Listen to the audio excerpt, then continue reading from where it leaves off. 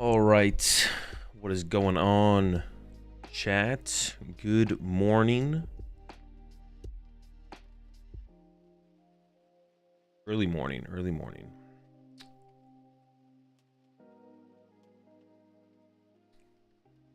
No, they are not showing the current meta breakdown. Don't worry. We got the Seville special event going on today, day 1. Stream has just started up over there. About 30 minutes in. So we should be getting close to the first match, actually, to be honest. What am I going? Poke data. Go ahead and pull up Poke data here. We'll see where we're at. I'm sure we're heading into round number 3. Round 2 is done. Round 2 looks like it's done. Okay. We got 817 players here. Currently a tie rate of 19. That's a little high. We'll see if that changes though. How much caffeine you gonna drink to make it through the night? Hopefully just one energy drink will be enough. I already have an energy drink with me. I'm not gonna crack it quite yet. I'm gonna wait like an hour or so ideally. No. Hopefully one energy drink will be enough. I'll probably need another one later though. Yeah, so it's gonna be a interesting day. I don't think I've ever had a day like this before. So basically, we got day 1 Seville happening right now, and it is a 8-round day 1. So we only have 6 rounds of Swiss coming up. Looking at maybe like 7 hours, and then later today at 7 p.m. there is the Master Ball League in the Philippines happening. So I'm going to be streaming that as well. But then day 2 of Seville starts at 2 a.m. once again. So Master Ball League Philippines, it's going to take 5. We'll see. I don't know how many hours that's going to even take up, to be honest. So Seville there might be like a break in between the 2 of those. So I started at 7 p.m. Like what I say, it's currently 2 a.m. I'm gonna have a break. When Seville is over here, when day 1 of Seville is over here, I'm gonna stop streaming, obviously. But then I'll come back at 7 p.m. for the Master Ball League in the Philippines, and then, I mean, as far as I know, I'm gonna carry through until Seville starts back up again. But I don't know how long the Philippine stream is. I think I could be wrong. I think they only stream the top 16, but the Master Ball League in Malaysia did take 7 hours to complete. I'm looking at the previous stream. There was a Master Ball League in Malaysia 5 days ago. They had their like finals. Me and Chip talked about that on the podcast. I was gone that week, so I didn't stream it, but if it does take like 7 hours, that would perfectly like lead into day 2 of Seville. So we'll see how things go. And then yeah, that'll be like day 2 of Seville, and that'll be my streaming for the day, of course. But I will be, yeah, I'm taking a break in between where we are right now, day 1 Seville, and then yeah, I'll be taking a break between where we are right now, day 1 Seville, and Master Ball League Malaysia. I'm not streaming all the way through to that. So what What is the purpose of special events? What makes them different from regionals? Just the prize pool. Special events just don't have cash prizing. That's literally it. That's the only thing. Yeah, it's literally the only thing different.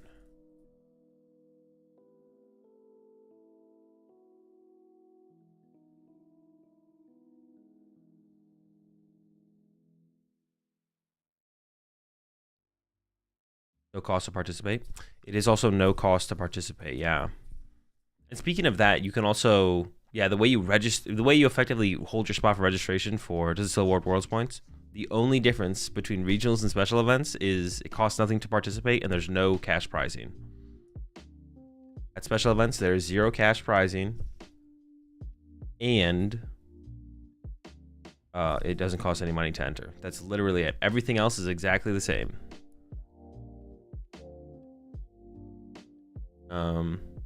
Look at Henry, poor guy. Yeah, he looks like he was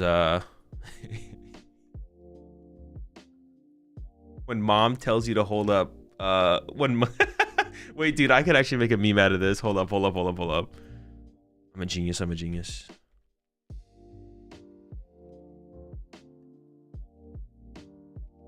I know exactly what this image is.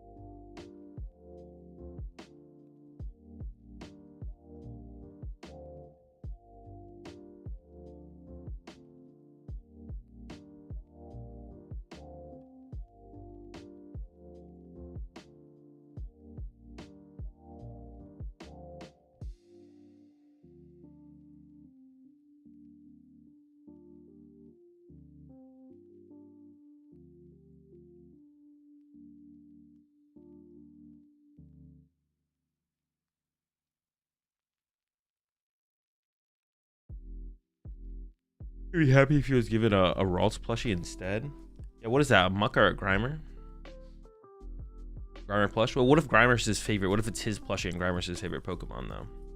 Finally won lottery for a Champions League. We'll be at Aichi next week.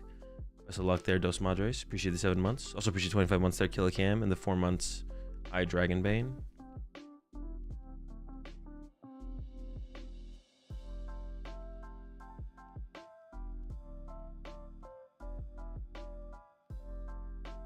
I Grinch a cup today because I want an end playmat. Feels wrong due to having 4 dubs. No, it's not wrong.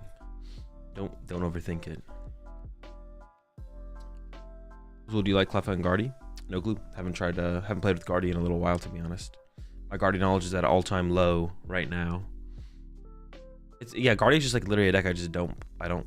It's just like I've played so much Guardy. That's really what it is, to be honest. Like I've just played so much Gardevoir. Since it's come out, I just like don't have a. I just don't want to play Gardevoir because I've just played so much of it. There's so many more like cool new decks to try out and play. I guess I played like a lot of Golden Go at this point, but like playing Golden Go is a lot more. It's a lot easier to like want to play Golden Go than it is to like want to play Guardy when you just play like a lot of decks, because you know Guardy's a little bit less draining to play, or Golden Go is, excuse me. Guardy's a little bit more draining to play, but new Guardy is a little bit more play draw supporter, draw cards. Like there's way less sequencing involved with new Gardevoir because you don't have to refinement 3 times a turn or whatever.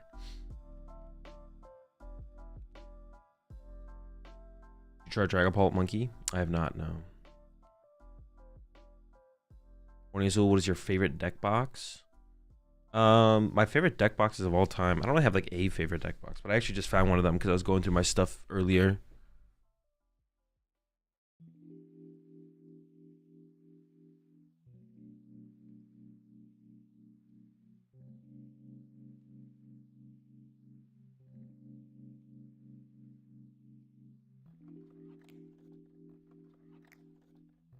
I do like the Dragon Shield deck boxes, of course.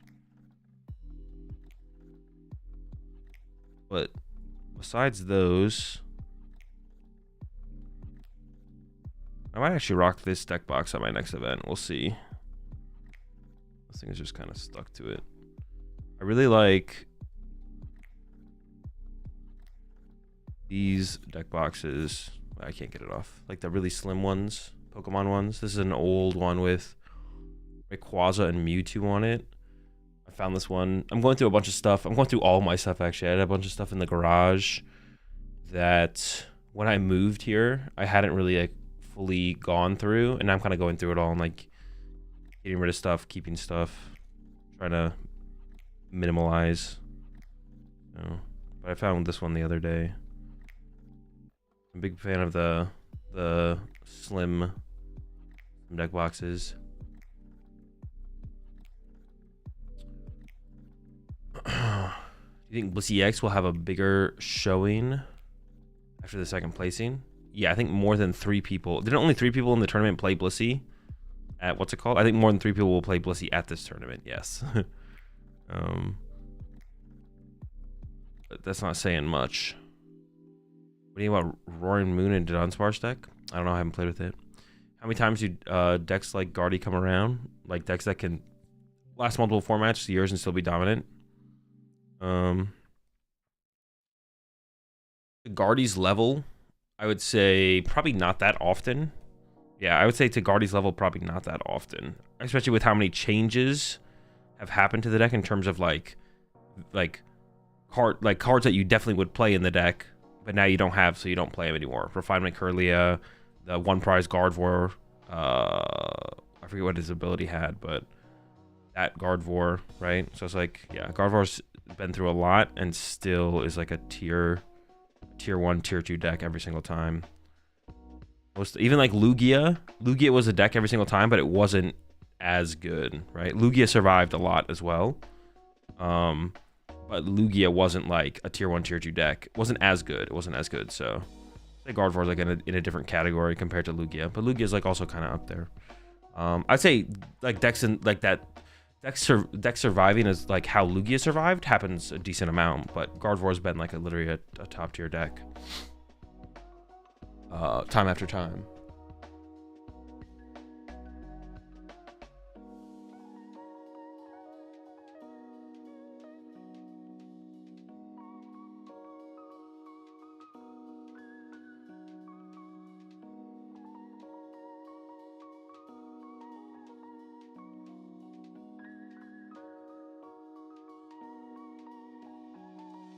Why do you think Japan has decided that Dunsparce is the best draw engine for Dango? I don't know. Have they decided that?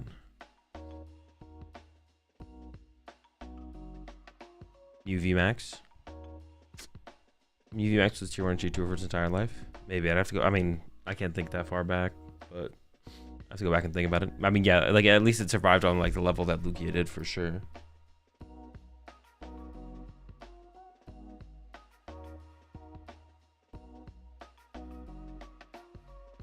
Well, I'm considering Zoroark for a challenge next weekend. Do you think you'll be playing it at some point this week?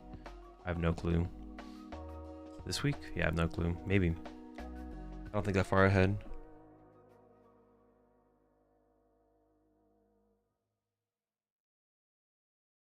UV Max for sure dominated if you were European. That's true. That's true. You knew if you want to win the tournament in Europe, you probably should play Spiritomb more. Whatever the other guy was, Drapion, but people still didn't. Dunsparce is the most common draw support in the City League results. Oh. I don't know. People play bad decks all the time. I don't really have an answer.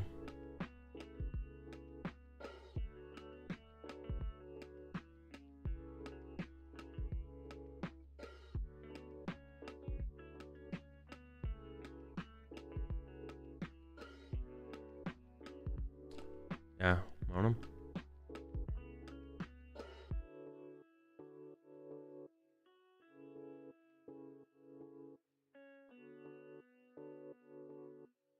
I feel like Yveltal EX is similar to Guardy being stretched out by multiple formats, still being great. Yeah, Yveltal is kind of a unique situation because we got the promo Yveltal, which allowed it to survive rotation. Like, I don't even know if that's how it worked in Japan. I actually don't know if it survived rotation in Japan. I don't remember. Yeah.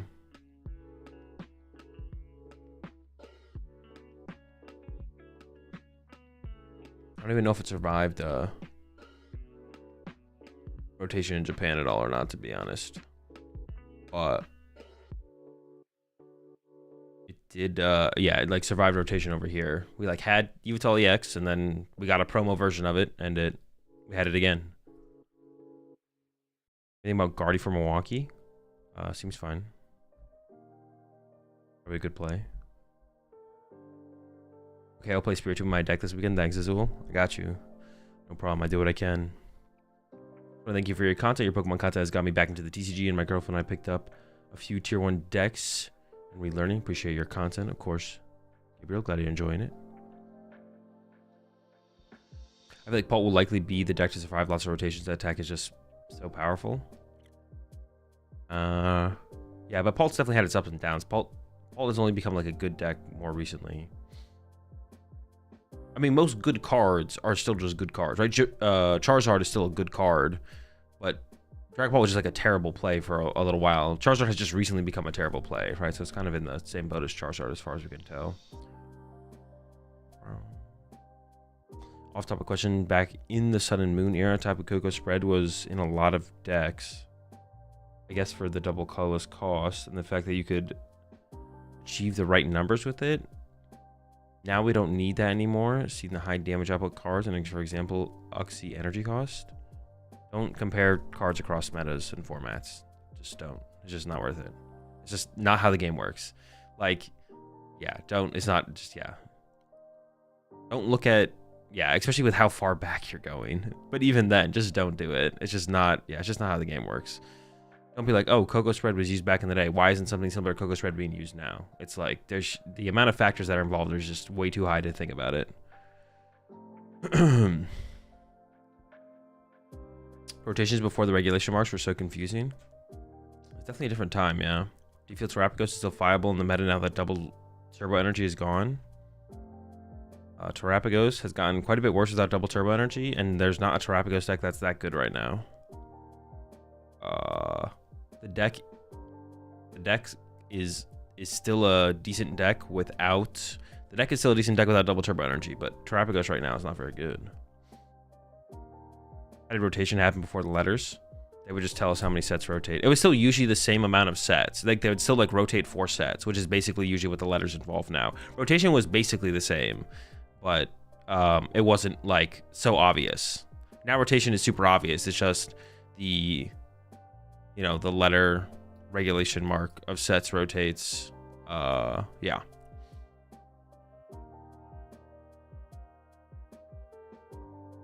Didn't Japan play XY on until while we rotated?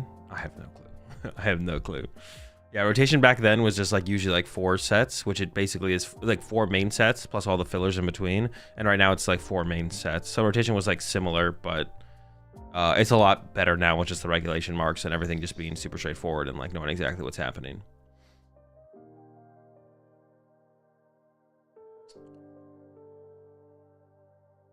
If you had a deck that was heavily favored into Guardian 40-60 into the rest of the format, would you consider that a viable deck for a major? No. Gardevoir's not that big.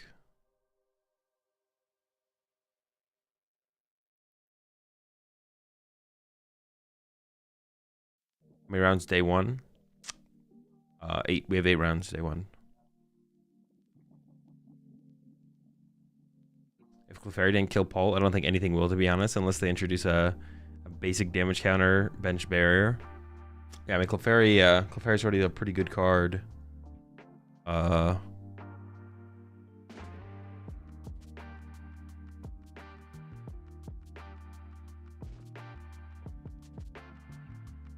don't know if they're gonna throw too much more at it. I mean, they are trying to kill off the potential of Dusknoir, though, I guess, so.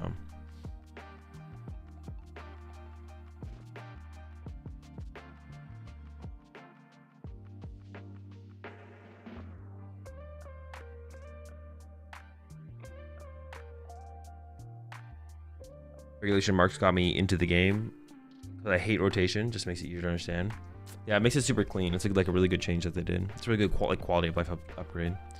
So do you and Chip got plans for the... I'm not going to answer that question. I've been asked it too many times. The answer to that, Mighty, should be obvious. Is there a less cap on players for special events to regionals? No. It's just kind of, they're still trying to hold a big event, basically. Well, actually, I don't know. Actually, to be honest, Chelsea, I guess maybe they on purpose make the events smaller because there's no entry fees. I actually just don't know, to be honest. That's actually a good question. There's no entry fees, so I can't. It's harder to turn a profit. I would assume that Pokemon helps. I assume TPCI helps, like, pay for the venue. There's no entry fees to help compensate for the venue fees for the tournament organizer. So I assume Pokemon has to get involved to some extent, right? That feels actually weird the more that I think about it. I don't know if that means they try and make the tournaments smaller on purpose. Like that, like, well, we could definitely get a venue for 2,000 players. And we know 2,000 players would show up. But due to the lack of entry fees for special events, maybe they only get a venue that has 1,000 players. That's only available for 1,000. I actually don't know. I would say no. They're still trying to run the biggest tournaments possible. But actually, it's a decent question. I don't have an answer to. What's your favorite playable card artwork of all time? D's. It just got slightly confusing sometimes with the secret rare reprints and promo cards. Yeah, definitely. Promo card. Well, no, it was still kind of straightforward for the promo cards, but it would make things last longer than it seemed like they should. If you had to think about your Pokemon career overall, do you consider yourself in the back half of your career and playing in tournaments? I don't know what that question means. Do you consider yourself in the back? Oh, like I'm in the back half. I don't know. I don't think about that stuff very hard. I see Rescue and Gardevoir there. I see, oh, Fabian is playing Enzorark. Dude, I've been saying, bro, I think Enzorark seems pretty good right now. Dude, Fabian must have been watching my streams. All right, I see you, Fabian. Oh, dude, the Ursaluna start. It doesn't get any worse than that. Into the Badoo. Literally just like opening Ursaluna into the Badoo. It doesn't get any worse than that, yeah.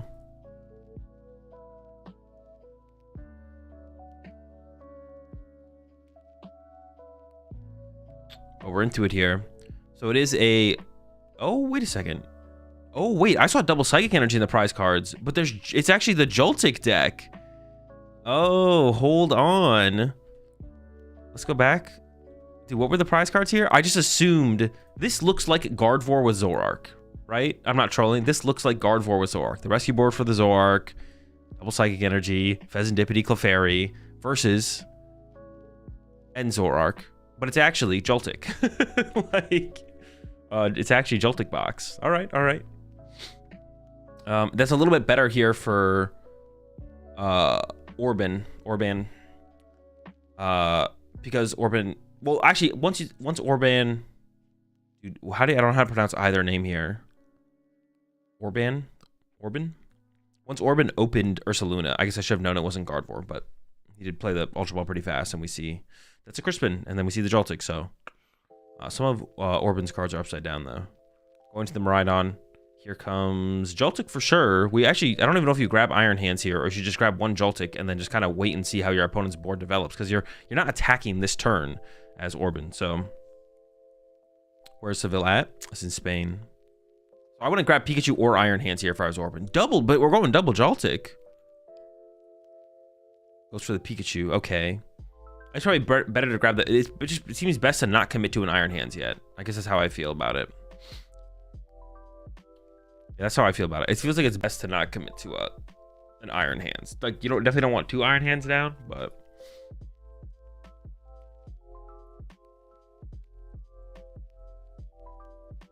Only 800 players, no money, no familiar names on the list I see. You literally have the second best player from France on your screen. It's immediately into the Cypher Maniac here from Fabian. So that's not great. But we do have the Badoo start into Ursaluna, which is pretty good. The Latias is going to be a big deal. Yeah, Latias is going to be a big deal for sure. Without Latias, that bear could be stuck for a while. Yeah, finding the Latias could be tough, right? Because... Finding Latias could be tough here. Looks like Buddy Poffin and Iono are getting lined up here for Fabian. I see there's the Hoopa, there's the Fighting Hoopa in the deck. See the Power Glass. I think I see Prime Catcher actually as the A spec. And TM Evo, so it is a TM Evo build, so it's an Arven build. We see the Cypher Maniac in hand. Or we Cypher Maniac being played. Probably just like one Cypher Maniac. An Evo build with the Prime Catcher. Iono on top. Or debating that it might maybe. It's like, do you want to trade into? Looks like maybe, is that an energy switch in hand as well? Darumaka as well. Yeah, there's the Darumaka. And then, yeah, Badu for 10 onto the Ursaluna. So, items taken away. That's going to stop the Nest Ball for the Latias potential. There's an Arven top deck. 2 Arven and a boss in the hand. So, moving this Ursaluna is going to take a while. Like, this is, unless you top deck Latias here. In fact, maybe... You can Orban flip over the upside down card, please? Please? There's like 2, 3. There's 3 upside down cards. And maybe one of those energy as well. That might be like 4.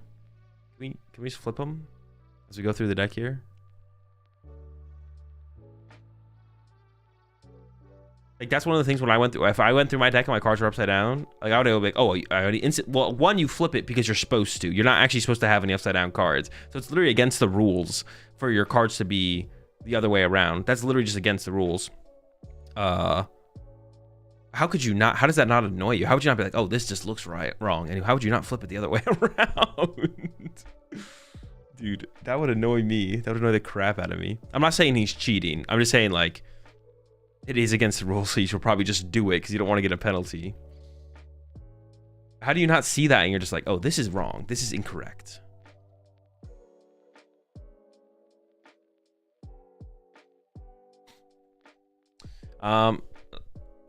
So it was what, Future Capsule and Prime Catcher were searched out, but we can't play any items here as Orban, so it's just gonna be a pass.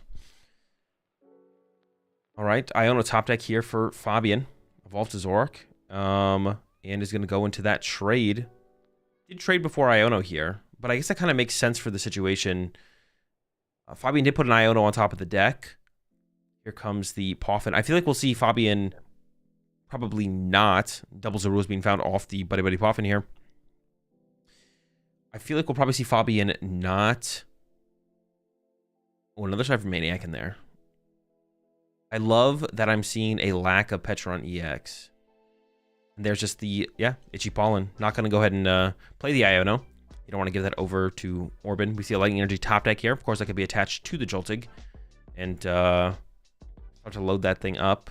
There's a boss in the hand here for Orban, so you could try and be a little disruptive and bring up the Darumaka. Although I don't really even like that, to be honest. Like, what are you getting out of that? Like, the chances that the Darumaka... Well, I guess the Darumaka might not be able to retreat, right? It would force to have... You have to find the end's castle. Okay, boss on the Darumaka actually probably makes sense here, to be honest. It could get stuck in the active. It could get stuck in the active. There's the boss on it. And there's the pass. Monkey Dory in the hand here for Fabian. So, Fabian does need to find a... Number 1 coming in.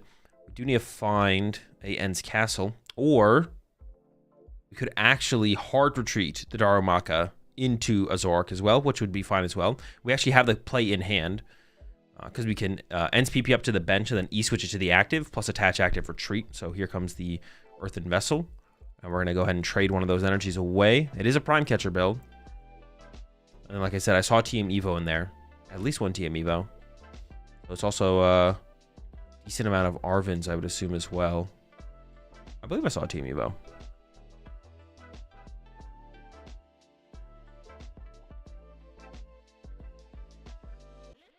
All right, trade number 2 coming in. What do we get? Reversal Energy. Yeah, so we can hard retreat the active here. Just continue to play things slow. I mean, that seems decent to me. I am curious to see what Fabian goes for, though. I guess there's not really there's not really another play, right? That kind of just is the play here. And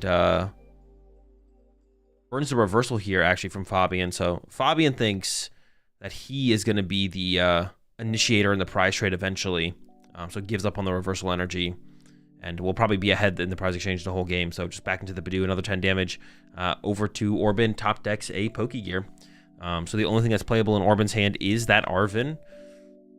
There's probably a tool card in there to grab. There's definitely like a Bravery Charm or something. You can also go grab an item card, thin those out of the deck to increase our odds of top decking.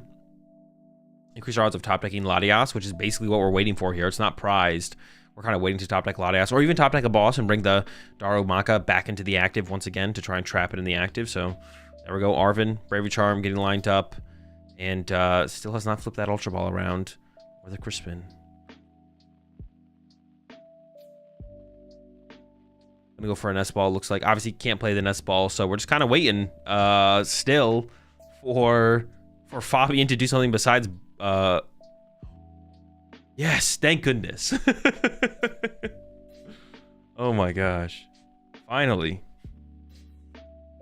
Someone told him to flip him around.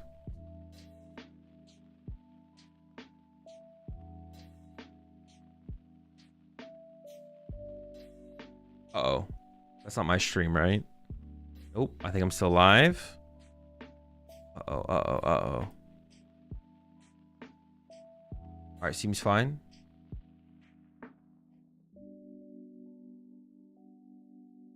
I think he plays Leaves.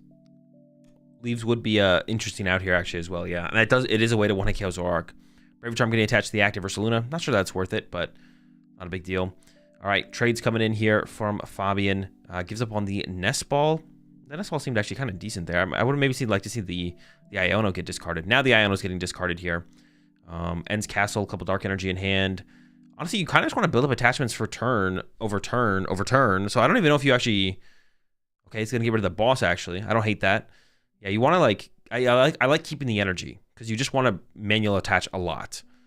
There's the Hoopa here, and we actually see... Is this actually a good attacker in this matchup? I actually don't know. We see the attachment coming down to the Zoroark. I honestly have no idea how you play this matchup.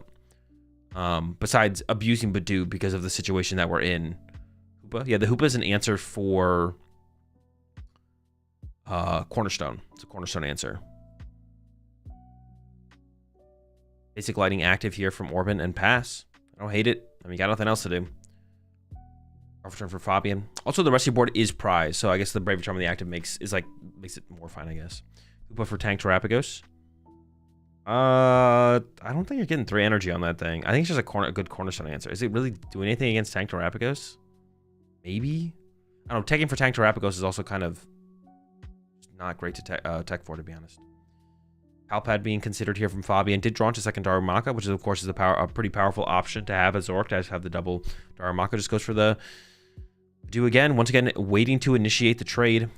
And there's the pass from Orban back over to Fabian. The question is that when does Fabian initiate? You could definitely at least wait for the second energy to come down to the active. But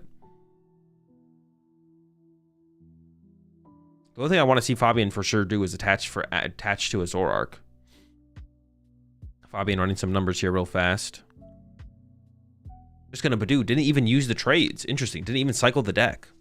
Didn't even attach for turn either. I don't think I like that. I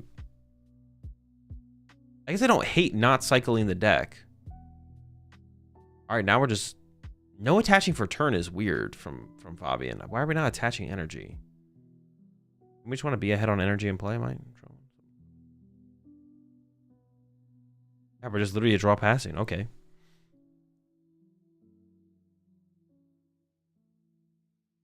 All right, we're just literally draw punching here as Fabian. No cycling the deck with the trades. Crispin top deck here for Orban. Now this is going to be like a pretty costly retreat. You get 2 energy out of the deck. Put them on the Ursaluna. We would love to grab some psychic energy here probably and burn those. But those are all prized, so that's not going to happen. So we're probably going to see a grass and, ooh, getting rid of a grass and a, maybe it's a grass and a metal. Going for the grass lightning. Okay. Honestly, I feel like maybe metal was better to grab there. I'm not going to lie.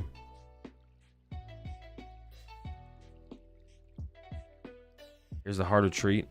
Let's take a look at the discard pile. Because one thing that Fabian can do is Fabian can literally just boss the Ursaluna back to the active if you hard retreat it here. I wonder if Orban shouldn't hard retreat it and should just leave it in the active. What if Fabian just brings it back up? Fabian did discard a boss on the previous turn, so it might be hard for Fabian to find a boss, but... I mean, he got triple trade on board. I assume Fabian plays 2 boss. Maybe not that with the Palpad. Could be just 1 boss. Alright, the energy got searched out. There's so many energy gone here, though, for Orban. Like, Pikachu, how many times can you even attack with Pikachu at this point? Like, not that much. We are loading 2 on the peak. feel like we definitely can't overload the peak here. And also, like, the Iron Hands is not useless, but I plays Prime Catcher, so I only play one boss. That is reasonable. Yeah, that's a reasonable... Or maybe... I don't know. Dude, the Prime Catcher is just so weird in Zork. I feel like it's just not very good. I feel like Counter Catcher literally does what Prime Catcher does for you. I look at the Prime Catcher in the deck, I'm like, this just seems bad, but I'm gonna let Fabian cook, of course.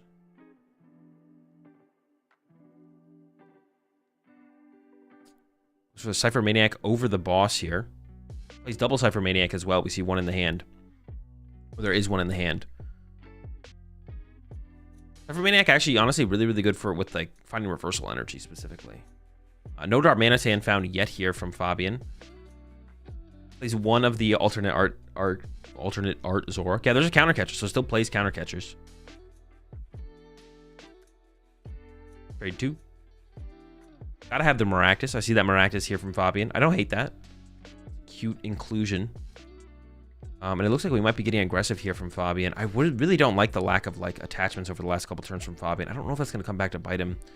I assume he's gonna get aggressive here and either, well, he's either gonna bring up the Ursaluna and trap it in the active again, or he's gonna bring up the Pikachu and preemptively punch it probably, right? Like one of those two plays is the play. Honestly, Maractus, the Pikachu would be interesting, but okay, there's just the Gus on the Ursaluna. I mean, Orban will top deck Latias eventually, but it could take a little while, I guess. It could also just be on this next top deck.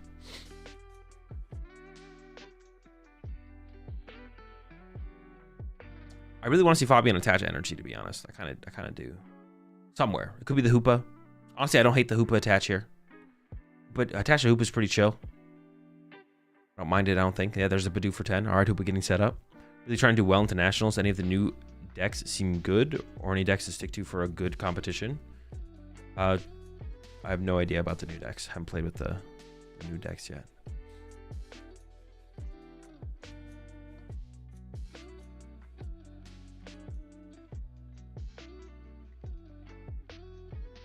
But any of the like tier 1 decks right now will probably still be decent.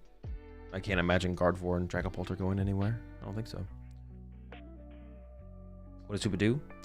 For 2 dark energy, it does like 50 times the amount of energy in play or something. And then for 3 dark energy, it does some... I honestly don't remember what it does. Super out here getting the Fez and the dark energy. Not even thinking about getting the Monkey Dory. Interesting. Just giving up on the Dory there. I feel like it would have been still a decent grab. With Triple Zork in play, it's at least trade fodder, but... I don't know, it doesn't seem like it would ever come up, but at least the option exists. I don't know. Trade coming in, getting rid of Poffin. More trade action. This game is going to be... Next match is going to be a lot faster. Cypher Maniac getting cycled there. All the options in the world here for Fabian, and chooses to Itchy Pollen once again.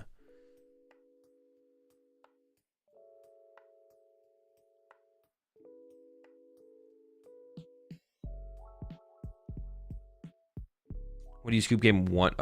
When do you scoop game 1 here? If you're Orban, I'd imagine he has to be worried about time constraints. I mean, I feel like the matchup probably goes pretty fast. You have to be worried about time at some point, obviously. I don't like the speed at which Orban's playing, that's for sure. But maybe that's what he's thinking about right now. Do I concede? But I feel like he should have been thinking about that during Fabian's turns. He should have been looking at the board state, analyzing his hand, his options, and then being like, depending on what I top deck here, what do I do? Obviously, still no options here. Oh, has a boss. Boss Star Manatan is like, I actually wouldn't even Boss Star Manatan here. Once you see the Palpad from Fabian, you know Fabian, like Turo's just broken in Zork, so you know Fabian has a Turo. You know there's no Ends. Oh, there's an Ends Castle in the discard pile actually. When did that happen? Yeah, when did that Ends Castle end up in the discard pile?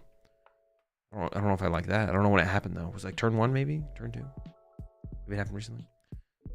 All right, Hoopa's set up. And here comes the Prime Catcher, so Fabian's getting aggressive. Boom, Prime on the Iron Hands. Just going to get the first 2 prize KO. And Iono disrupting that huge hand there of Orban's. Still going to get 6 cards, though, so it's not, like, terrible.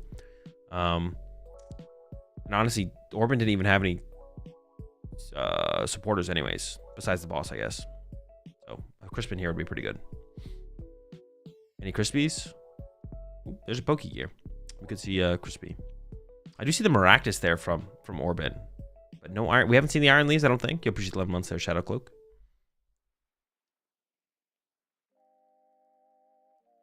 And Castle was a trade away like 3 turns ago.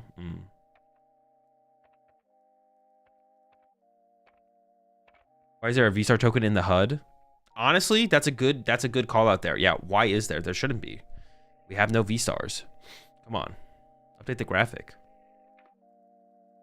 All right, Nest Ball top decked. We can get Latias. Let's hope we get the first 2 prize cards here.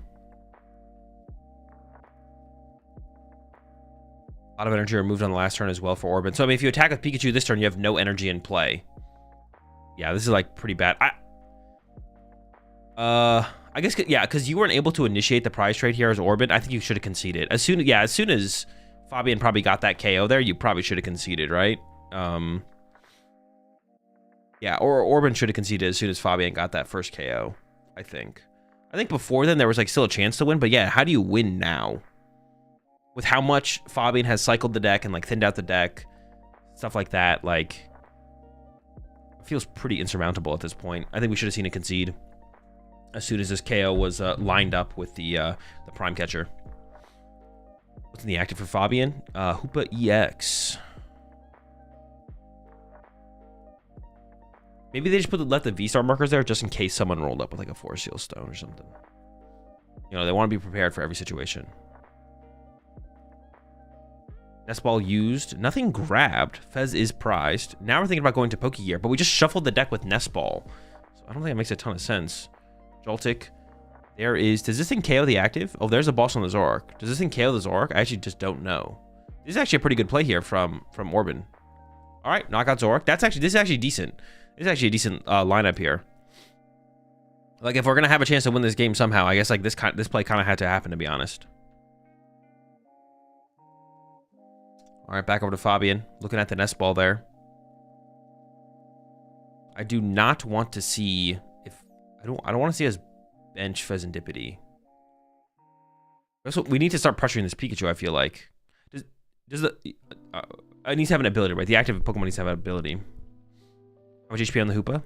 220, I believe. Aramaka number 2 coming in here for Fabian. We are tied on prize cards, so reversal energy isn't active. So definitely planning to do some Darmanitan shenanigans. What are we doing here as Fabian now? We've got some trades to work with. Trade number 1, getting rid of an Iono. Trade number 2, I see a Maractus in the hand there. Sure, the Pheasantipity keeps the Arven. And looks like lining up the Arven. I honestly do not even know what Fabian's trying to do here. It's PP up. 2-card deck left. I do see the Ursaluna in there. So that's actually going to be a really good late game attacker here to close out the game. Oh, how many energy are in the discard pile here, actually? Oh, we might just see the Darmanitan knock out the active here, which is actually decent. Yeah, Darmanitan is loaded up. Retreat into it. Okay, hey, this is pretty cool. Can't evolve that. And yeah, there's the knockout. All right, not bad. Again, you definitely don't want a Pikachu or Darmanitan. So, and you can't Ursaluna it either right now. I guess you could Crispin to Ursaluna and then knock it out with Ursaluna. That could be a play here, actually, from Orban. That would, I mean, honestly, the resources for Fabian are maybe getting a little bit thin. Second Super Rod still prized here for Fabian. Ursaluna potentially being pushed here from Orban. It is sent up here, but I feel like attack with Ursaluna here has to be the play from Orban. I don't see like another good play. Or boss. I guess you could boss.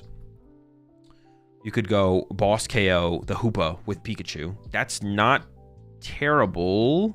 I guess. It doesn't seem awful. Have we seen the Cactus from Orban? We have, yeah, Orban does play the Cactus. Oh, that could be a play, right? It does do 20 damage though, right? You'd eventually KO something, I feel like. Actually, I don't know. Fabian's about to deck out. Fabian does play Turo though. I don't know if Orban knows that, but if Orban plays Recover, you could Cactus twice, right?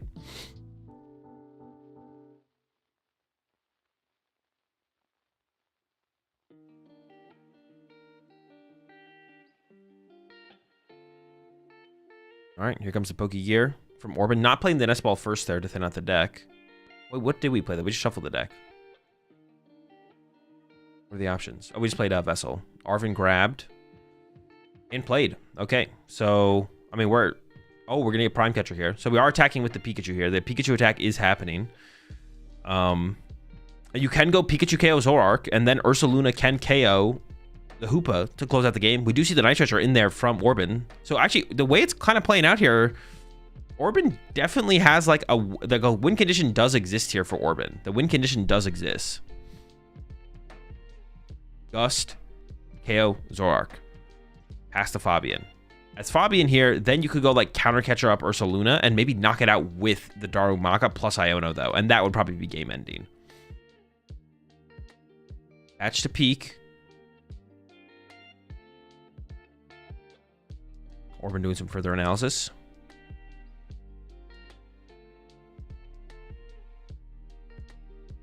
You always kill Hoopa, right? No, because your Ursaluna can kill Hoopa, but your Ursaluna can't kill Zoroark. So if the only two prizes are left in play for Orban to kill is Zoroark, then you just don't have a win condition. So you have to leave the Hoopa in play for your Ursaluna to take advantage of. Otherwise, you just like never get your last two prize cards.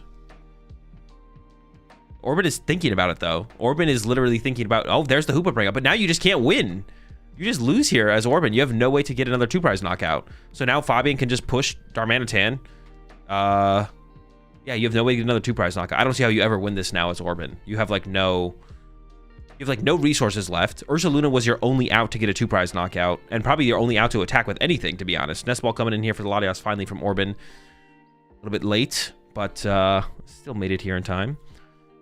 Yeah, I don't think it's gonna line up very well for Orban at all, to be honest. Bravery Charm comes down to the Clefairy. I honestly can't. I don't even know where the Bravery Charm makes the most. Maybe, sure, why not? Knock out Hoopa. But Fabian has got a couple options here. You could even punch the Pikachu with Badoo for a turn and just keep it item locked. I don't know if there's an Iono left here for Fabian or not. We see oh, there is an Iono. So you could just go Iono plus counter catcher KO Ursaluna. So not going for a Gust this turn is Fabian. Also Iono plus attack with Badoo into then Darmanitan. I feel like you don't want to leave this. No, you can leave the Ursaluna around. Yeah, you don't even care if the Ursaluna stays. What am I saying? Yeah, because you can't KO Zoroark, so you're just chilling. So yeah, just item lock for the turn here as Fabian seems fine, to be honest, the more I think about it. There's the Badoo. Boom, 10 punch, and then Darmanitan will knock it out next turn. And yeah, there's nothing for the Ursaluna to KO. This is why you had to leave the Hoopa in play as Orban. You need to leave a target for your Ursaluna. The Pikachu can KO multiple things. The Ursaluna cannot. And if you attack with your Pikachu now, you don't have it later. So the game is basically over at this point on that mistake from Orban, to be honest. I don't even know. Yeah, I don't even know. I don't even know what you can do here. Fabian can't win, though. It doesn't matter. Orban doesn't have enough time to win the game anymore. Fabian punches for 10. Darmanitan comes up next turn, knocks out the Pikachu, and then go over to Orban. Orban has no play, and then you just KO with your own Ursaluna as Fabian. You either sit there and swing with Darmanitan over and over and over again, or Orban eventually KOs it with Ursaluna, and then Fabian goes Ursaluna, KO Ursaluna, and the game's over. 23 minutes left here as well. Game 2, there should be enough time for Game 2 for sure. Like, Orban's deck is pretty aggressive. Doesn't plan to be chilling like that indefinitely. Okay. Pass from Orban over to Fabian. Fabian's going to go ahead and trade here. Probably give up the Maractus. Give up the Defiance Band. Sure, that also works. I guess you're going down to one prize card. That makes a little bit more sense. Energy in hand for turn. Could attach it to a Zoroark, of course. And then, yeah, retreat to the Darmanitan and take the KO. And then we're going to just do a quick energy count here from Fabian. Make sure there's enough. I'm pretty sure there is enough. Oh, maybe there's not. Oh, well, retreat to the Darmanitan, so there must be enough. I don't think we want to burn our counter. Oh, wait, our counter catcher, I guess, is going to be useless here. There's the bench of the Ursaluna. I guess our counter catcher is about to die here as Fabian, and we don't have a boss left, I don't think. Maybe there's a boss left in the deck. I'm actually not sure. One final count, making sure it's enough. It is enough there. It looks like 7. There's the bonk. Goodbye, Pikachu. Ursaluna is now online for Orban, but there's no one-hit KO target. Super Rod also found that for Fabian, which might be pretty useful. The play here for Orban actually is like... I mean, there's no good play here for Orban, but honestly, I feel like the play is boss up Fabian's Ursaluna and punch it with your Ursaluna and hope Fabian doesn't have an energy. So no good play exists here for Orban. And actually, the more time that gets eaten up here, the worse it is for Orban, I feel like, overall. Because if Orban did win game 2, Orban is playing the deck that has a chance to win game 3. Fabian's deck really doesn't have enough time to win game 3. So this is kind of just like going more and more. And Fabian's, the more time that gets eaten up, basically, is what I'm saying, the better it is for Fabian. Because that means Fabian's either going to win 1-0, or if they do somehow end up in a game 3, there's not enough time for Orban to beat Fabian. And there was never a chance for Fabian to beat Orban anyways, so. Yeah, like I said, the only play here I feel like from Orban was to have like Boss bring up Ursaluna, punch it, but not available. So we're just seeing the Crispin happen here. Yeah, pretty tough. Pretty tough. Couple energy getting loaded up on the Clefairy, sure. Yeah, why not? But you can't actually. Oh, well, now Ursaluna just wins the game. Fabian making sure how much HP it has, and it's like, okay, I just KO you with Ursaluna, I guess. 240, 1 prize card left here for Orban. Fabian draws for turn. And then, yeah, retreat to Ursaluna, Ursaluna knockout. I think Fabian was a little bit confused by the play because he was like, wait, do I just win?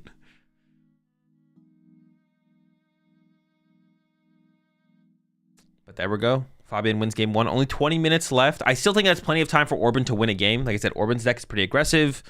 As long as you don't open Ursaluna and get Badoo trapped for, was it 10 turns or something like that? Like you were literally stuck getting Badooed for like 10 turns or something ridiculous. You know what the player said? GG. My guess would be no. Most people don't say GG in between or after game 1 in the middle of a match.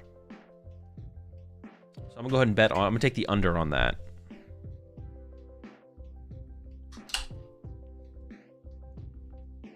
That really makes you want to play an Iron Leaves. I mean, the Iron Leaves is the same as the Latias, so it would just increase your odds a little bit. But putting the Iron Leaves in play and losing a bench spot to it in that situation wasn't that good anyways.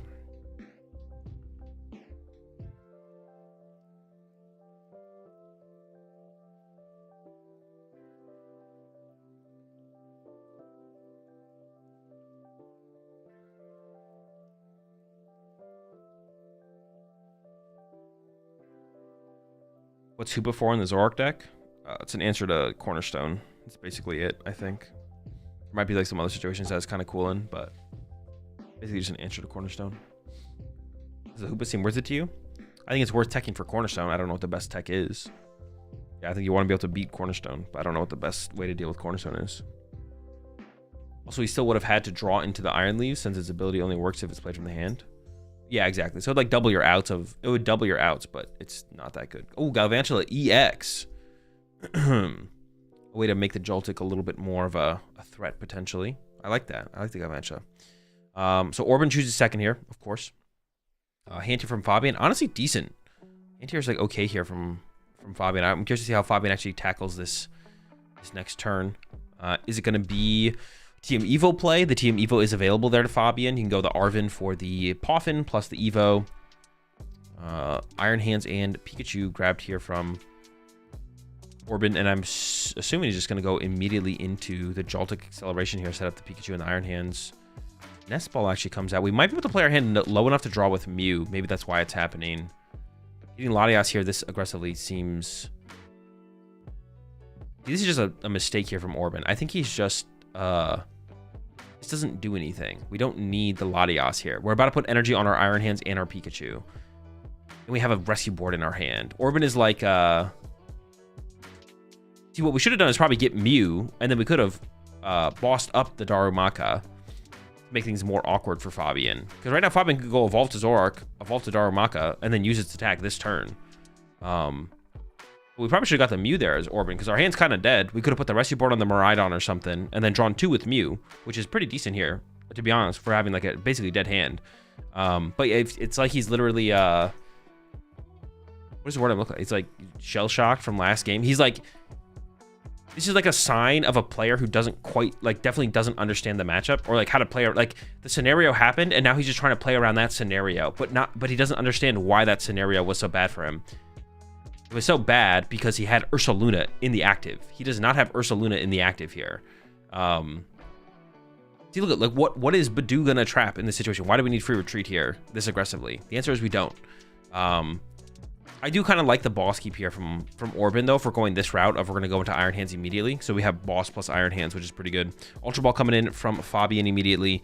I guess Fabian could get Zoroark and then honestly still go for the TM Evo play. So the active could be a Zoroark here, and we could TM Evo. And it looks like that's what Fabian's going to go for. And we don't have to trade, but we could trade. The question for Fabian here is, do you trade or do you Arven first? It looks like Fabian is going to trade first and probably trade away the Pheasantipity. Pheasantipity is not a very good card to have him play in this matchup, so. Traumatized? Yeah, he's like traumatized by the Badoo play. Or maybe the Iono's actually going to get... Ooh, the Iono gets this card here. Interesting. Putting Fez in play is just so bad in this matchup. I don't know about that, but sure. Maybe you want like a more aggressive response. Because once Fez comes into play, it's just kind of like just an awkward card to have him play for the rest of the game. Because then you have to like worry about Ursaluna closing out the game on it the whole time. You do play Turo, but you have to find time to Turo, stuff like that. So double Zorua, and then TM Evo going to get activated here. I wonder if we're going to get double Zoroark or Zoroark and Darmanitan. Because you could get Darmanitan, which would protect the Darumaka to play around Boss KO. But see now, like Boss KO Zorua is one thing, but Boss KO are... If our Darumaka gets KO'd here from Fabian, we can't actually Darmanitan next turn. And we might want to Darmanitan. I don't actually like that from Fabian. I feel like we should have evolved the Darmanitan there, I feel like, from Fabian. I think that's a mistake. Yeah, there's the boss on the Darumaka. We could have actually, as Fabian here, you could have just not benched the second Zorua and taken away any hands possibility. That was the better play here from Fabian. This is actually just a bad play from Fabian. Fabian should have gotten one Zorua and then evolved Darumaka plus Zorua and left no target for the Iron Hands. That's definitely a mistake there from Fabian. Fabian could have actually had like a really clean play there where you take away all the options there from Orban and you give yourself +1 turn to play the game. So definitely an error there from Fabian. We'll see if it comes back to bite him. Now the Pheasantipity comes into play. Like I said, you don't want Pheasantipity in play in this matchup. And I don't like using Fez before the trades here either from Fabian. Because if you can avoid Pheasantipity being in play here, that's really good. Because Pheasantipity is a 2-prize liability into the end game here.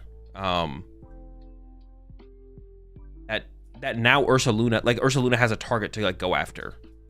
Trade number 1 coming in, getting rid of the Badoo. We do have the Cypher Maniac in hand, so finding an energy is no problem here. Man, that is a good hand from Fabian, though. There's no great trade targets, but does end up giving up the Iono. And then here's the Cypher Maniac. We have the Maractus in hand here, so pretty clean trade coming in, I feel like, from Fabian.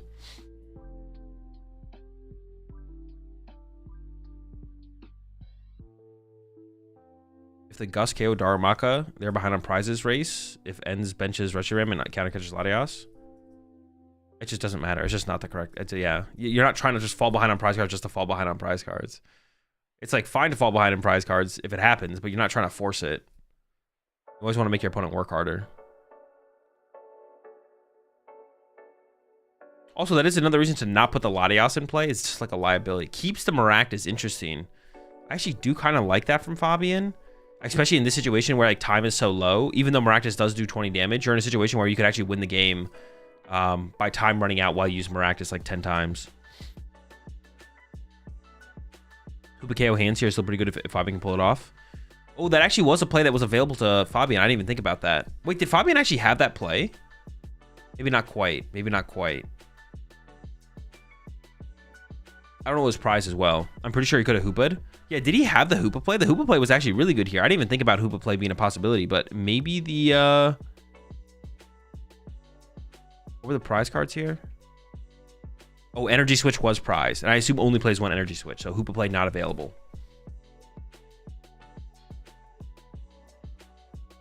All right, we're over to Orban here. I have no idea what's getting used here. I assume Tandem Unit. Does he just build up Hoopa with manual attachments? He plays one E-Switch, so he can move one energy over aggressively from Zoroark. Hoopa only does 250 anyways, right? Hands has 280 with Charm. The Hoopa's fighting type, so yeah, Hands is weak to fighting. Second Joltik being discovered here from Orban. Joltik, of course, pretty good in this matchup because of the Galvantula that wanted KO's Zoroark. I don't know if that play is available here to Orban, but we'll see. Once again, we could have more new cards to work with here as Orban if Orban had just benched Mew instead of Latias. Latias is literally useless here right now. Unless we're trying to retreat the Iron Hands. I guess we could retreat Iron Hands this turn, and then I guess it's not terrible. But definitely would have preferred to have the Mew in play ahead of time to have drawn more cards and give us more options. Okay, we're playing Ultra Ball there, so Galvantula found. Honestly, the Latias does kind of line up pretty well here. The other play that Orban also could have made would just be to not play the Nest Ball, to be honest. But it looks like actually Galvantula is going to get the KO. Wait, I'm so confused. Is Orban playing... Do we have the Grass Energy in hand? Oh, it takes Grass Lightning, though, right? Doesn't it take Grass Lightning for the Galvantula to get the full effect? So we're going to go Prime, KO, Darumaka. Another questionable, maybe a questionable play there from Fabian. Should Fabian have just not benched the Darumaka to give over another 2-prize knockout? To the Iron Hands. And we could have just gone Reshiram Punch and kind of chilled. Maybe that was the better play. Until we've kind of isolated the Iron Hands, or dealt with it, I should say. Yeah, that would actually have been interesting from Fabian. What if Fabian just had not...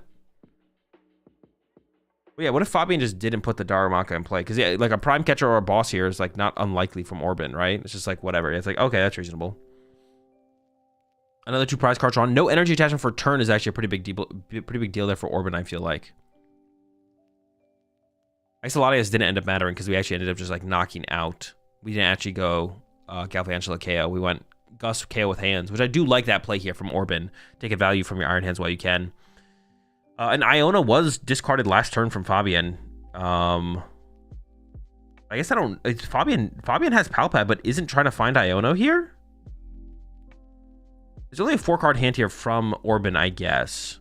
Orban does only have a 4-card hand. Iono to 2 would be... I still feel like it's decent, but we didn't even see. The Maractus play is being lined up here from Fabian as well to try and slow the game down. Boss on Latias. Does this deck play a switch? I don't think it does, right? It plays like what? It plays Rescue Board and Tool cards, I feel like usually. So this Latias might get stuck here for 10 turns. Palpad coming in now from Fabian, get back in Boss and Turo. And then Fabian could bring up... I guess there's nothing else really to bring up, right? Nope, not normally. Prime Catcher, right? It does play Prime Catcher. But the Prime Catcher was used last turn from Orban, which seems fine. I don't think Orban was expecting Maractus, and I don't think that's like a thing you expect in this matchup, I guess. Yeah, the Maractus is a... You got to play fast here as Orban, though. Orban has to realize the reason the Maractus is in play here is to slow the game down, because Fabian's board kind of sucks. Fabian is going to probably play here for...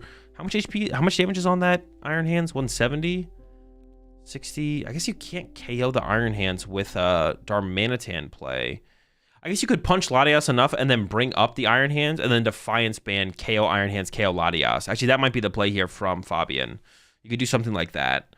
But you do need to find Turo. You have to like find the Turo that we put back in the deck, Turo up the Pheasantipity, bench Darmanitan, bench Darumaka, make it a Darmanitan. We're a little bit a ways away from the play, but it is possible, I guess. They play Psychic Energy? Oh, that's true. You do play 2 Psychic Energy. Are they both available? Yeah, Orban is actually putting the pressure back on, maybe. I forgot about the Psychic Energy. Good call out there. Yeah, I forgot. Yeah, we can just attack with this thing, right?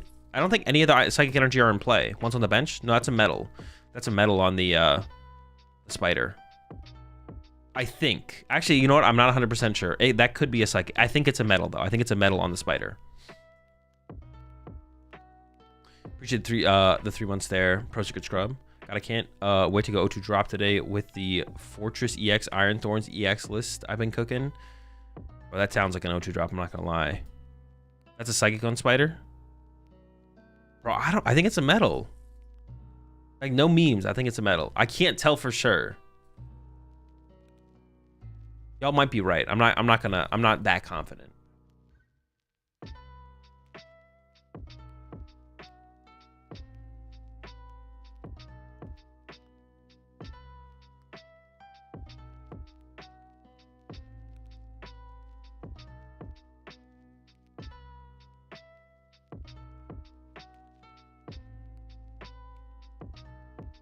Yeah, it's a steal. That's what I'm saying. It's just like the glare or whatever that makes it look weird. It's a water. Zooming in at hands. We do see a little bit of an energy check here coming in from Fabian. I believe Orban's looking at his discard pile.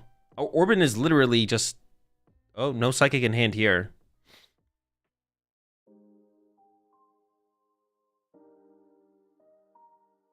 Metal for turn to the Joltik. Metal to Joltik?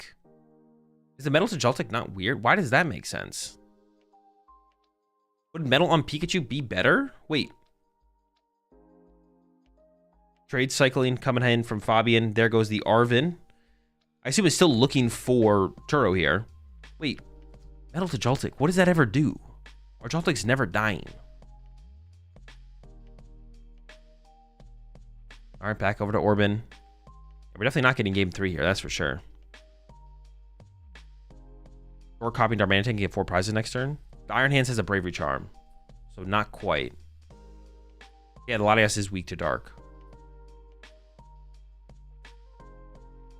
So Fabian needs to find like Defiance Band plus Gust Iron Hands, and then also build up enough damage on Latias to kill the Latias off the bench. Saloon to draw there from Orban. Never seen the Grass attachment return to the Pikachu. Play. Oh, we can't play Nest Ball. Our bench is full. Lightning to the Pikachu. Dude, why did Orban not attach that metal to the Pikachu? The Pikachu could be fully set up here. You just see Fabian boss the Miraidon here, and once again, going to do the same thing. The Turo's been played, so there's the Darumaka on the bench, and then, yeah, here we go. 20 damage to the active. The Latias is now set up to be KO'd. Fabian could just wait until he can go Iono plus... We have the reversal energy in hand here from Fabian. Yeah, I like the play that Fabian's setting up here. There's definitely a win condition here. You can wait until you can go Darmanitan plus reversal, knock out Miraidon plus knock out Latias, and then just KO Iron Hands with a Zoroark or Ursaluna or something. Nice Stretcher coming out from Orban, but there's no energy in the discard pile. He just wastes the Nice Stretcher. Oh my gosh. There's no reason to Nice Stretcher here. You don't want any of these Pokemon. He just thought there was an energy in there. Doesn't check first and then plays the card. Another punish. Another big mistake here from Orban. Iron Hands being taken. I mean, sure, take something. The Nice Stretcher should be in the discard pile, though, yeah. You definitely could tell he's got a little tilted there. He, like, did it and was like, okay, what do I do?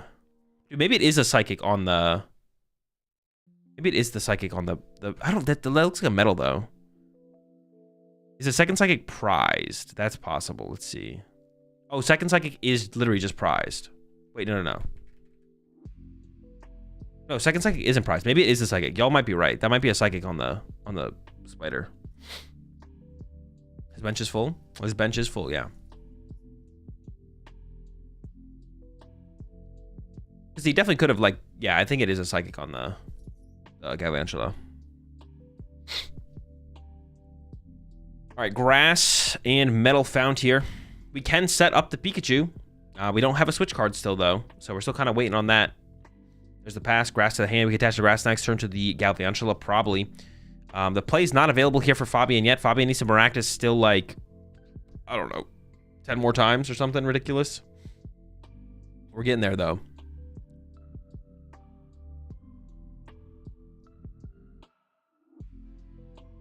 I'm a big fan of the Maractus here in the deck.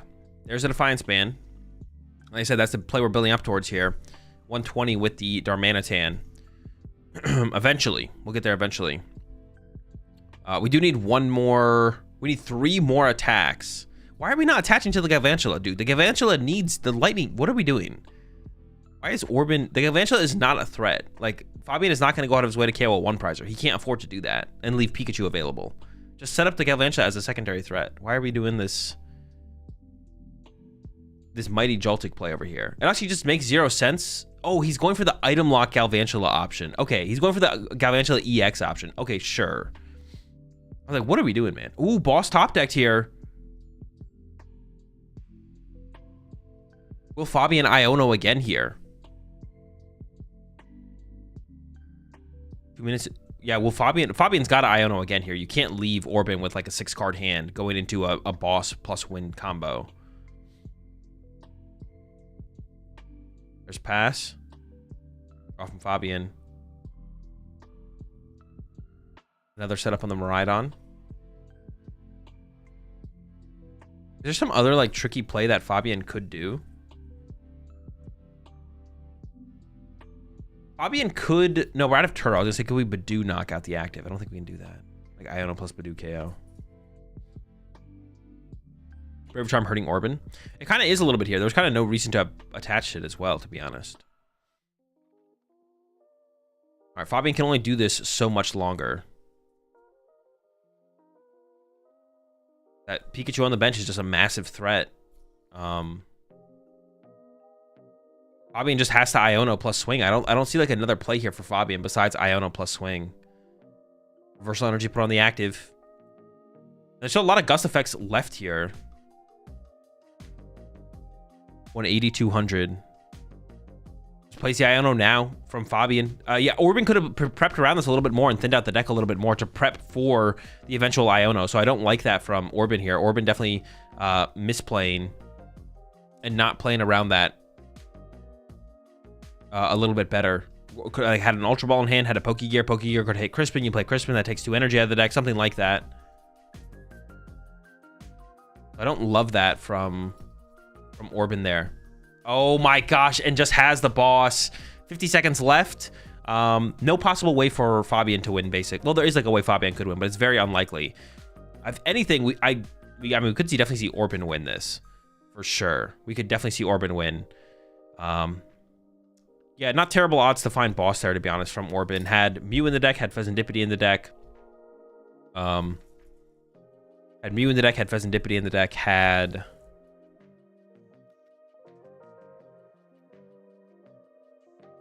Had one more thing in the deck as well. Oh, just had a lot of boss in the deck as well, to be honest.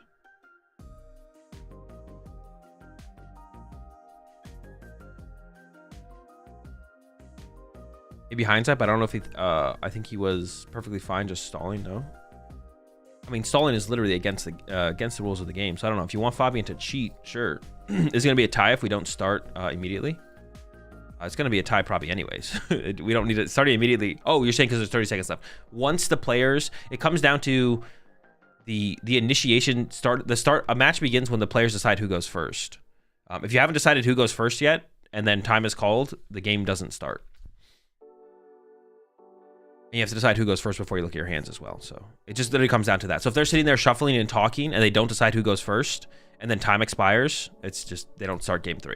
But if they decide who goes first, even if they're still shuffling when time expires, you play the +2 turns. And there it is. Draw pass from Fabian. But no, there's no way to win here this turn as Orban, I don't think. I don't think you can win this turn. Maybe not.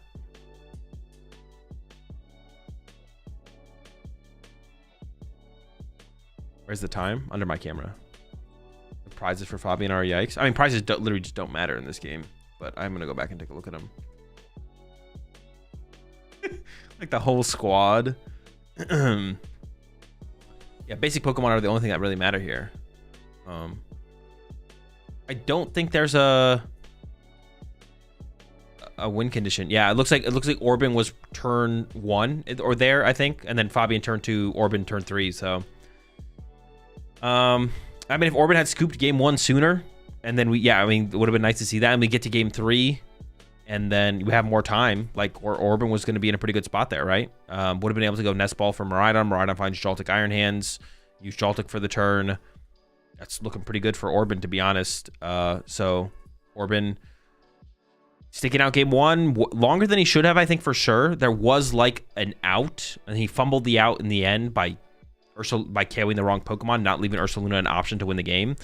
But at a certain point in game 1, Orban, despite having an out, then threw away the out. Definitely should, like, before he even threw away the out, he should have conceded sooner, probably. And then he threw away the out by not KOing, the Hoopa instead of not KOing the Hoopa. So definitely some errors there from Orban. On Fabian's side, I think there were some errors as well from Fabian. Like that Iron Hands lineup that Fabian could have played around not giving Orban an Iron Hands out and messed that up, I think. He'll push it 23 months there when he... Definitely a mistake. And Fabian keep using corner. Because it was he didn't have enough, like, he couldn't corner there to win the game. There was, like, too many attacking options on board. Yeah, it wasn't an option. He should have attached energy to Clefairy and Arven for Psychic for game. I mean, it wouldn't have KO'd the active. There wasn't enough bench Pokemon. He would have needed an access to Miraidon to fill the bench for the KO. But yeah, he probably should have attached. You're right. He should have attached to the Clefairy over the Mew for sure, just in case that play came around. You're 100% right. He couldn't have got it with his hand though, I think, because he could only Arven for Vessel or Nest Ball. He couldn't get both. Yeah, he was like a card short from Clefairy getting the KO. But that Grass Energy, instead of putting it on the Mew, definitely should have gone to the Clefairy for sure.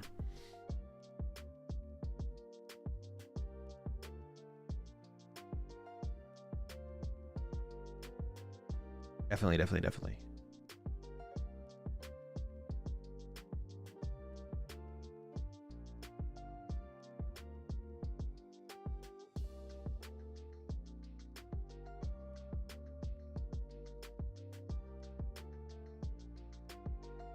If Fabian slow played in game 2, would he have been called out on it if he was doing actual actions?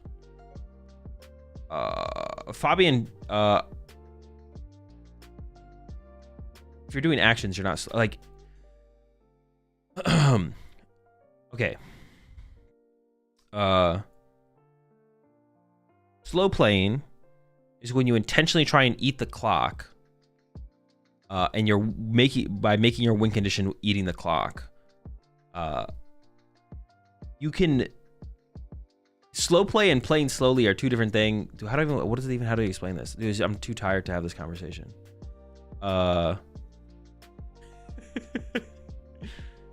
Slow playing is intentionally trying to eat the clock with the purpose of eating the clock through winning the game by eating the clock without trying to like win the game by like playing the game. But also if you just sit there and take actions and play the game and you win the game through time, it doesn't mean you're slow playing. Yeah.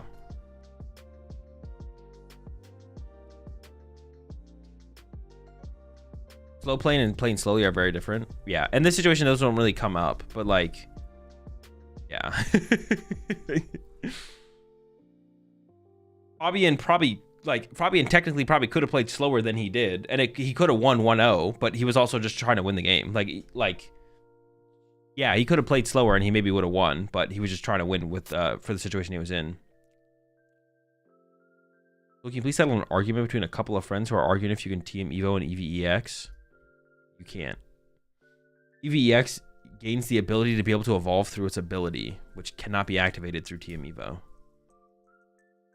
How is Zoro good into Guardy? Is it the bench sniping plus Badoo? It's the bench sniping.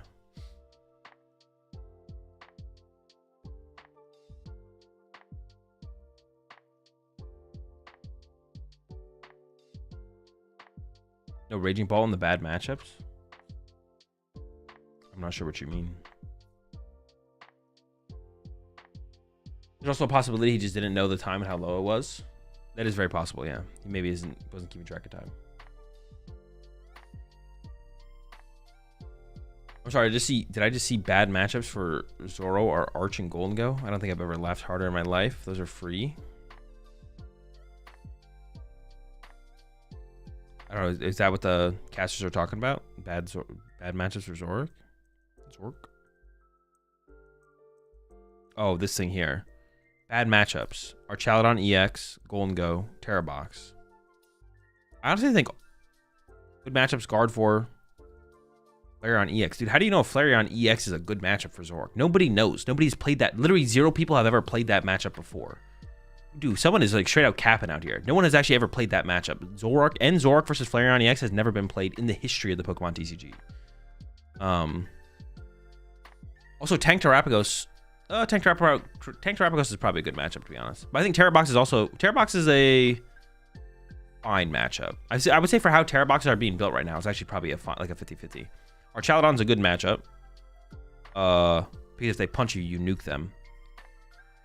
And otherwise, you punch them. Well, if you punch them, they nuke you. No, they don't nuke you if you punch them, so it's good. It's a good matchup. Golden Go EX. Honestly, I don't know about the Golden Go matchup without TM Devo. Without TM Devo, I don't know. It's probably close. That one I'm not sure about, to be honest. Terrabox seems like a coin flip. What does that even mean? I mean, does that just mean 50-50?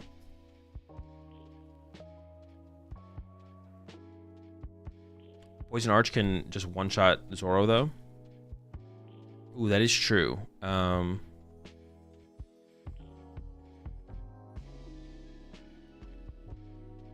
Doesn't Darmanitan just nuke the Dango? It does. There's like a lot of resources. Also, Dango, like, the problem is, like, Dango does... Darmanitan can nuke the Dango, but that's only after Dango KO'd a Zoroark specifically. Otherwise, there's not enough energy in the discard pile. And then if you use Golden Go to KO Darmanitan, you once again don't have enough energy in the discard pile for Darmanitan to return one to KO you. So then you have to, like, do something else for the turn as Zoroark. That's, like, the problem. The matchup isn't, like, that simple. Like, you, let's say you go... See, the thing is as well, I don't know. It's like, yeah, the matchup just isn't that simple. Because if you go Zoroark, KO... I mean, if you get, like, turn 2 Zoroark, Darmanitan, KO, double Gimmighoul, you're probably cooking. But that's pretty hard to do, because your deck is usually slower than the Golden Go deck. So, like, if you don't get a double Gimmighoul knockout, and if they, like, get the first KO, like, if they go KO Badoo with Golden Go, your Darmanitan doesn't KO them back. It's like, okay. Yeah, see, the matchup's not that simple, because, like, even once you get to the Darmanitan 1-hit KO a Golden Go, then they just go, okay, double Superior, take all my energy out of my discard pile, knock out your Darmanitan, but then don't leave enough energy in my discard pile for Darmanitan to return 1-hit KO me. I guess then as Zoroark, you just go Iono plus punch with Zoroark, but yeah, the matchup is definitely... It's not as simple as, oh, Darmanitan KOs Zoroark, for sure. Bro, something has to be free for ends, right? It can't be that ass. I mean, I think you're definitely favored against Gardevoir, and then, which is a pretty good deck to be favored against. And I think your Dragapult matchup is fine as well. I don't know if like Dragapult's like a favorable matchup, but it's definitely fine. But Gardevoir's pretty good. Universal KO on damn KO, right? It's only if you're behind though. You have to also be behind. That's what I'm saying. It's like there's a little bit more involved in it. Well, no, the 190 attack plus ban does not KO. No. And if they only have 3 energy in their discard pile from KOing a Darmanitan, the next Darmanitan, even with a Defiance Band, if you are behind, that's if you are behind, would not KO because you're only doing 240. You're still whiffing the knockout. Now that's if they do the play where they take all their energy out of their discard pile. Now if they do take all their energy out of their discard pile though, going Iono punch with Zoroark means they maybe will whiff the return KO.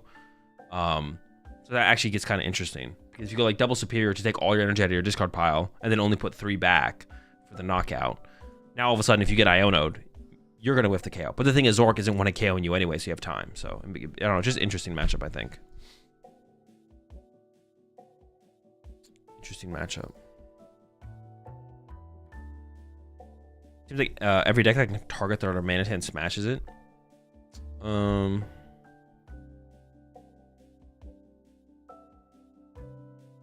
It just doesn't matter. If the Pulp player is very good, they're just gonna target your Darumaka, I heard so. I don't know. Barely anyone has enough experience right now. You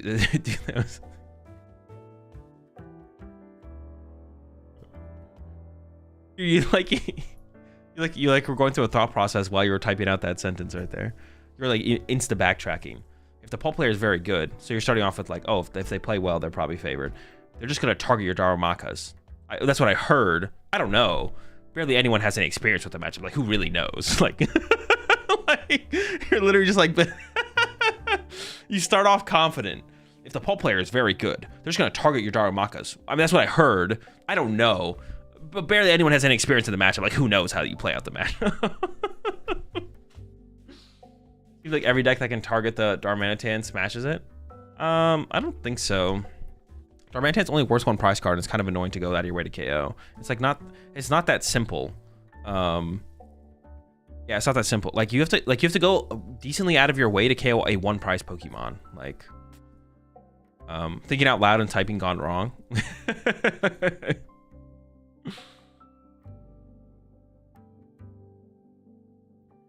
If Joltik didn't have to bench Ursaluna, they didn't bench Ursaluna. They opened Ursaluna. Also, you can't say that for like even if the Joltik deck didn't open Ursaluna, you can't say for sure that it would have won. It's just like a completely different game at that point. It's not like Fabian couldn't have been doing other stuff besides Badooing. It was just best to Badoo there. So it's hard to take any major variable out of the game and then be like, well, if this major variable didn't apply to this game, the other deck just wins. It's like, no, we can't really do that. You can say stuff like let's say you needed a psychic energy and they were in the last 2 prize cards. It's like, well, yeah, if like we're in the situation, it's like if we just get a psychic energy, we literally just win. It's like, yeah, if the psychic energies weren't in the last 2 prize cards, you would win, right? So like, I mean, that's something you could look at. But like being like, yeah, if you didn't open Ursaluna, you win. It's like the game doesn't play out the exact same way if you don't open the Ursaluna. The game played out the way it did is because you opened Ursaluna.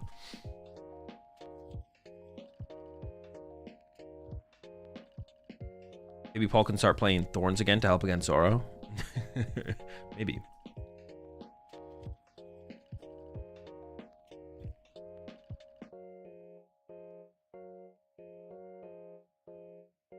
Dragon Ball matchups needs to boil down to if Zoro can get off the Flame Body Cannon and mess up his bench. I mean, not really. If Dragon Ball punches a Zoroark, you just return 1-hit KO them with Reshiram. Like, that's like the biggest thing in the matchup. Like, you have the threat of Darmanitan to pick off Dracloaks. And then if the Dragon Ball player literally ever punches a Zoroark, you just nuke them back. And if they're going like countercatcher KO Darmanitans, they're not doing that much damage. And then you can just punch them with Reshiram anyways. He's like, okay, you countercatcher KO my Darmanitan. I can't Darmanitan next turn. I'm just going to punch you for 170 with Reshiram. Good luck. And then if they go punch your active then you just Turo, reset their damage, and then KO them with a different Zoroark.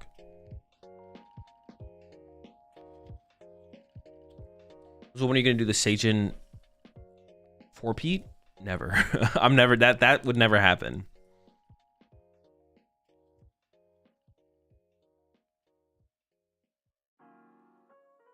Appreciate the 2 months there, Ruckus. You just jet headbutt into Monkey Phantom Dive? Jet headbutt the Zoroark? I mean, they could just gust around you. Then that's when you just boss around the Dragon Ball. You just boss around him. All feels free when I play against it? In general or as Zoroark? If you're doing 70 damage a turn, bro, I'm chilling, bro. Sit there, cycle my deck, find my Turo, Palpad my Turo. Maybe get a little Darman. I'm just gonna go, alright, boss KO double Dracloak. Or Duskulls, I guess. Gotta keep the Duskulls in check. They show the meta share? Not yet. They might show it going into game 2. Before we go into round 2.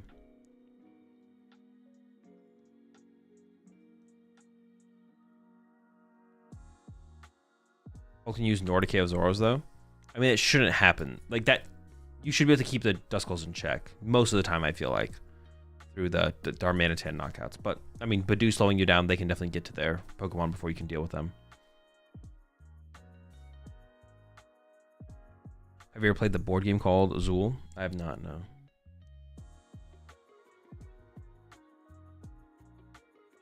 Also, if they jet headbutt, you can just Monkey Dory that damage back over and punch. That's true, your own Monkey Dory can get involved, yeah.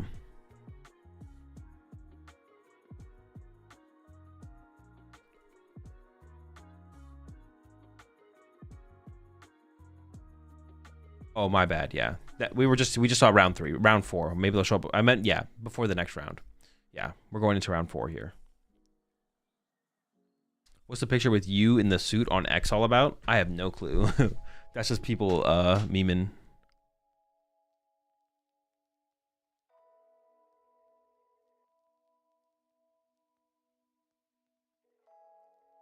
Yeah, it's just people memeing.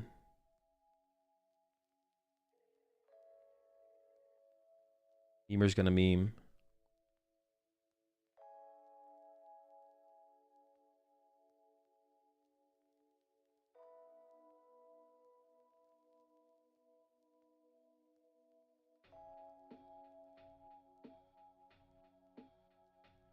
What's wrong with Monkey and Zoro? I don't know. Is anything wrong with Monkey and Zoro? It seems fine. I wouldn't want to play it, but it's not like a terrible inclusion. Especially if it has a big impact on the Dragon Ball matchup, which it seems like it might.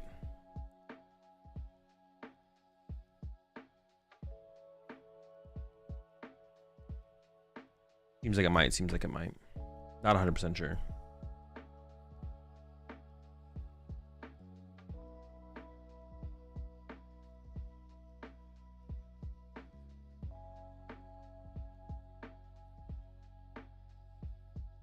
If Gabriel Fernandez wins NAIC, he could max out on points for the year. Yep.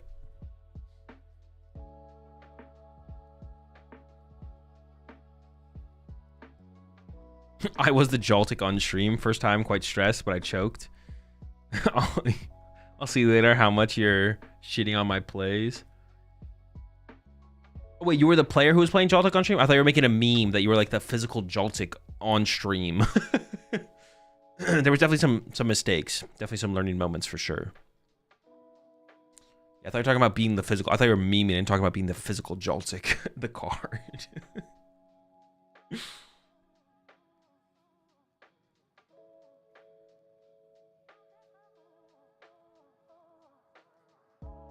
You make a video where you make 4 sleeves in a deck, a different color, repping a 4 of, and then blindfolded do different shuffles so we can see the results, like declumping, pile counting, etc.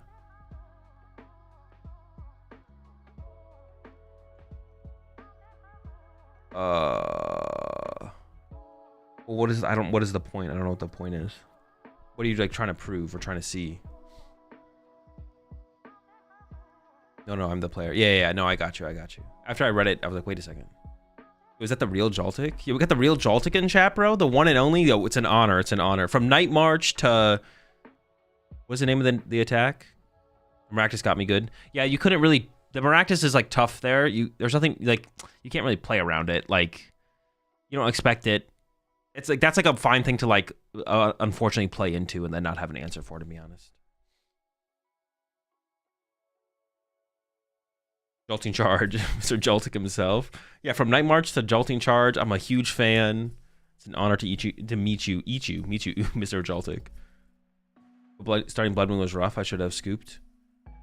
Yeah, you definitely should have scooped sooner for sure. You probably honestly should have scooped like almost instantly, to be honest. Especially now that I saw the matchup play out, it seems like a decent matchup for you. I feel like you probably should have just like scooped instantly, to be honest. Once the Ursaluna Badu thing kind of lined up and Fabian wasn't dead drawing, I wouldn't have hated the insta scoop. You did actually have a line towards the end of the game. A line was available, but the chance that it, like, what is the word I'm thinking of? What is it, like things, something coming together. The chance that it formed, not formed.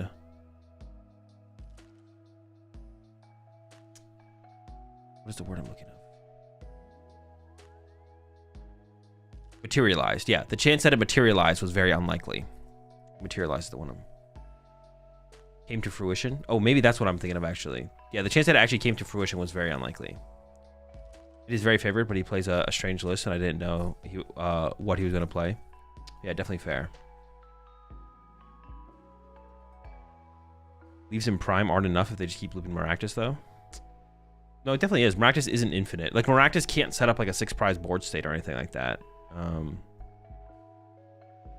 Yeah, Maractus can't set up like a 6-prize board state or something like that. I can set up like a 4-prize. That's only if you. That's only because like we didn't have access. Like the way it like played out for Orban there was like we had to put Psychic in play as our first attachment, and we lost the ability to be able to attack with Latias, and then we didn't have like energy as the game went on to be able to like just like, attack with a Miraidon or something. So, do the catcher have to bring their own Pokemon lapel pins, or does TBCI provide them?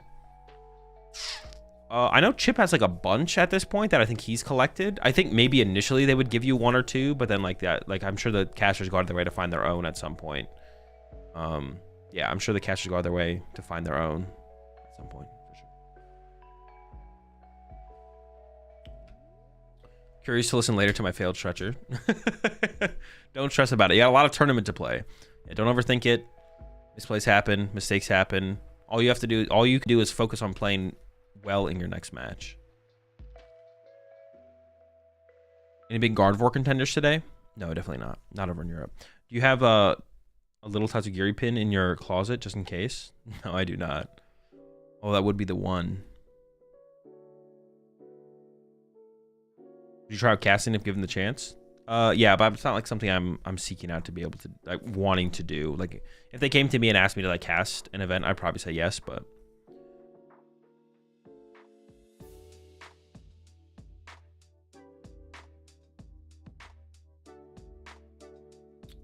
I would probably say yes. Honestly, I don't know if I would say yes. I would probably say yes, but I would much rather. I want to do. I want to stream at the actual events. I don't think that would happen for regionals anytime soon, but I'm hoping that's something that becomes like a possibility.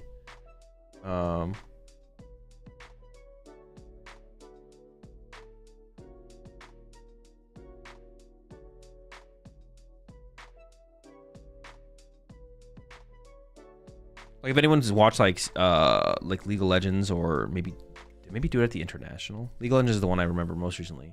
But they do it for CS:GO as well.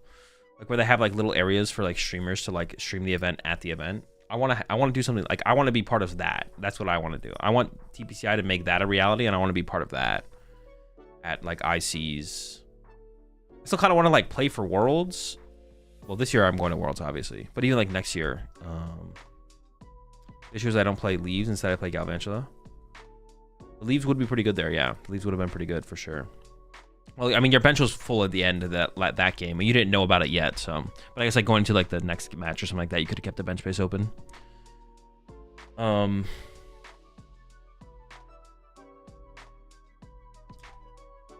something like that for like an ice. Like if that's something they like make happen for ICs, that's something I'd want to do.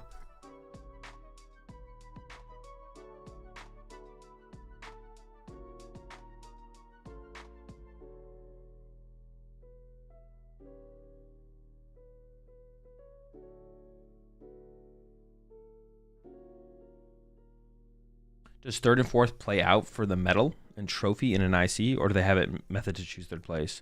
It comes down to just standings. If you're the higher seed, you're third place.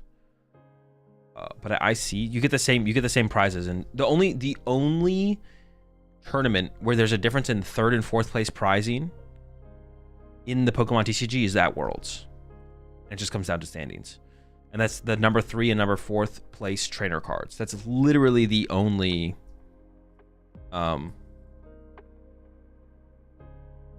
Only tournament where there's a difference. Only tournament where every other tournament you get the same thing for third and fourth. Rainbow Six Siege has also started doing that, which is weird because I thought that game died like 5 years ago. But it is weird. Yeah, I mean, dude, I mean, it's like the same thing with the PokemonTCG. Like I run to people all the time where it's like, oh, that's people actually play the game still. Like not in like a disrespectful way. They just like, oh wait, what the heck? But like, I mean, yeah, a video game like Rainbow Six Siege, way more people play that than they play Pokemon. You know?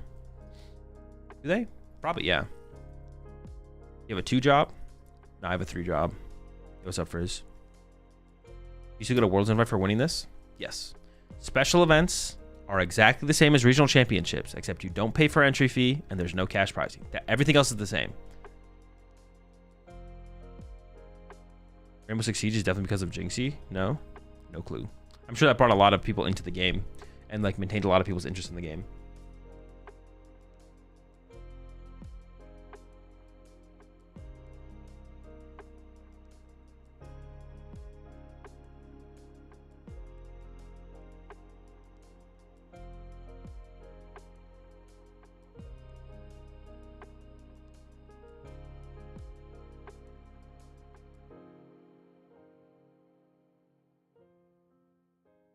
Fourth place gets a medal and trophy. It's just that fourth place won't be in the ceremony.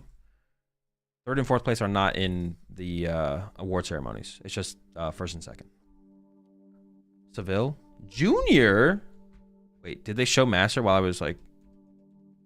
They're just showing us juniors first. Are they going through all of them? Hang on, I'll turn off chat so y'all. This is the juniors division, so it's not that big of a deal. Calm down, calm down. It's the juniors division.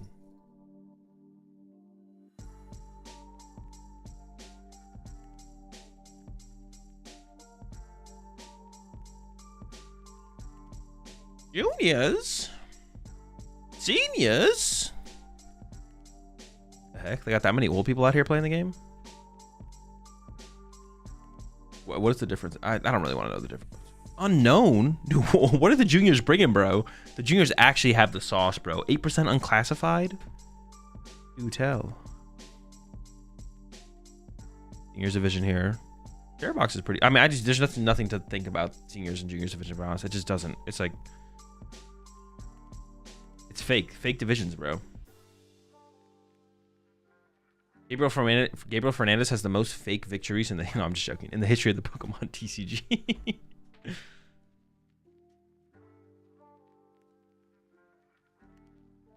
would actually be so sick. I'm not gonna lie. If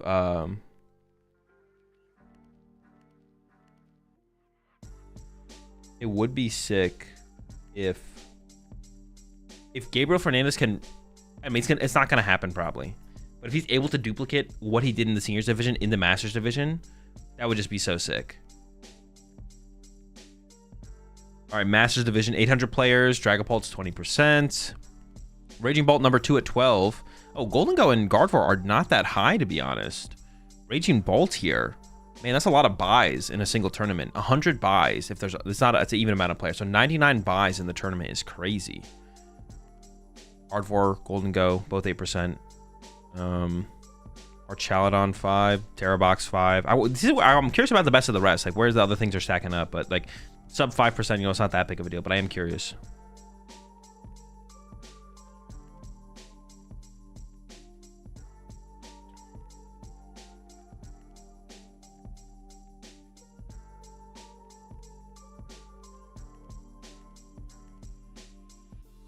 Two Raging Bolt pair, so they both concede. Double game loss. I'm new. What is a buy?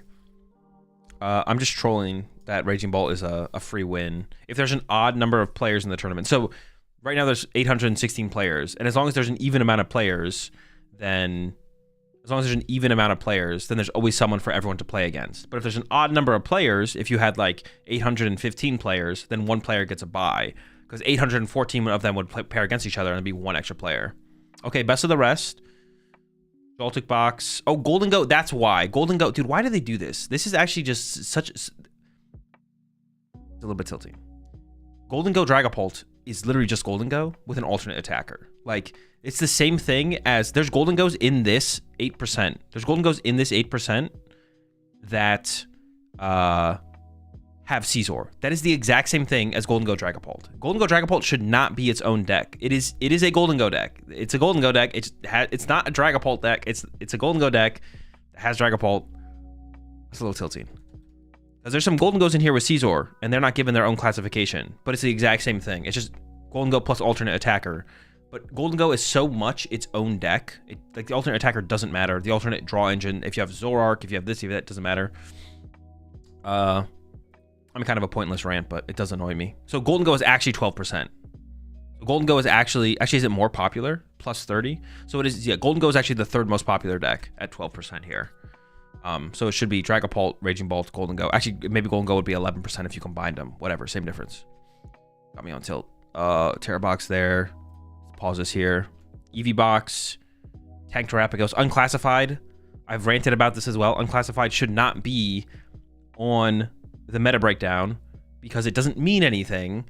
Us knowing that there's 3% of decks that we don't know doesn't tell us anything. It is literally a useless stat. It is useless information. Once again, a little bit on tilt. So yeah, it'd be nice to see what's behind Charizard instead. That'd be actually useful. Knowing that there's 3% of decks that we don't know what they are doesn't tell us anything.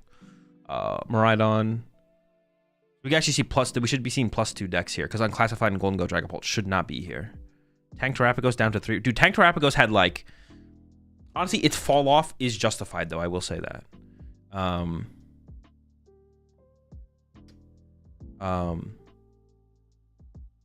Is it the word that bugs you? No, it's useless information. It doesn't matter what it's called. It's useless information. You can't do anything with knowing that 3% of the decks, we don't know what they are. It's just useless information. It is funny knowing that more people are playing Slop than Tank Turtle. It just doesn't tell us anything. It just doesn't tell us anything. There's nothing to gain from that. Or there's so little to gain from it that it's just not worth like showing it to us. Slop. You have to have other if you're trying to show the full 100%. Otherwise, you'd have to list all the one-ofs. Other is fine. Just don't show it on the meta breakdown. Just like have it like... They've done this. Yeah, you don't have to show it. They're not showing us 100% of the tournament anyways. They're showing us the top 12 decks. They're not showing us 100% to begin with. Just remove other. And then show us the next deck in the list. I guess if there's no next deck, then I guess that does make sense, to be honest. But sometimes there is a next deck and they still show us unclassified. There's like another deck they could show us. All right, so maybe it's fair in this situation. Okay, I'm coming around on it for because like maybe there's not a. Is there another deck? What is another deck in this format? Okay, maybe unclassified does make sense for the current meta. I guess maybe they got me on that one. But in past metas, it hasn't made sense to show us unclassified because there was definitely other decks they could have put on the chart, but instead they showed us unclassified. If the total is 97%. Yeah, then that makes it, but they're not showing us 100% of the meta. All right, maybe I'm trolling. Maybe I'm trolling. All right, let's do a count real fast. 21, 33, 41, 49, 59,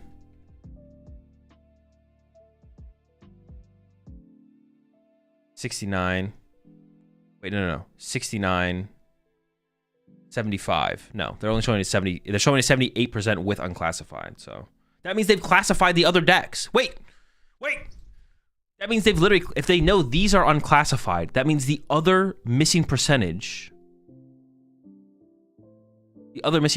is classified, which means we know what the next two decks are, because otherwise they couldn't verify unclassified unless they've classified everything. So they've classified 97% of the decks. No, I'm saying you are right if the total is 97. Oh, okay, I see what you're saying now. Yeah. The only reason it makes sense to put unclassified here is if... No, it never makes sense to have unclassified here unless we're seeing 100%. Yeah, if they're showing us 100% of the meta, then unclassified makes sense. But if they're not showing us 100% of the meta, then unclassified makes no sense.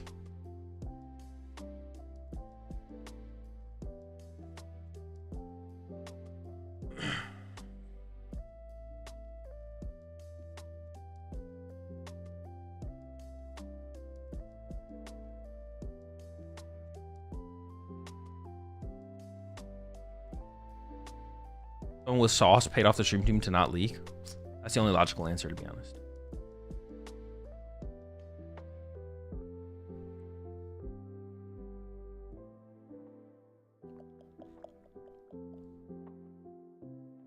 Oh, I have to turn chat back on.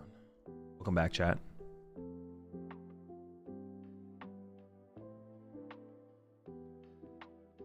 If they just consider unclassified as all rogue decks, it doesn't. Okay. Unclassified is decks where they're just like, it is not worth identifying what this deck is. It doesn't matter what unclassified is. Showing us the percentage of unclassified decks doesn't tell us anything, because we're like, oh, there's 3% of decks that we don't know what they are. Cool. Now what do you do with that number? The answer is nothing. It's just stupid to show it. It doesn't make any sense to show it because you can't do anything with that data unless you're showing us 100% of the meta, but you're not doing that. So like showing us unclassified doesn't mean anything.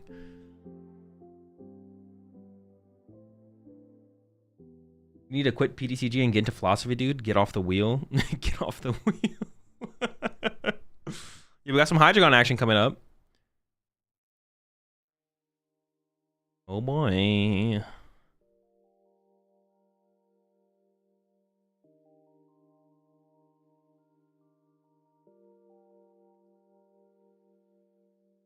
Dude, if anyone defends unclassified in the chat any further, I'm gonna lose my fucking mind. It's undefendable. It's not that big of a deal either. It just annoys me personally. It's also not that big of a deal, but it's also undefendable.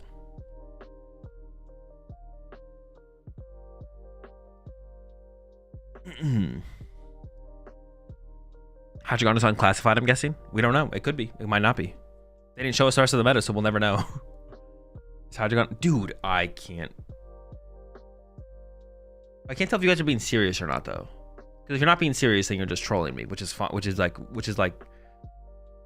fair. But if you guys aren't trolling, if you're genuinely asking me the question of is Hydreigon unclassified? All right, here we go. Hydreigon versus... I actually don't know what the other deck is. Oh, yes. Is it Gardevoir? Looks like Gardevoir. Maybe not, though. Last time I thought it was it's Gardevoir. And let me go back to the prize cards real fast while he uses Artisan. Nothing crazy prize. It is a Pidgeot build of Hydreigon. Oh, we see that with the other Pidgey on the bench. All right. Artisan initially here from... Is it Nilo? Dude, all these Europeans with their European names, bro. Why don't they just like learn American names? Nilo versus, is it Mace?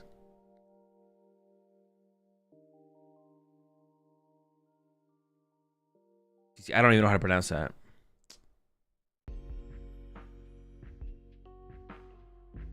Make? Make and call him Nick and Mick? Mac? Oh, it's just Mac? Okay, Mac. Mac and Nilo. You're undefendable. Oh, Macy J. Bro, I was like, it's definitely not Macy J. Well,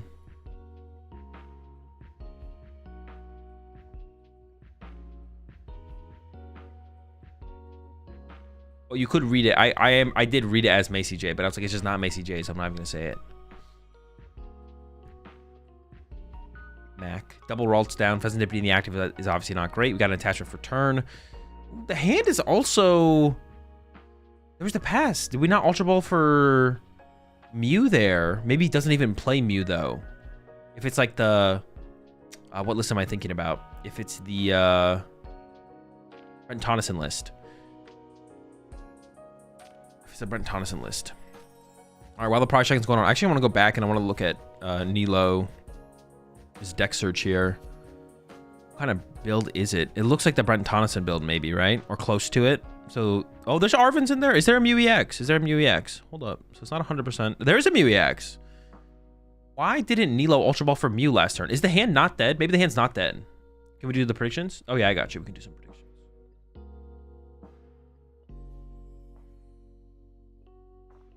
How much time do I give on these? 5 minutes? All right, sure. All right, predictions are up.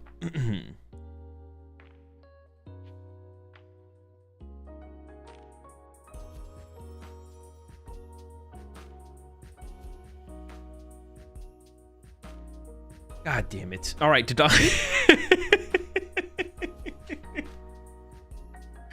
Dunsparce. Yeah, there's the Dunsparce in here. All right, all right. You see, the problem here from Nilo is like if we Ultra Ball from Mew last turn, we could draw with Mew last turn and draw with Mew this turn. But now we're just going to be able to draw with Mew this turn, which means we're seeing less cards potentially. So the only argument you could have here for Nilo would be like, it's so bad to put Mew in play in this matchup, or just for this board state that we're trying to just like actively avoid it at all costs. And then that's like kind of reasonable, I guess. All right, here comes the research. Fresh 7 on the way. Gave up Ultra. Wait, didn't play Ultra Ball? Literally could have Ultra Balled away Hydreigon and Boss and like thinned out a dead card. Maybe there wasn't any dead cards to thin out, or got another basic. Maybe there's not another basic we want here. I guess I don't hate it. There's a Hard Retreat and then into the Badoo. All right, and we're doing it. And now we can't even play the Ultra Ball, though. Now we can't even play the Ultra Ball to get Mew to draw cards. Now it's just literally draw pass. Okay, now that I thought about it more, we should definitely play around Badoo here, right? We definitely should have played around Badoo here by Ultra Balling for Mew last turn and just seeing more cards now. Ooh, but there's a Cleffa. Okay. Oh, maybe that's why. Maybe that's why Nilo played it this way. Because didn't want to put the Mew EX in play. And actually does play Cleffa. So then you're just like, all right, I'm just going to get Cleffa next turn. I'll just go into Cleffa. I'm okay with that. Okay, I don't hate it. I hate it less for sure. I'm like, okay, that's fine. I can see that being a reasonable choice. Like, I don't really want to put Mew in play. That's too many 2-prizers. Even if I get to draw a couple cards this turn, a couple cards next turn, I'm comfortable just getting into the Cleffa next turn and just kind of chilling. I don't hate that. I didn't expect the Cleffa. Clefairy on the bench is pretty bad, but gotta draw some cards here with the Cleffa. Also, it's probably the best Braver Charm target as well, so we do that. And then, yeah, here we go. Draw. It looks like maybe 3 or 4. And it is an Arvin build as well, so maybe... But there might not be TM Evo. A lot of people play Arvin, but don't play TM Evo. Ooh, that hand was... That was a pretty bad draw. No Curlia. No draw supporter still. Or Arvin. Oh, no, there's a research. I take it back, actually. There's a research in hand. Oof. I mean, it's not that bad. We're not losing that much. We're losing some Pokemon, but there's no recovery lost yet at this point, so it's not terrible. All right, the... Stage 1 from Hydreigon coming out here. And into the Jack as well. You know what that means. Everyone's favorite to Dunsparce is on the way. We get Pidgeot as well. Is it just like a 1-1 to Dunsparce? It actually just... Ooh, the Pidgeotto. Okay. That's a cool... Okay, slow things down. Play the Jack, get the Pidgeotto online. All right. I don't hate it. And we could draw 3 here with the Dunsparce. We probably are going to draw 3 here with the Dunsparce. We haven't used Artisan quite yet, so we could like use the Dunsparce and then Artisan get it back. Looks like Neo Upper Energy is the A spec of choice here in this Hydreigon build. Is this tournament standard format? Yes. All major tournaments are standard in Pokemon. This is a major tournament.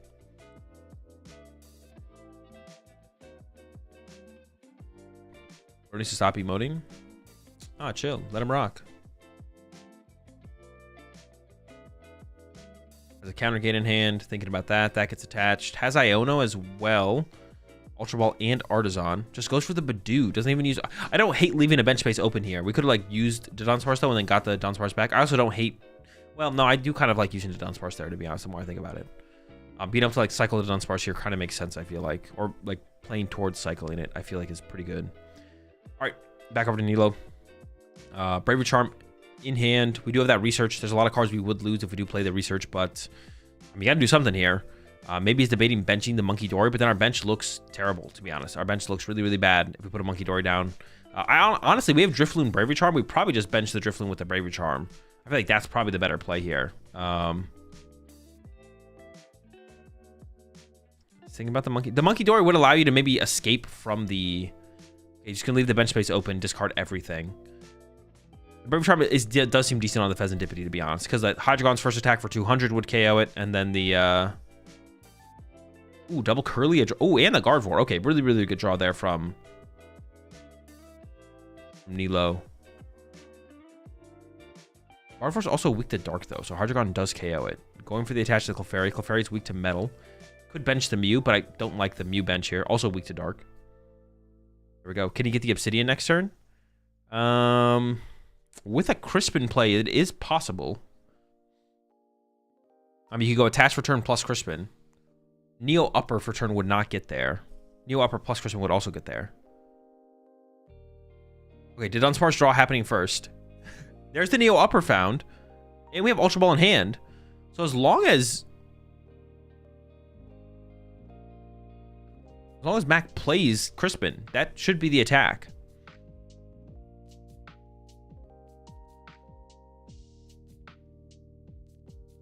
We have the Ultra Ball. Giving it some thought. Might get rid of Iono. And you could KO double Curly off the bench, right? That's just game, right? Wouldn't that just literally be game? If as long as there's Crispin in the deck, the game is just over. There's the Ultra Ball.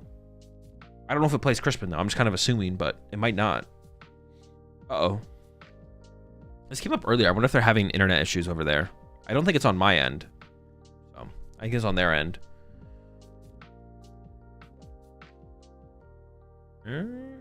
Uh-oh.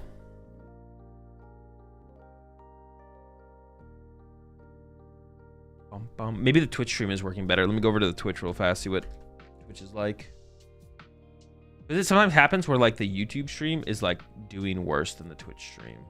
Wait, are they not streaming on Twitch?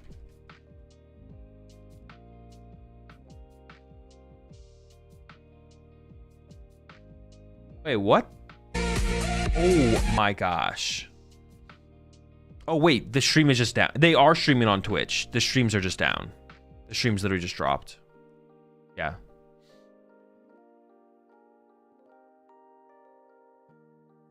Yeah, the streams just dropped though. On like yeah, both streams are just down. All right.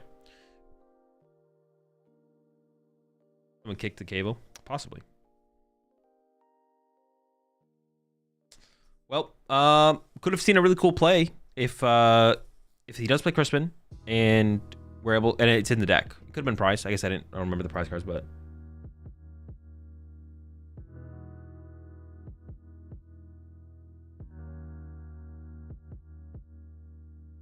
yeah, we'll see.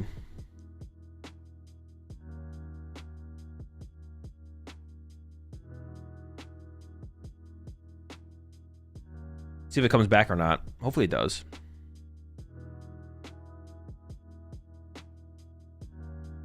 The event inevitable Obsidian was just too powerful to be shown live. Yeah, it was too much. Why is Hydreigon EX game? Wait long enough for this? Wait long enough for this. I mean, you just KO double Curlia with Obsidian, but that's only if we can get to the Obsidian. It's not just about attacking with Hydreigon, so if we can get to the Obsidian. Yeah, it's whether or not we can get to the Obsidian. That's the question mark. That's the question.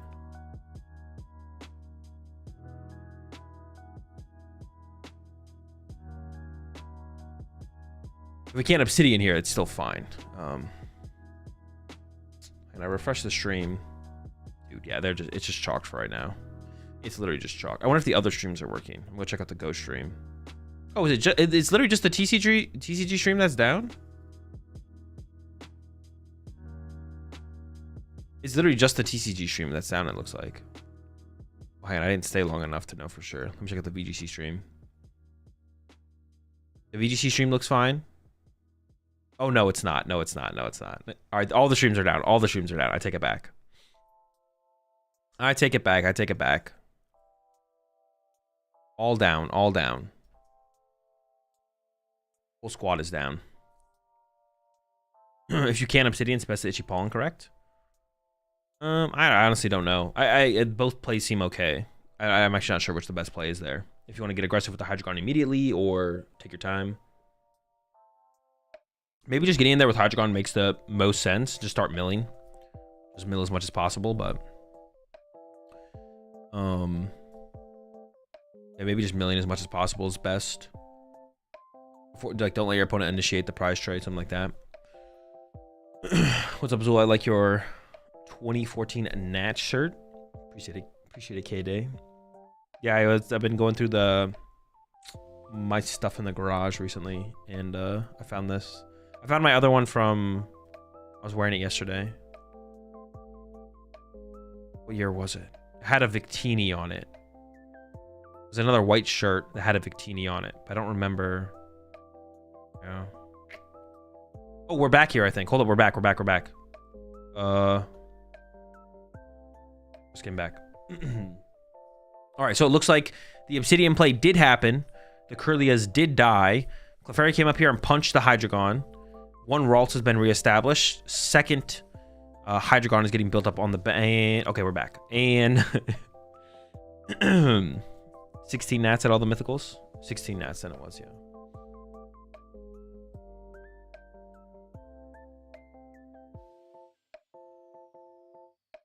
I don't know if we use quick search here yet, though.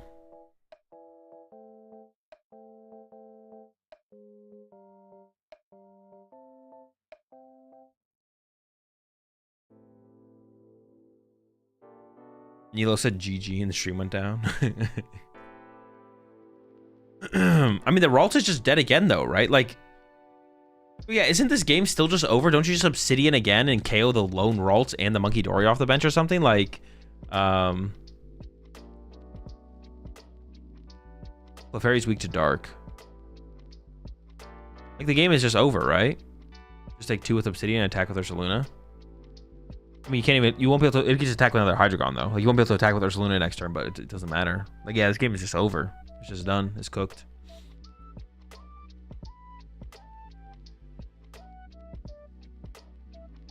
Probably Omni Joe doing some censorship. Didn't want the masses thinking Hydreigon was good. Yeah, dude, you gotta keep the meta manipulation in check. Gotta keep it strong. Did we just quick search for counter game?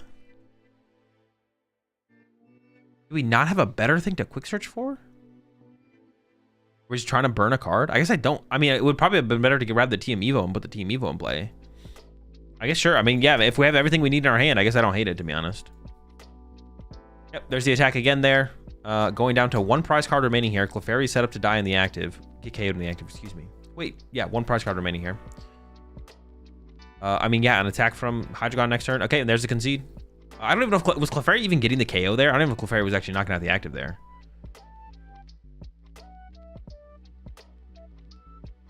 Why do you think so many players don't know when to scoop? I mean, it's the same thing. It's like the same. It's just like a learning curve. It's just a skill curve. It's also something that just doesn't happen when you just play a game of Pokemon, right? You sit down, you play a game on PTCG Live. You don't have to think about scooping, worrying about scooping. It's a skill in the game that is disconnected completely from playing the game, outside of playing the game, specifically at a major tournament. And major tournaments aren't where the majority of people play their games of Pokemon. You go to League, you don't have to think about scooping. You play in a League Cup. If you get to top cut, you maybe have to think about scooping. But all the Swiss rounds, you don't have to worry about it. League challenges, if it's all best of one, you don't have to worry about it. Playing like you probably play more games on PTCG Live than anywhere else for a lot of players. You don't have to think about scooping on PTCG Live. You could think about it, but you don't have to. Yeah. You could think about it, yeah, but you don't have to. So it's just like you don't interact with the idea of scooping very often. So you don't, yeah, it just doesn't come up. But just like everything else in the Pokemon TCG, it's just like a skill curve. Like we see the best players scoop or not scoop better than every other player. It's not, yeah, it's not something that's like, if you're an average player, you're going to be average at scooping, right? Like it's the same thing as any other thing in the Pokemon TCG. If you're an average player, you're going to be an average deck builder. You're going to make average plays. You're going to scoop an average. You're going to scoop a suboptimally. Like everything you're doing is suboptimal to begin with. Not as like a negative thing, but like you're just worse at the game. You're going to do everything worse. Holy Poffins. There's 3 Poffin in the hand. It's pretty good. So Gardevoir chose second here. Double Poffin in the hand here. Pretty good though. The rest of the hand did not seem great. I'm not going to lie. But I mean, or triple Poffin, excuse me. But 3 Poffins to start with is not bad.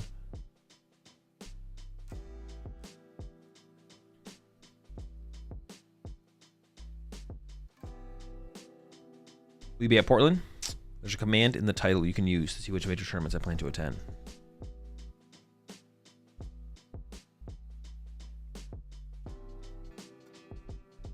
Oh my gosh, we have Candy Pidgeot in hand. Dude, this hand is disgusting.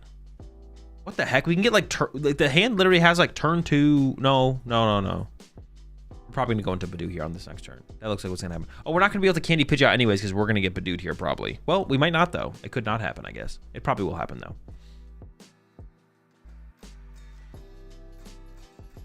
We're probably gonna, but then we have Jack, so we can get Pidgeotto. As long as Pidgeotto's not priced here, we get Pidgeotto next turn, and then we can evolve up, go retreat it into Badoo because it has free retreat cost, and then evolve to the Pidgeot on the next turn. Still kind of chilling. Badoo should be happening here though from Nilo. We'll see though.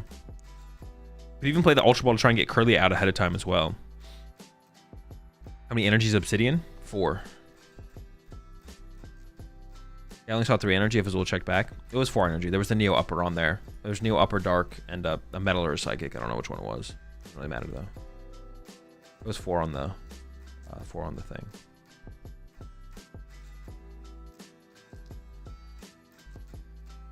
Casual double Poffin going first. Yeah, absolutely disgusting, bro. What the heck? Yeah, dude, Def cheated. Yeah, dude, it was crazy. And he's going to get away with it, too. Like, that's how the Pokemon TCG works. If you cheat and your opponent doesn't catch it within 2 turns, it just sticks. Like, you just get to, like, make the thing happen, so. He got away with it, man. It's crazy. He just be different, though. He's being different today, for sure. You take the risk, you get rewarded, man. It's insane. All right, into the Arvin. We'll see if there's there's probably not a rescue board, actually. So you could get Vessel, so you could retreat the active without using the Dark Energy, and there's the Vessel lineup right there.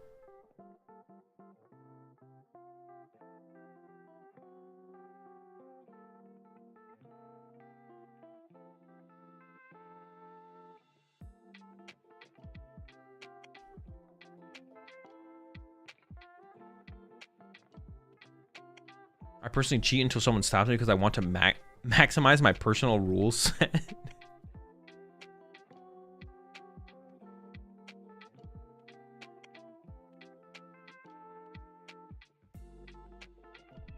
I mean, he did swap his active and bench in game 1. I did see that. I don't actually know. I don't think you're supposed to be able to do that. Maybe he asked his opponent, though, and Nilo was like, yeah, that's fine. And maybe the judges don't care as long as the opponent is okay with it.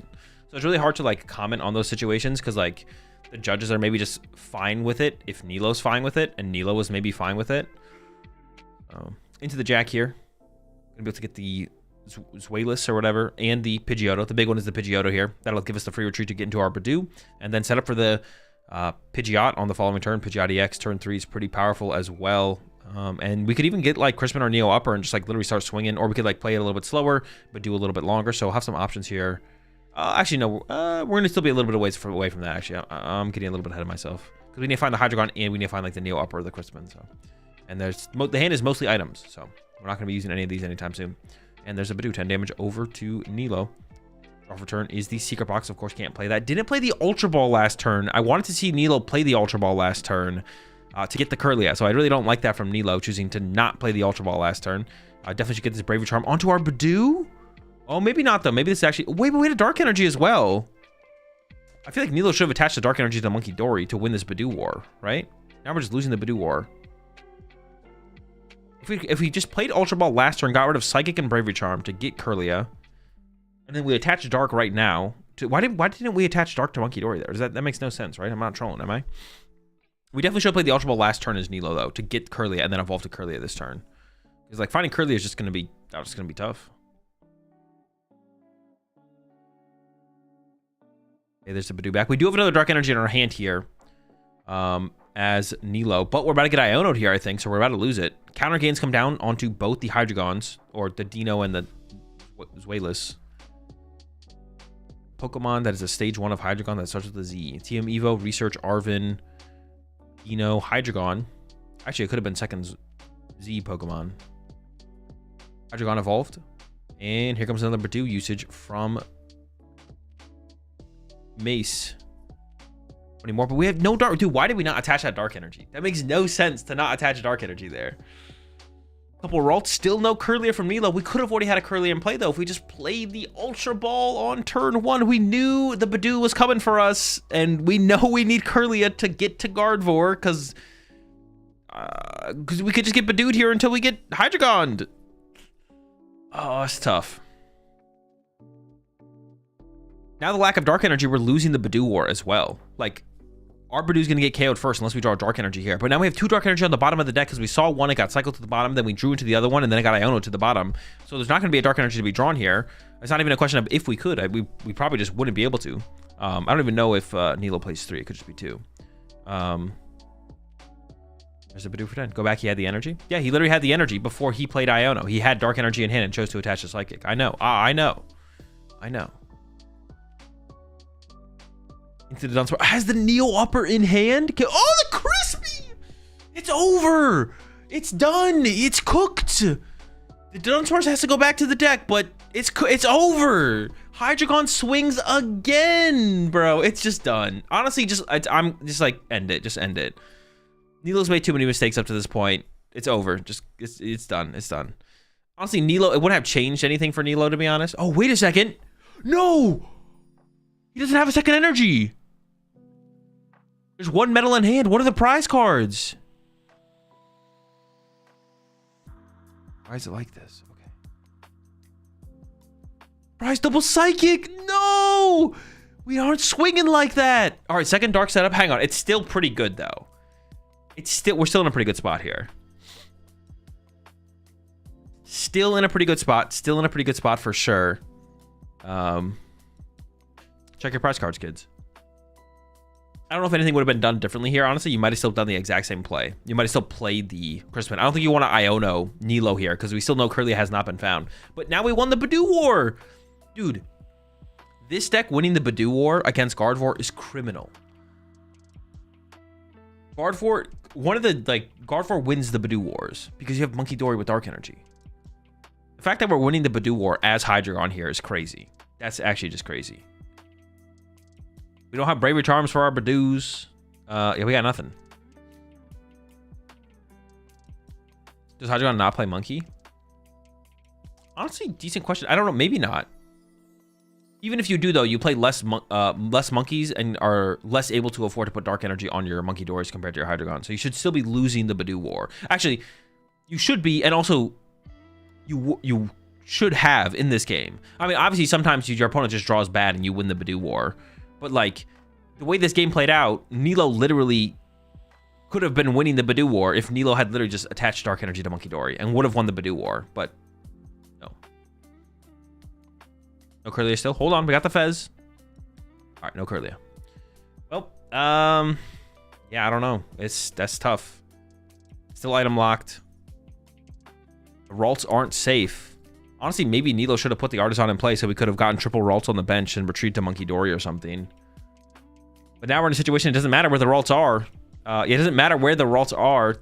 They're both dead to this was it Obsidian on this turn. And the game's just basically over at this point. It's just literally the game is just over. Yep, here comes Obsidian. It's cooked. It's over. It's done. Like, that's game over. Man. Mind Bend angle. Honestly, that was a good play. Yeah, the Psychic Energy should have been attached to the Monkey Door for the potential of the Mind Bend. Yeah, another mistake here from Nilo. Hazel will just join. What event is this? What events are you going to, and what deck are you playing next format? Well, this has to be a troll. But just in case it's not.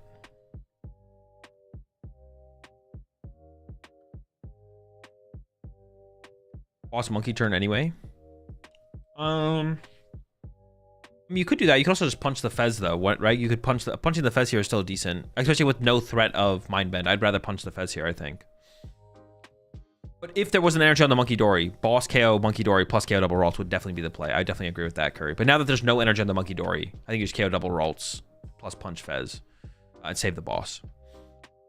Neil laughing in disbelief. I mean, he did this to himself. This is very believable. Very, very believable. Iono played here from... I don't like this Iono play here. I feel like we could have just not... We're just giving our opponent more... We're letting our opponent see more cards. I feel like they didn't really do anything with their hand last turn. All right, let's leave them with that hand. But obviously, he's going to be pretty inconsequential here. Because there's no Ralts on the board, so it doesn't really matter. By Ralts... Set up the Fez punch. I like this spread here for attacks. Buddy Poffin in hand. Vessel as well. Looks like we're going to shuffle the deck first before we draw with the Fez. I'm not sure what's on the bottom of the deck. The Psychic Energy now acquired here off the prize cards. Young to top 4 on my cup with Jonathan Means list with Turtle over Palpad. I reckon it needs Jack or Cyrano. Yep, and that's game. Have non-item search for Mons, though. I do like the idea of that for sure, Madison. I do like the idea of that. And Hydreigon gets the dub. Absolutely cooked the Guardy. But, I mean, let's just go back and look at those early turns. I mean, we can't analyze the previous game too much because of, like, the time skip and everything. I mean, we probably could, to be honest. But, like, this play right here from Nilo. Let me make sure there was a Dark Energy in hand before I... Yeah, there's a Dark Energy right there. All right, this turn from Nilo was just so bad, right? One, we have an Ultra Ball in hand. And we know we're getting Badooed next turn. If we just Ultra Ball away the Bravery Charm and the Psychic Energy to get a Kirlia, going into this next turn, we can go attach Dark to Monkey Dory, evolve to Kirlia, and then I wouldn't even play Iono. I would just Badoo and hold the Gardevoir, and then evolve to Gardevoir plus play the Iono on the following turn. But Nilo decides not to do that, and then we get Badooed. We can't play the Ultra Ball, so it just gets stuck in our hand. We can't find Kirlia. We top deck the Secret Box here, and then we attach Bravery Charm to Monkey Dory, which at this point, if we didn't play the Ultra Ball, sure, whatever. We didn't play the Ultra Ball, we're past that. Bravery Charm to Monkey Dory actually seems pretty good, but then we attach Psychic to Ralts instead of Dark to Monkey Dory, so we're setting ourselves up to lose the Badoo War. If we attach Dark to Monkey Dory, we win the Badoo War. That's what we want. We want to win the Badoo War. Or if we even just attach the Bravery Charm to our own Badoo, we also win the Badoo War. But the better play to do is the Dark. The Dark is the more, like, Dark plus... If we're at this point where we haven't played the Ultra Ball, fine. We haven't played the Ultra Ball yet. What's best from here? Bravery Charm to Monkey Dory plus Dark to Monkey Dory. Actually, hold up. Thinking about this a little bit harder. No, Obsidian does 130. Don't mind me. But yeah, Dark to Monkey Dory, Bravery Charm to Monkey Dory. We already did it. Whatever. The Ultra Ball hasn't been played. We're past that. But we can still win the Badoo War. Put the Dark on the Monkey Dory. Get the first initial knockout. Win the Badoo War. Force our opponent to attack into our Badoo. But doesn't attach to Dark Energy. Plays this Iono. And then we actually get fortunate to see another Dark Energy off this Iono draw. We get another Dark Energy here, but then we get Iono'd again, and the Dark Energy gets cycled to the bottom of the deck. And then we can't shuffle the deck before our Iono, and then we just don't see the Dark Energy anymore. But yeah, pretty poor choices here from Nilo for sure. And I was pretty well played on the other side, honestly. Took our time, used Badoo, built up the Hydreigon, got to the Hydreigon play before the Gardevoir could be found, and just kind of took over the game. So pretty well played on the other side, on the Hydreigon side for sure.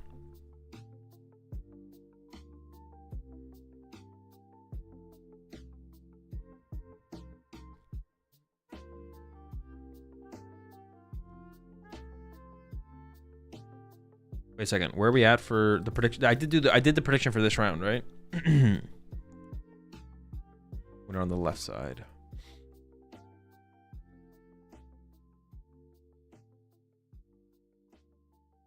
Plays the Dunsparce as an early draw and then stops playing it, right? That makes more sense. No, he just plays the Dunsparce and tries to use it probably as often as he possibly can, or tries to keep it up, set up, and play as often as he possibly can. He doesn't like, yeah, he doesn't stop using it after like turn 3. He has to play around Badoo anyways. Can't afford to not have Curly at turn 2. Yeah, he's winnable for Guardy. The Hydreigon drew really well. Game, I don't. He didn't even draw that well, to be honest. He just plays Jack. Like, I don't. All right, he did just kind of have the raw Jack in the hand, I guess. I don't know. It's not like.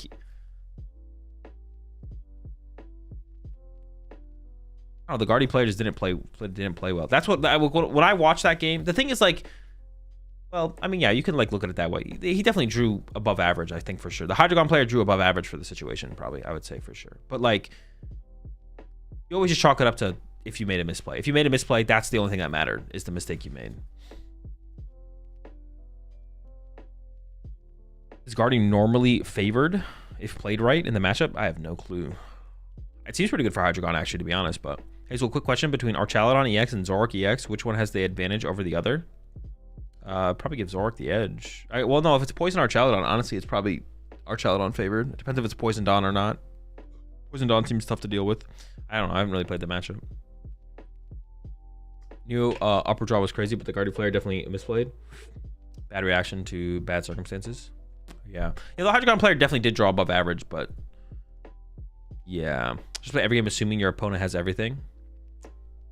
True.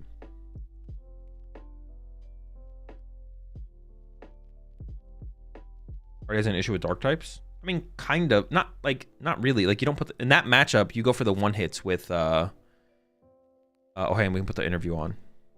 Matchup Gardevoir is really easy. You basically just do Obsidian, wipe his board, and he don't have much to do. If I have Jack in my hand or Brock in Budev War, I just basically win because he can't keep up with my speed. And we saw that twice in a row, actually. Yeah. It went just like that. Yeah. You could slow build behind Budju. Yeah. Of course, using that Neo Upper Energy to help accelerate the expensive Hydreigon EX. Yes. The way you've built this deck with a lot of engine Pokemon, the Dunsparce and the Pidgeot coming into the deck list, how did that deck building process go to build this Hydreigon list? Basically, we sit in the group and we test a lot with only the Dunsparce and only with Pidgeot. We find more attractive to play with the Dunsparce because it's easier to draw and it's better in Budev situation. But we find out we can play both in strict lines and just play around it. And it's good because if you have Jack, you have multiple options, like you can choose the Dunsparce or you can choose the Pidgeotto to stabilize your game. If you play versus like Dragapult, Gardevoir, you go for Pidgeotto. If you play versus super turbo decks like Raging Bolt or Goldengo, you go for the Dunsparce because you need to draw fast Clashing Headbutt. And important thing in the most of matchup, if deal this 10 damage with Badu to Feza, to Ogerpons, to just Clashing Headbutt, take first to prize. Basically, not many things can knock out you in the meta. Deal 330, then you just do double Obsidian and win the game. And it feels like that is unchecked in this format now. That was one of the issues possibly of Hydreigon. It was easy to counter. One of the main selling points, that Obsidian attack. Is that why it's only just now becoming a more metagame threat? I think it's now is very good choice to play Hydreigon because you have a lot of good matchups. The only bad matchups, Bolt is very mid. We have Tilmask, but every other matchup is kind of favorable. Like you have a way to win in every single matchup with Ursaluna. Even in Terra Box, you just do Clashing Headbutt on the Ogerpon who attack with Budev, Clashing Headbutt, and after that you just do Ursaluna and you win. Fantastic, but this is actually quite a pivot from your usual sort of deck choice coming into the major events. You're normally playing the Raging Bolts yourself, the Miraidons yourself. Quite a big pivot. Yeah. So you've got to be quite confident in Hydreigon after all. What was the sort of mentality of going towards a much slower, methodical deck like this one? I found out when I play with aggro decks, I can't pass like the barrier of day 2. When I do day 2, with aggro decks like back to Brazil, when I do 7-1 in day 1, I am 15th spot, and in day 2 I got 0-4, and I was so pissed. And I just think, okay, if I want to make better scores, I must go to decks who involve more skill than just do Sada knockout, Sada knockout. Well, that's fair enough. Yeah, it's always good to see those decks that can get you into day 2, but now that you've gained more experience, it sounds like you can try and push for some better results in Hydreigon. A really interesting way to do that. Tell us about your sort of testing process, how you came towards the deck in the first place in this new metagame. When rotation came out, first I go with Raging Bolt, of course. I try many things in Raging Bolt, like Cornerstone Mask with Ogre Mask item. This is good, I win cup with those, but I didn't feel really confident with this because of a lot of slow decks like Guard of War, Goldengo, etc. Next I try with Zarter Pagos.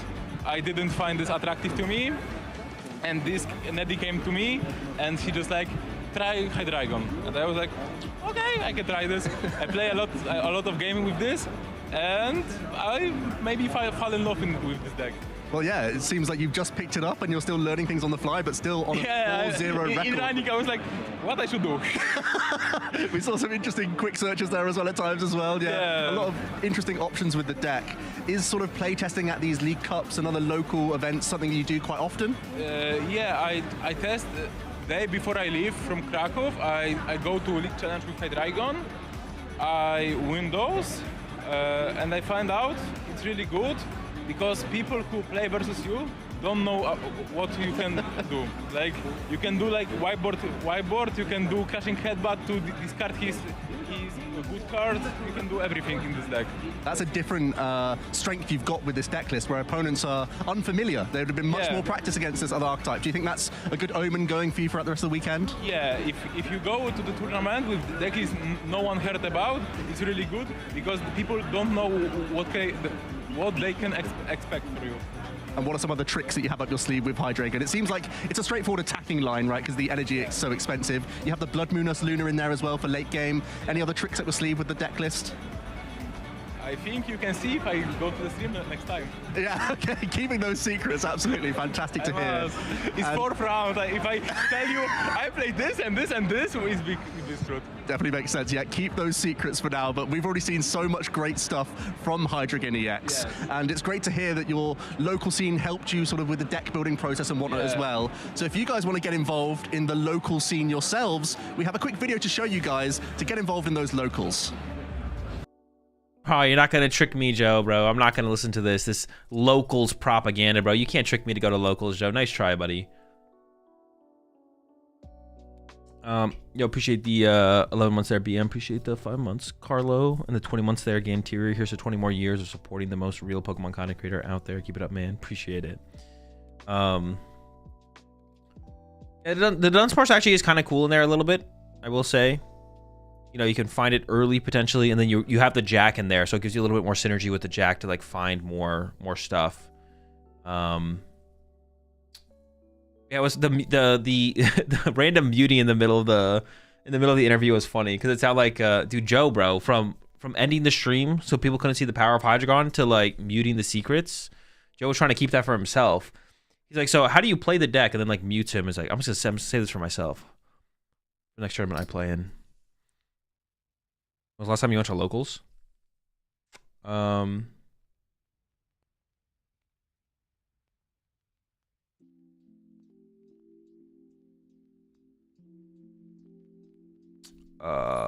What the local tournament I went to and played the Charizard deck at, I guess.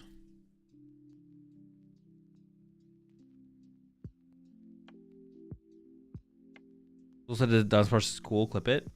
I mean, in like that kind of situation, Dunsparce is pretty cool. As like your go-to draw engine like Golden Go and stuff is just terrible. But like in that kind of situation, it's like, okay, we have Jacks in here. How do we maximize our value from the Jack? It's like, okay, the synergy there is like really good for sure. I do like that. It also plays Artisan, so you have like the repeat find basic Pokemon search, especially once you've like kind of already set up and exhausted the need for getting all your setup Pokemon. You can just recycle Dunsparce, stuff like that. Also, you need to do a collab with Triff where you coach each other in Pokemon and Yu-Gi-Oh. Yeah, potentially in the future. We'll see. I don't have a lot of time right now to like, yeah, not a lot of time. I don't know, maybe something between like NAIC and Worlds. That's where there's like, going to be a lot of downtime in the scene. Phantom seems to like be good in that deck. No, I'm probably losing the bench space. No. Well, okay, I don't hate it. I was like, no. The bench space can't be worth it. But you do get Pidgey and Pidgeotto, I guess. All right, maybe you're cooking. Maybe you cooked, actually. You get the Pidgey-Pidgeotto combo. As long as you have the bench space for it, I guess it's not terrible. I forgot about Pidgey and Pidgeotto. I was like, what, to get your 1 to Dunsparce? What? Well, you are right. There's like other options. There's other stuff to get, though. You cooked. For locals, would you choose Terra Box or Frostlass Badoo? Frostlass Badoo.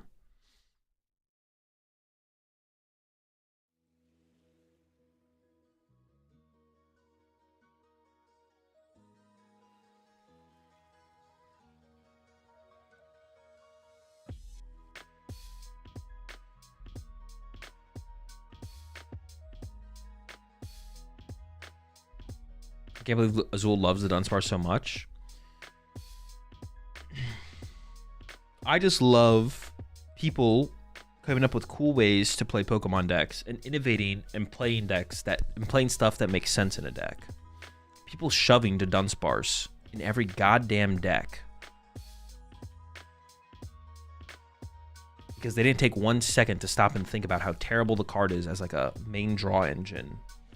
Like the Dunsparce inclusion in that Hydreigon list is kind of cool. There's like like it has good reasons why it's there. People just shoving a 3-2 to Dunsparce line in Golden Go is not cool. It's disgusting. I hate it. I played a Pidgeot shitbox deck at my local challenge today that had the Fan Rotom for Pidgeotto setup. It was easily the best part of the deck, not gonna lie. No, that is definitely a cool combo. You definitely cooked with that. Also, because you have the Dunsparce, you have like also have the Dunsparce, it gives you like that +1 target.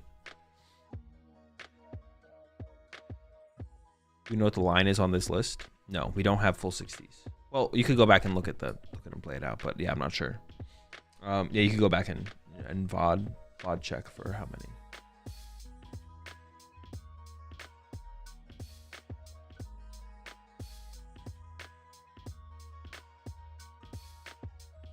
Check the VOD.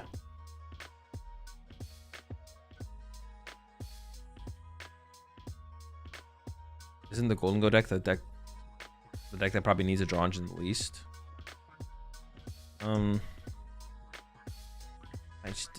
Like there's just a best way to play Golden Go.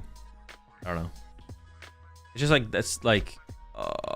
it's just like it's either correct to include extra draw power or it's not. Like, yeah. But that's the same way with every deck. Like, you could take any deck and be like, it's either correct to include more draw power or it's not. You know? You play Pheasantipity in Golden Go. Like this is how I explained it. Actually, Golden Go is kind of a good way to explain this, right? So look at current Golden Go. And you're like, well, if Raiding Greninja was legal, would you play it? Well, yeah. If Pokestops were legal, would you play them? It's like, yeah. Are those both draw power cards? Yes. So, no. The answer is you potentially would play more draw power in Golden Go if it is correct. So, yeah, just think about it that way. If Raiding Greninja existed, would you play it in Golden Go? Yes. If Pokestop existed, would you play it in Golden Go? Yes. So you would play more draw power in Golden Go theoretically. It's just whether or not it's correct. Could Reverfroom be correct or Zoroark be correct? Yes, it could be. Is the reason you play Dragapult in Golden Go because you have Dracloak? Yes. You wouldn't play Dragapult in Golden Go if Dracloak didn't exist the way it does. So there is so we already know. It's like if you think about, if you go down that thought process line, you'll come to the conclusion like, oh, okay. Yeah. I mean, more draw power isn't a bad thing. The Dunsparce is just a bad thing, but it has nothing to do with draw power. Based on what he said, it sounds like a 1-1 to Dunsparce and a 1-1 Pidgeot. It's definitely more than a 1-1 Pidgeot. There's 2 Pidgey in the deck, so it's probably a 2-1-2. What makes the Dunsparce incorrect in Golden Go? It's just not worth the spaces. If you're gonna play, there's just better. It's better to play Zoroark or Reverroom. They're just like better draw engines. If you think you need the extra draw power, or even Dracloak is honestly better. Like literally everything is better. Because if you can play Dracloak, you get to play Dragapult, which is kind of cool. Yeah. You get to play all that kind of stuff, which is cool. Basically it. The answer is that there's just better options. So you'd never played it on Sparse because everything else is literally just better than it on Sparse. And then even if those other options didn't exist, you probably wouldn't still played it on Sparse because the on Sparse is not, it's just like a super inefficient card. It's like just not an inefficient, it's not a very efficient card. You'd probably rather just play straight Gold and Go than include it on Sparse. Because how the Dunsparce functions to get the draw power value of it isn't worth including it over just playing like more consistency, basically. I'd rather play more draw supporters, more Cypher Maniacs, I don't know, more recovery maybe, who knows. So it's like stuff like that is just better, if that makes sense.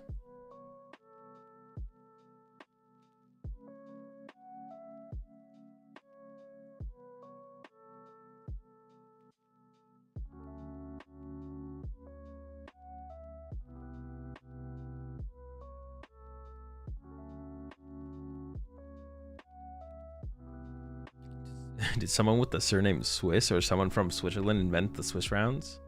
It's a good question. That's a good question. Is Guardy Zork really the best way to play Zork? Or really the best way to play Guardy? I have no clue. Or has it just had success because Henry Chow piloting it?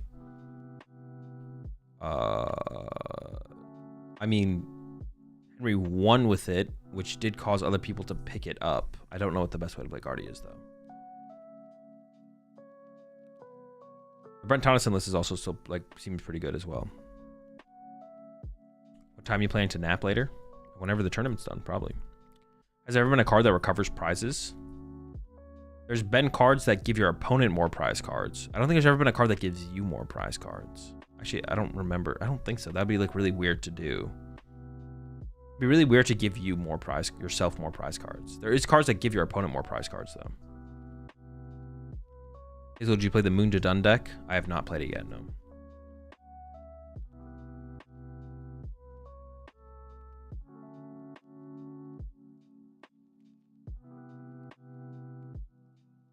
Did that one Spider Ultra Beast GX add a prize to your opponent? Which one? Oh no, there was a card that added prize cards to your side of the field. It's the Naganadel, right? Because Naganadel puts you both at 3 prize cards. So if you had less than 3 prize cards, it would give you prize cards, right? Yeah. I think it's maybe the only card in the history of the Pokemon TCG that did it for yourself. But there's been stuff in the past that does it for your opponent. Like there was the legend card. I forget what the legend card did. It's like for each metal energy attached to it, add the top card of your opponent's deck to their prize card. I don't even remember what it did. It was bad, but it did somehow give your opponent more prize cards. I don't actually remember what it did though.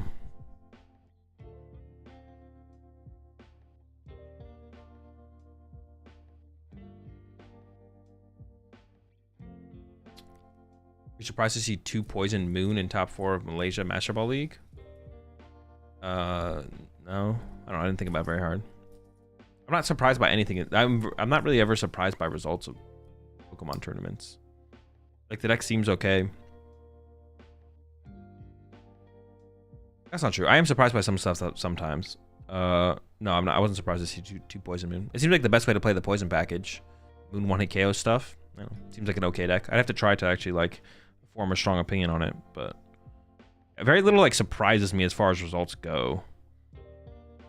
Because, like across the board, the power level difference in Pokemon decks isn't very high. At least maybe in the current meta. I guess in like other metas that's like not true.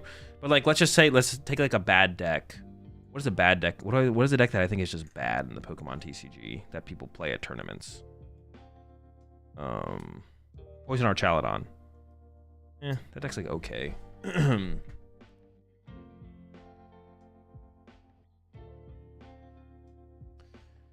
Let me see this metagame here. What is it bad? What is a deck that I think is just bad? Hopzation. I think Hopzation is pretty bad. But if it like made top 8, I don't know. I don't think I'd be like surprised, you know?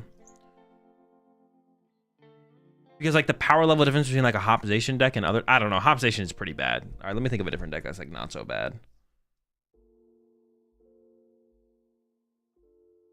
I don't know, maybe something like Future Box. Like, I think Future Box is pretty bad. All right, maybe Future Box. Fudge. What is a bad deck? Oh, what about like, what is a Future Box making top cut? Would I be surprised by that? I don't think I'd be surprised by that. Zorg making top 8? No, I wouldn't be surprised by that either. Slow King? Okay, Slow King. That's a good one. Slow King is like pretty terrible. It's pretty bad. I don't know about terrible. Slow King's pretty bad. I'd be surprised if Slow King made. Well, would I be surprised though? No, I would be surprised if Slow King made cut. But like, I think Hopzation is. Well, I'd be surprised if Hopzation made cut. I think Future Box is bad, but I wouldn't be surprised if like Future Box made top cut. Like the Poison or Moon decks. I don't know. I don't have too strong of an opinion on them. They seem fine. Saraledge? No, I wouldn't really be surprised if Saraledge made cut, to be honest. Saraledge isn't like that bad. It's like it's bad, but it's like yeah, it's like bad. There's a lot of decks that are in the bad category. Like Tank Terrapagos is a pretty bad deck right now. Yeah, like Tank Terrapagos is a pretty bad deck right now. But if it made cut, I wouldn't be surprised. Saraledge is a pretty bad deck right now. If it made cut, I wouldn't be surprised. Honestly, Saraledge I think has like some potential though. I need to like play with that deck. I think Saraledge actually might be like underrated right now. I'm not gonna lie. I've given Saraledge some thought, and every time I like think about it, I'm like, this actually just seems kind of good. Like, why is this not better? Or what? Yeah, why is this deck not better? It seems kind of good. I don't know. I have to like play with the deck here, play with the deck, and see if that changes my opinion, of course. But yeah, there's very little that would surprise me as far as results go. Something like Slow King making cut, that'd be a surprise. Yeah, two Poison Moons making cuts, not too crazy. Or Chaladon Poison making top cut, like whatever.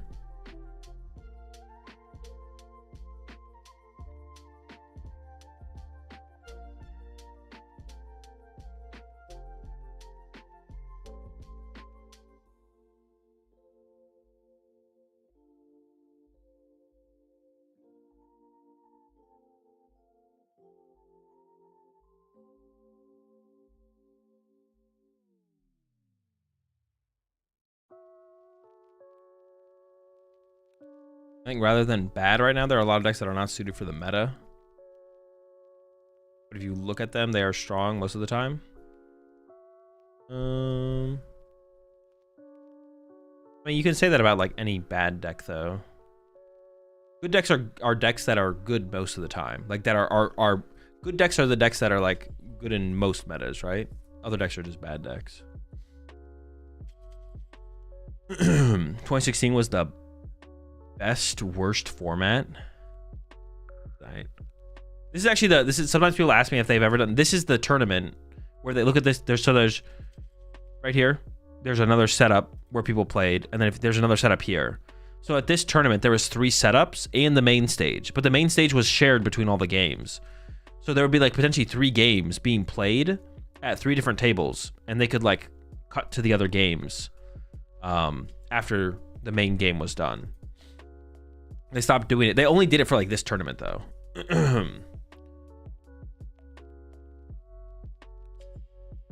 Why they gotta do my boy Fred like that? He was just part of he was on the wrong side of an epic dub. Yeah, he was on the wrong side of an epic dub. So is there anyone with more regional wins than you? I don't think so. I might be number 1. But I don't know. There could be like some European players who have more than me. If they won like a bunch like pre-modern era. But actually in the modern era, do I just have the most in the modern era? So could I just claim that anyways? How many modern era regional dubs do I have? Is it 7? How many regional dubs do I have? Is it 8? It's 8. So in the modern era, I have 7. I don't think anyone has more than 7 in the modern era. Is it better to play a deck that loses to the BDIF or a deck that only beats the BDIF? It just depends on the meta, depends on the deck. It's an unanswerable question with the information you've given me. How many local wins though? More than you. Strong stubs count as 2.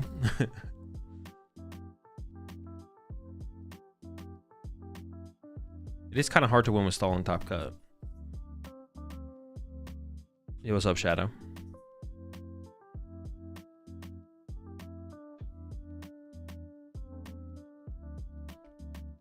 Hey, listen, my name in the Malaysia Master Ball League in Limitless. Who do I contact to add my name, add my deck list there? Hey, let me see. Oh, I see it is there. Yeah. You guys had 1,000 players? All right. It's not familiar with your game. Malaysia Master Ball League, Malaysia Premier Ball. What did the last Master Ball League have?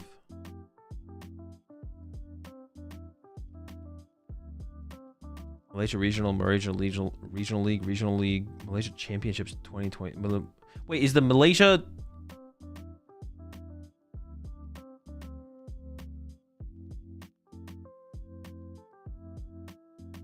Is the Malaysia Championships the same thing as the Malaysia Master Ball League now? Is that the same thing? Oh, there was 700 last year. Okay. I didn't know y'all had that many players over there. I'm not gonna lie. DM Robin on Twitter. Yeah, just DM Robin or Adam on Twitter, and he can probably help you out with that.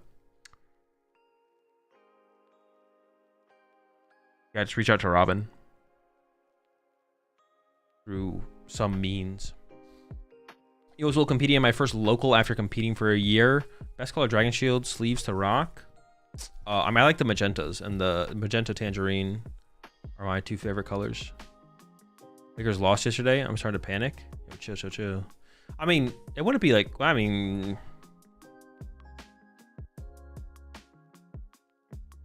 Timberwolves are pretty good. I mean, they have a decent amount of talent too. I mean, like, should the Lakers with Luka be winning right now for how long they've had? I don't even know, like, how much of an adjustment period do players need? There has to be, like, some adjustment period, right? But maybe not a whole ton. It's not that hard to, like, adapt to a new team system, right? And, like, figure out how they play and then cater to the players on the team and have them cater to you a little bit as well. Like, I feel like they should be able to figure it out pretty quickly, to be honest, right? Like, if the Lakers aren't beating the Timberwolves right now, I mean, they could get better next season, of course, right? Who knows what would happen? They could get better, but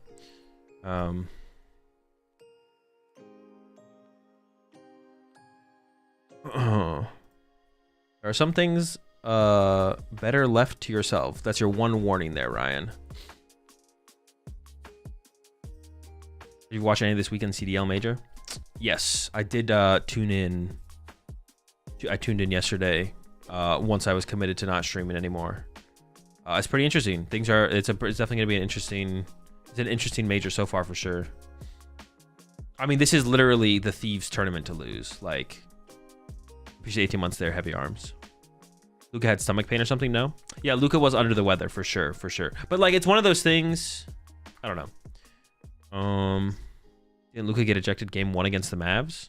I mean, that'd be kind of crazy because they're not playing against the Mavs, so that'd be insane. The thing is, people knew it was gonna be a shoe-in. They have no bigs, and Luka isn't a good defender by a stretch. Wait, that's not how you use the term a shoe-in, though, right? They have no bigs, and Luka isn't going to be a good defender by a stretch. So they're not complete, right?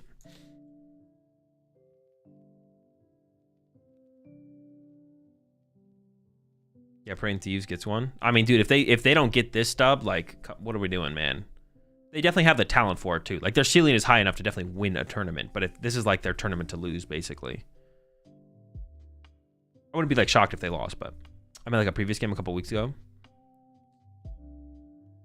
Oh, just like a game against the Mavs. You said game 1, so I was thinking like you meant like in the playoffs.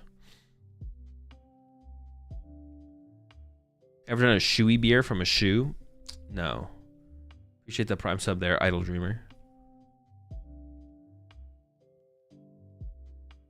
While autocorrect, shoe in.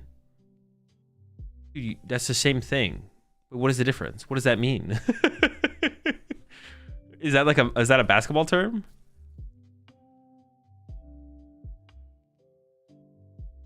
I meant that one game. Oh, that one game. Did I just misread what you said? Yeah, you're right.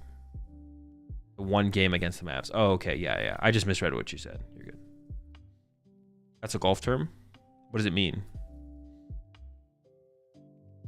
We need Jokic and Luka in the same team? Chill. So the Lakers are like missing a piece or two, right? Like they just need a big man. Chewin means it's guaranteed. Oh, okay. Oh, wait, sure, that does make sense, yeah. Thought that since they got Luka, it was a lock and guaranteed they were getting to the finals. Oh, I see what you're saying, Eduardo. Yeah.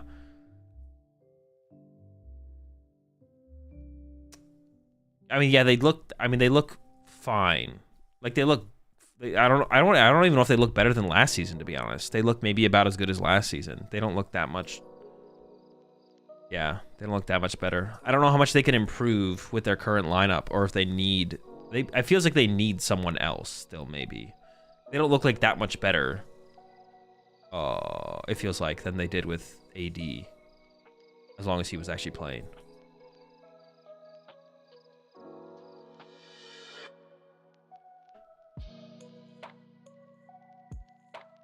Did you watch the Olympics? Nah. I haven't watched the Olympics in a long time. It's just like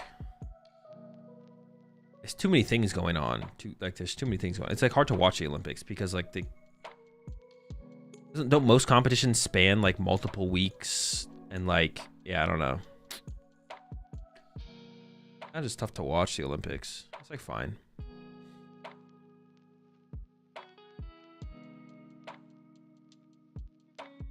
I feel like the Winter Olympics are a lot cooler than the Summer Olympics as well. I haven't watched any in a while, but yeah, the Winter Olympics are way cooler than the Summer Olympics as well. Like the skiing and the snowboarding stuff is like more entertaining for sure. Any cool decks so far today? Saw Hydreigon. We've only seen 2 rounds though, I think, right?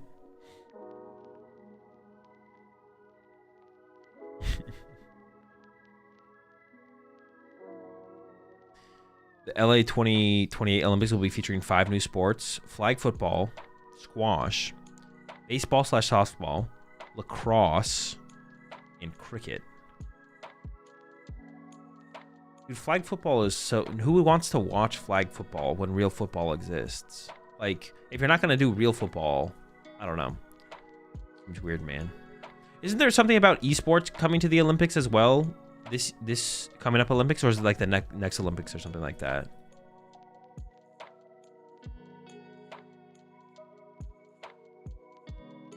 I thought I saw something about that recently.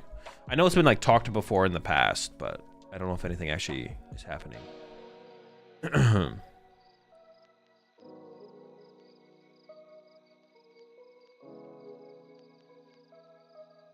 Are we getting pro wrestling in the Olympics? Is it not in the Olympics?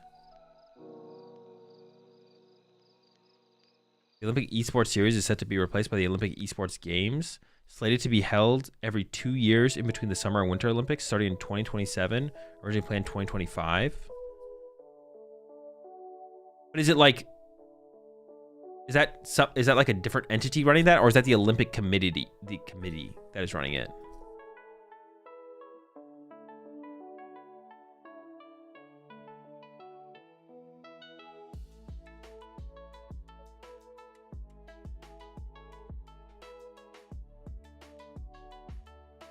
The epic flip.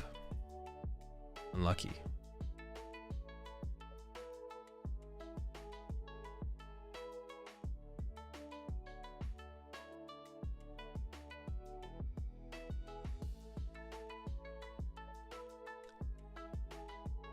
I missed Hydreigon crushing Gardevoir.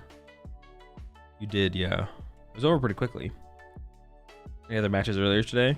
Yeah, round 1 we saw Joltik Box versus something. I forget. Joltik Box versus what the heck was it? Oh, Zoroark. Yeah, and Zoroark.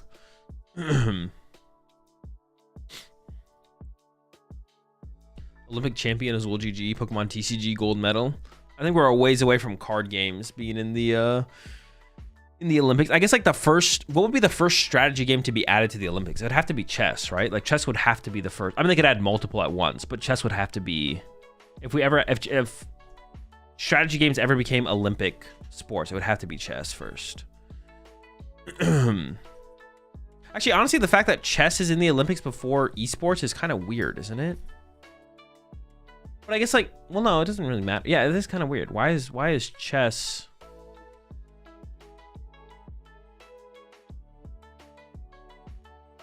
StarCraft? No, StarCraft is like a dead game.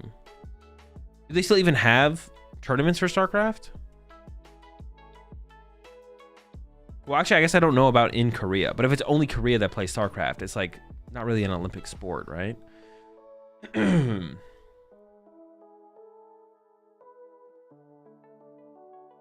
Not that weird considering chess has been around for a long time.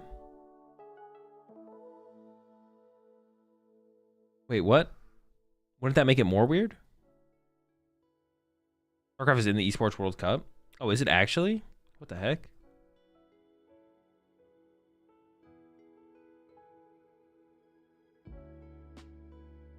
Bro, every niche game sells a community. Nothing is dead ever. StarCraft is still a thing. Well, yeah, obviously someone plays it, but like, does someone play it? Do enough people play it enough to the point in enough countries where like it being an Olympic sport makes sense? StarCraft Brood War is more watched in Korea than League of Legends. Wait, actually still? That is kind of crazy. Wait, they're still playing Brood War? Wait, no, I'm gonna call your bluff on that. I'm gonna call your bluff on that. I think you're capping. You're Arthur memeing right now. Up on the internet right now, just lying.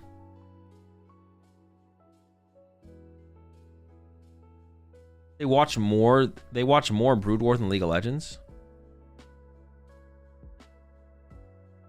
Like StarCraft is just in the World Cup out of respect, but it's probably going to be dead soon. Possibly, yeah.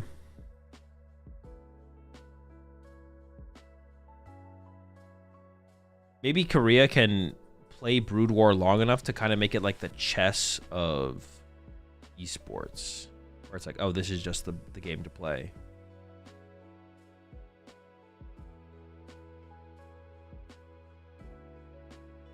Is it early morning for you now? Yeah, it's like, what time is it? 5 a.m.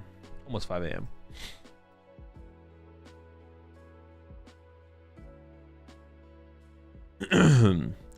Pokemon Smogon singles is getting into Olympics way before bum-ass games like chess. True. I mean, the VGC being in, what's it called, would be pretty sick, to be honest. That would be pretty cool.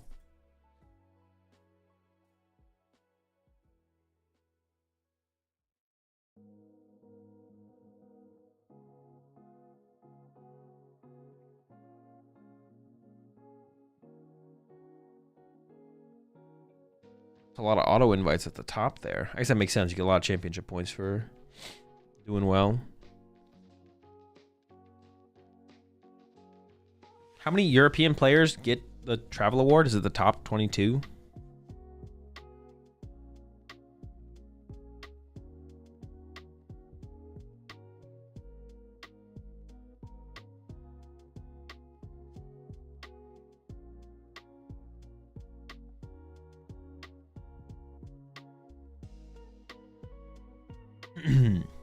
AoE 2? Wait, what game is that? I remember the abbreviation, but I don't remember the game name. AoE 2.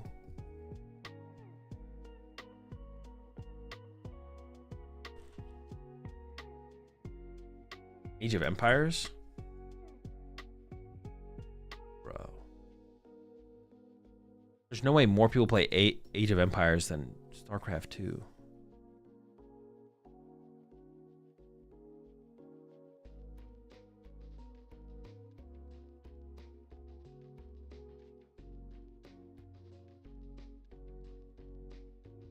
I wonder if breakdancing is coming back next Olympus after Raygun Masterclass. Wait, is Raygun was it the Australian person who like convinced Australia to send her to the Olympics and then she just did not know how to break? Dude, that is insane. They didn't even want her to like demonstrate her skill. It was just so funny, man. Yo, appreciate the 13 months there episode. Good morning, Azul. How's it going? So far, so good. Got to see a little Hydreigon action. Some technical difficulties on the stream so far, a couple, but nothing terrible. Stream dropped, a little bit of muting action, but it's all right. She and her husband ran the selection committee. Wait, they ran the selection committee, picked her. She was the chair of the committee or whatever, and nominated herself. Wait, what? Bro, she straight Skamazin out here, bro. What the heck? She is the system. What? She had a master's in dance or something wild, so she thought she was good. Did she actually think she was good? There's no way. I saw the clips of her dancing. She had to have been doing it for the memes. As an Aussie, I could not be more ashamed. I don't know, dude. It's kind of like an epic troll, to be honest. I thought it was kind of funny. I thought it was funny for sure. I don't know. I guess you could. I guess it could it actually be.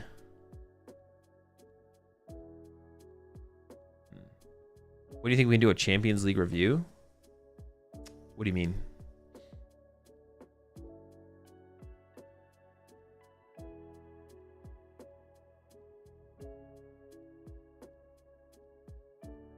Yo, what's up, Pig? How's it going?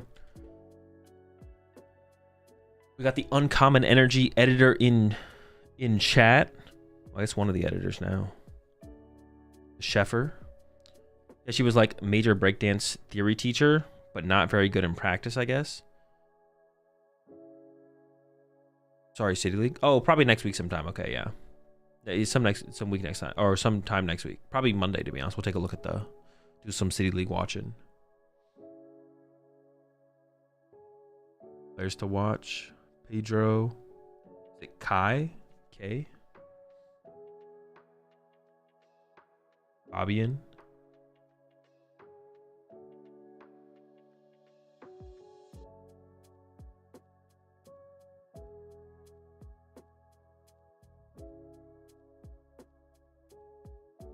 May go down as one of the cringiest Olympic stories. Yeah, I guess for me, it was kind of funny. But it is a little bit... I guess, like, to be honest... I don't know, it is weird. Who was... I mean, like, someone... I mean, someone in charge, like... It is a little disrespectful to the sport and the competition at large at the Olympics. I mean,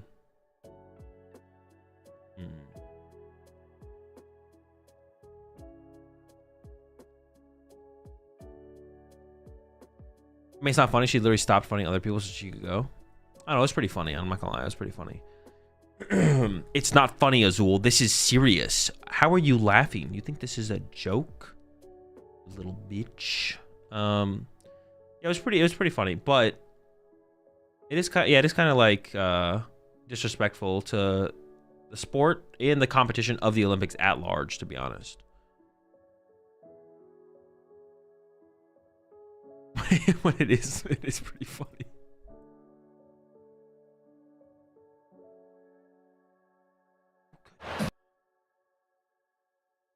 Wait, this is an 8-minute video. Wait, actually, this actually looks like it could be kind of funny. We can watch this after the game losing plays, but increasingly more tragic. Okay, we can watch this in between matches, but the next round's about to come up.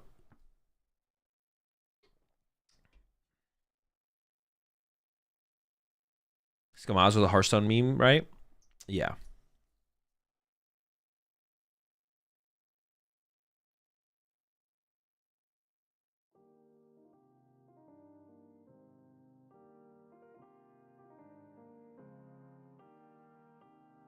Imagine some shitter who never played Pokemon got their dad to force their way to Worlds instead of you. They whip out United Wings and go 0-9. Sounds pretty epic. Did the breakdancing community even care that much, I mean? Oh, I have no clue. I don't know. Oh, can we just watch it now? They're taking forever. Nah, it's gotta be coming up soon. What happened with the Hydreigon Regardy match? Hydreigon got the dub. Nothing from Johannesburg. Honestly, I have no idea what they let's see. Standings. I don't know if the Johannesburg standings will be visible on PokeData. I assume it would, because it's run through. Oh no, it's not run through Arcanine though, right? Is it?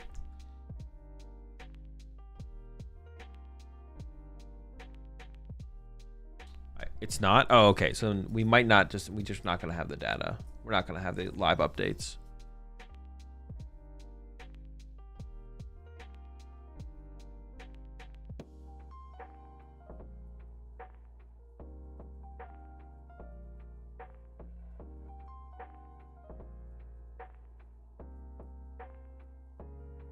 Wait, is their camera frozen? Oh, you guys can't even really see it. They look so small. Doesn't this look like a giant desk? They look so small down there. Oh, wait, but that's Ross. Where did the little red bar go? Why is the red bar gone? Why would they do that to me? Oh, this is like... Yeah, she's also wearing different clothes. This is just like a picture. Wait. I don't even know. This whole thing is a picture. Oh, this is a picture from a previous event. Oh, okay, I get it now. It's a picture from a previous event. I was so confused.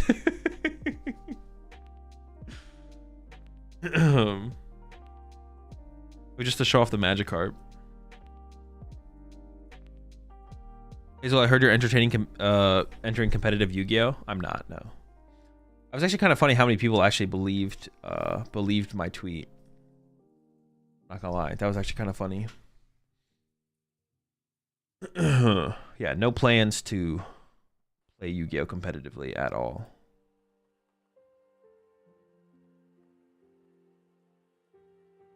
It always kind of surprises me, like how many. There's just so many Pokemon players, man. Like at this tournament in Spain, 500. There's 800 players, and 551 of them are from Spain. Like I don't know. It's just like kind of crazy. I mean, it makes sense, but like then you go to a regional in the UK, and then like 80% of the players are from the UK. It's like, oh shit. There's just a lot of Pokemon players in every country in Europe.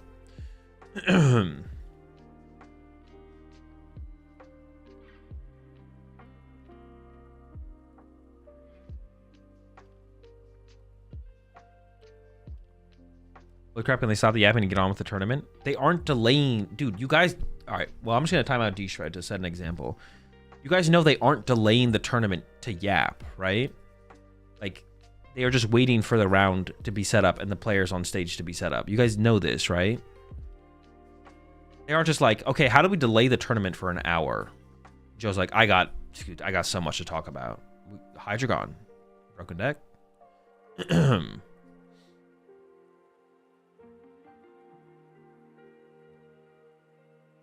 Oh, my bad. I took away chat. I forgot to bring chat back, actually.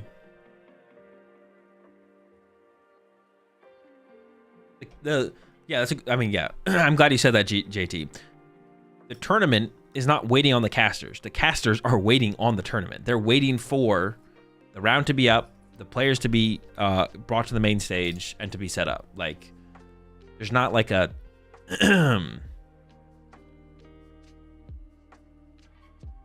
Yeah, like they're just, yeah, they're waiting to get going. They're waiting for the players to be ready to go.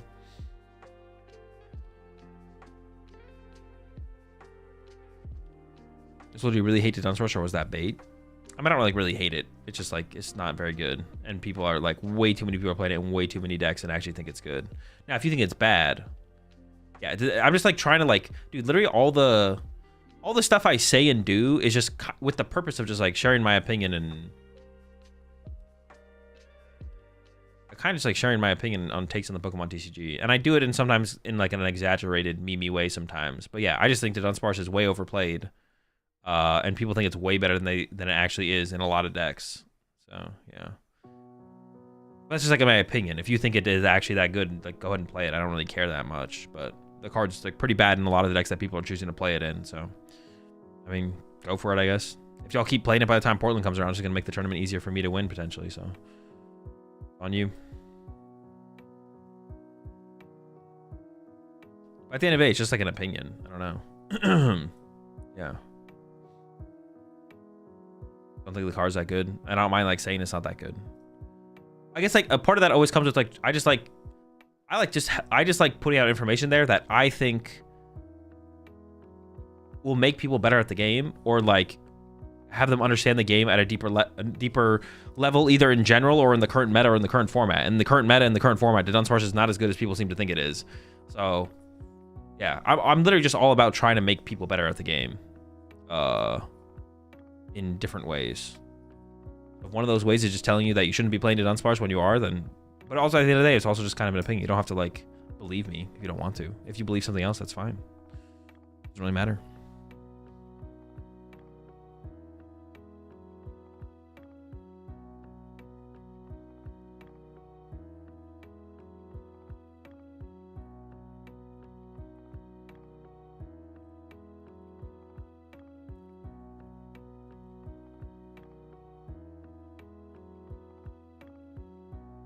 At the end of the day, it's generic draw engine. I'm sure anyone can put up results with it. I honestly don't even know what that sentence means. If you would be casting, which Pokemon would be on your jacket? Probably borrow one from Chip. So whatever Chip brought extra of, until I get one I want. I get one I like. So if you were a caster, would you try to yap longer to delay the tournament? Of course. What the heck?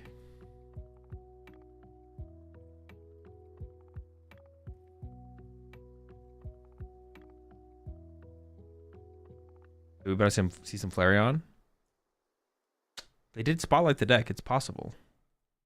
Dude, who is doing these? Dude, they're literally just lying, bro. What the fuck? Good matchups. Golden Go. Terra Box. Honestly, I have no idea if the Terra Box matchup is good or bad. Hops Zacian EX. Okay, sure, whatever. Bad matchups. Charizard, probably. Gardevoir. Yeah, it's unfavored. Dragapult is one of your best. It's the only reason to play this deck.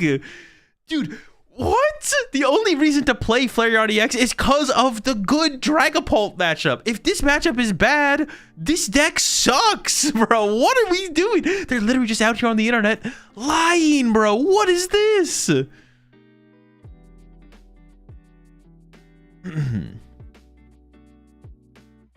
Who is backstage making these graphics, bro?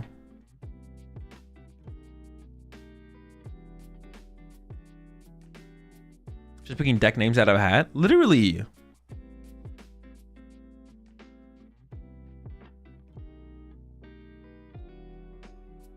If that matchup is bad, EV Box is terrible. But I don't know. That matchup seems pretty good, to be honest. The Dragon Ball matchup seems pretty good to me. But caster spreading propaganda? Literally. Big Paul always pushing their agenda. Yeah, people look at this like, oh, wait. You have a bad matchup against Dragapult? Oh, I guess I'm just not going to play the Flareon deck anymore. You can't be anything. You think they would do that? Lie on the internet?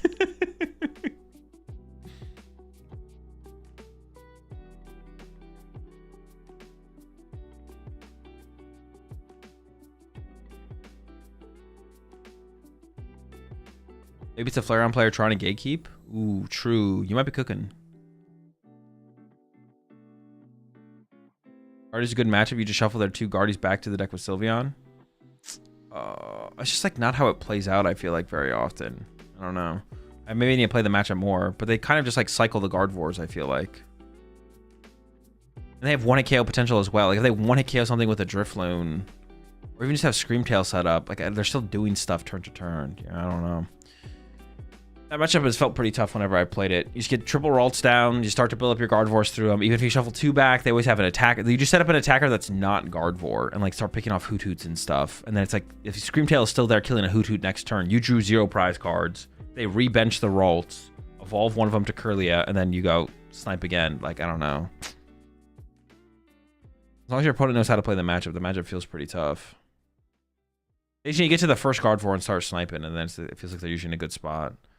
The thing is, even if you're doing that, you're just not drawing prize cards. You're just literally not drawing prize cards, so it's like, as long as they're just drawing a prize card every single turn, you're just on the clock. They literally just need a Screamtail setup that can KO a thing off the bench, and they're like putting the pressure on you.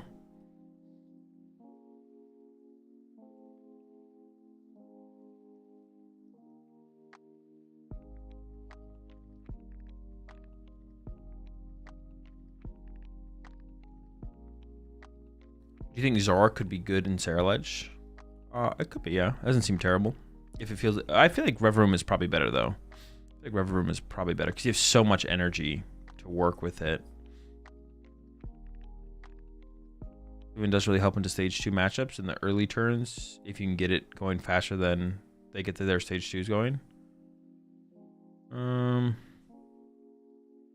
mean, against Dragapult, I feel like it's useful throughout the whole game. Against Gardevoir, I just don't think it matters that much. I don't know. Inject all the energies back into the deck is monstrous. It's annoying. It just depends how many energy are in the...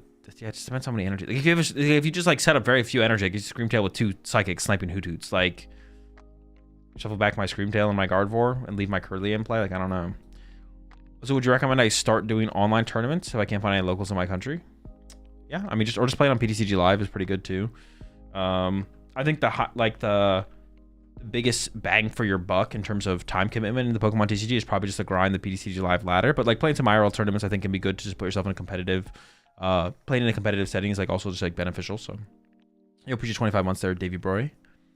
Yeah, so it's like putting yourself in a competitive environment like an online tournament is definitely beneficial to have some experience with that, I think, as well. So Vengeful Punch or Helmet and Dango. I think the Rocky Helmet is probably the better inclusion of the two.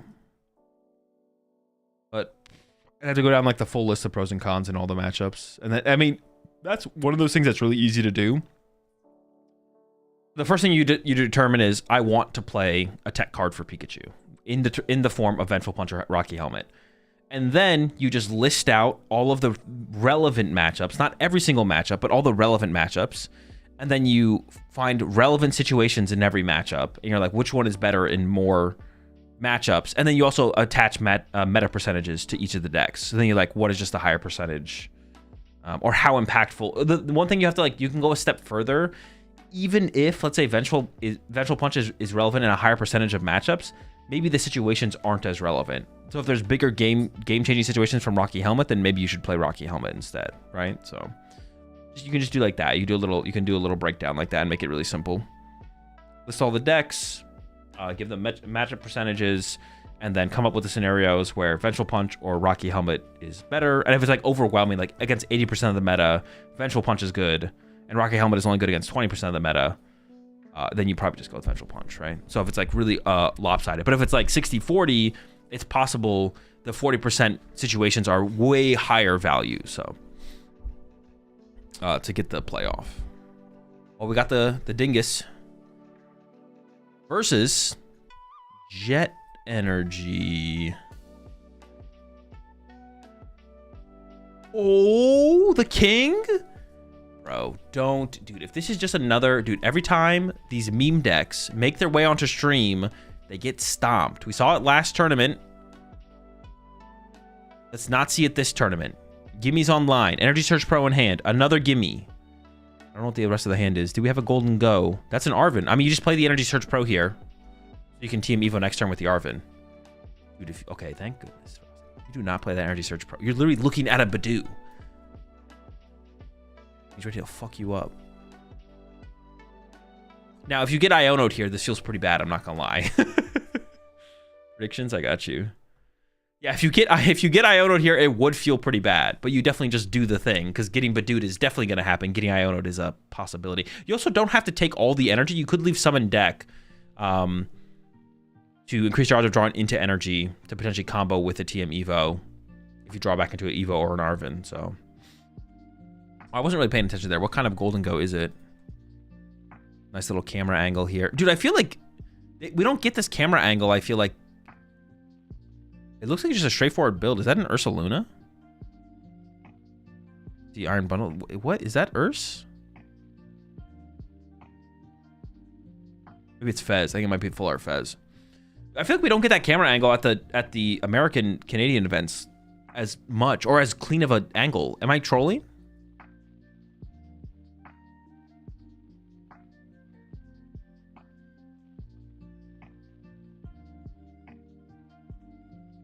Our buddy Poffin coming out here, Natu being lined up. Jose is cooked. Slowking is one of Dennis's worst matchups.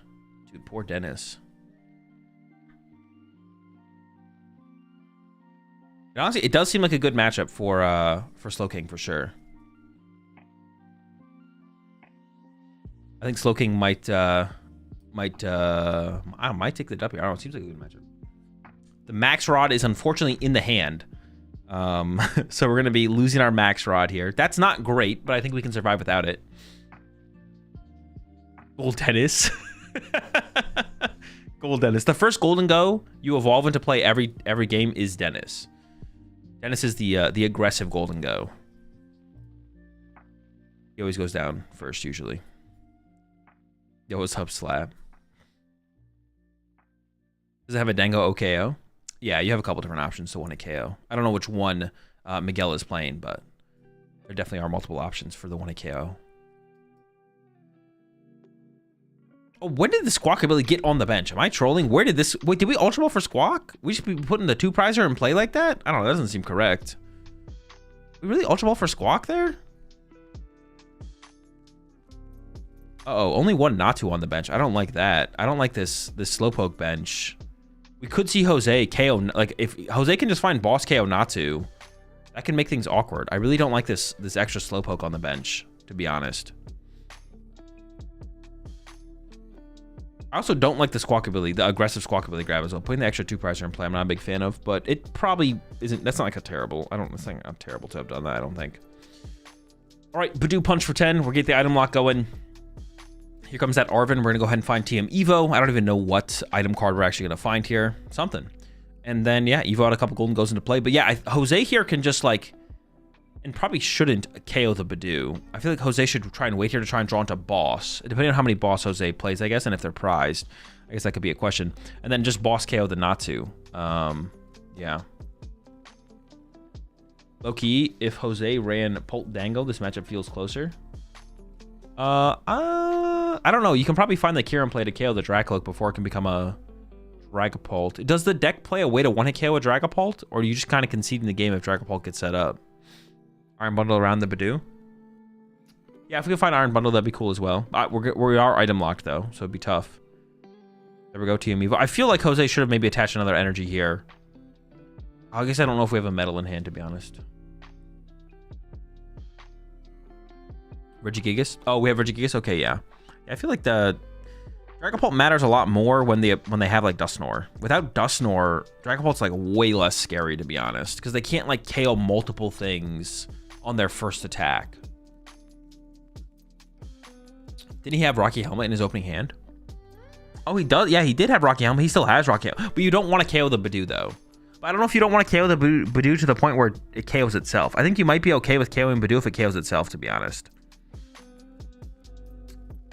Reversal energy. Okay, interesting. Okay, I don't usually see reversal in here. There it is. Honestly, we're so set up here as Miguel. The one Zatsu is probably going to end up being fine. As long as we like find a psychic energy like right here, we could just like, I mean, actually, what attack would we even use here? We probably just keep Badooing, actually, the more I think about it. More reversal energy. Okay, cool. I feel like we usually don't see the reversal energy in here. I mean, it's not crazy to see it, but yeah, are we like retreating to Slowking here? I feel like we're not. I feel like we're not retreating to Slowking here. Maybe we are.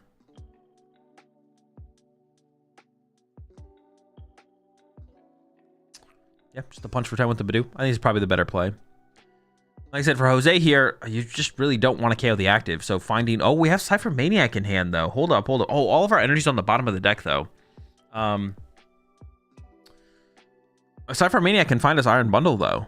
And we can... Oh, we actually have Boss in hand. But obviously, we can't attack yet. We just need to start drawing cards with these Golden Goes, I think. And then see where it goes from there. We're... I would definitely just Golden Go for one here to start here, I think. We're going right into the Cypher Maniac, so I'm curious to actually see what gets grabbed here. This makes me think that we're going to get like Golden Go plus energy and take the knockout on the active Badoo here, which I really don't like. Oh, baby Golden Go. Okay, put the one prizer on the active. I do like that. Well, okay, I guess. It's like not that incredible. It's all right. It's all right. Yeah, it's not like ridiculous. Like, oh my gosh, that play is sick. That play is like okay. Goes with what? It was a baby Golden Go plus counter stadium. It looked like counter stadiums. So I feel like I don't like this counter stadium here though from Jose. There's no stadiums in the discard pile. I would save this to combo with an Iono. I actually think this jamming tower here is actually bad. We should save that to combo with an Iono in the late game. I think it's actually just not a good play here from Jose to get the counter stadium right now, unless he plays multiple. If he plays like 2 jamming tower, I guess it's all right. All right, the Dennis draw. My guess is going to be he only plays 1 jamming tower, and then I really don't like this grab here. Wants a peek at the discard.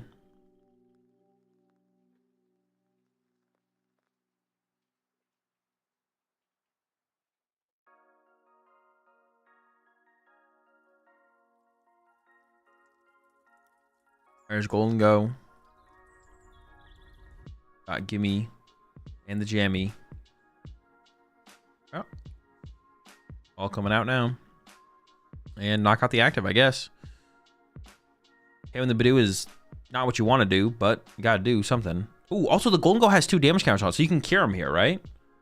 We can literally go cure him. So we shouldn't have bench Gimme Gold. The Gimme Gold bench here is actually bad. Pass. I honestly, passing I feel like might have been better here. Kevin the Badoo is just so bad, but yeah, but now we can go cure him. KO active, KO Gimme Gold. Benching the Gimme Gold there is actually just pretty bad, I think. We should just not done that. Yeah, should just not bench the Gimme Gold there. Just go, just Golden Go. Just kind of chill.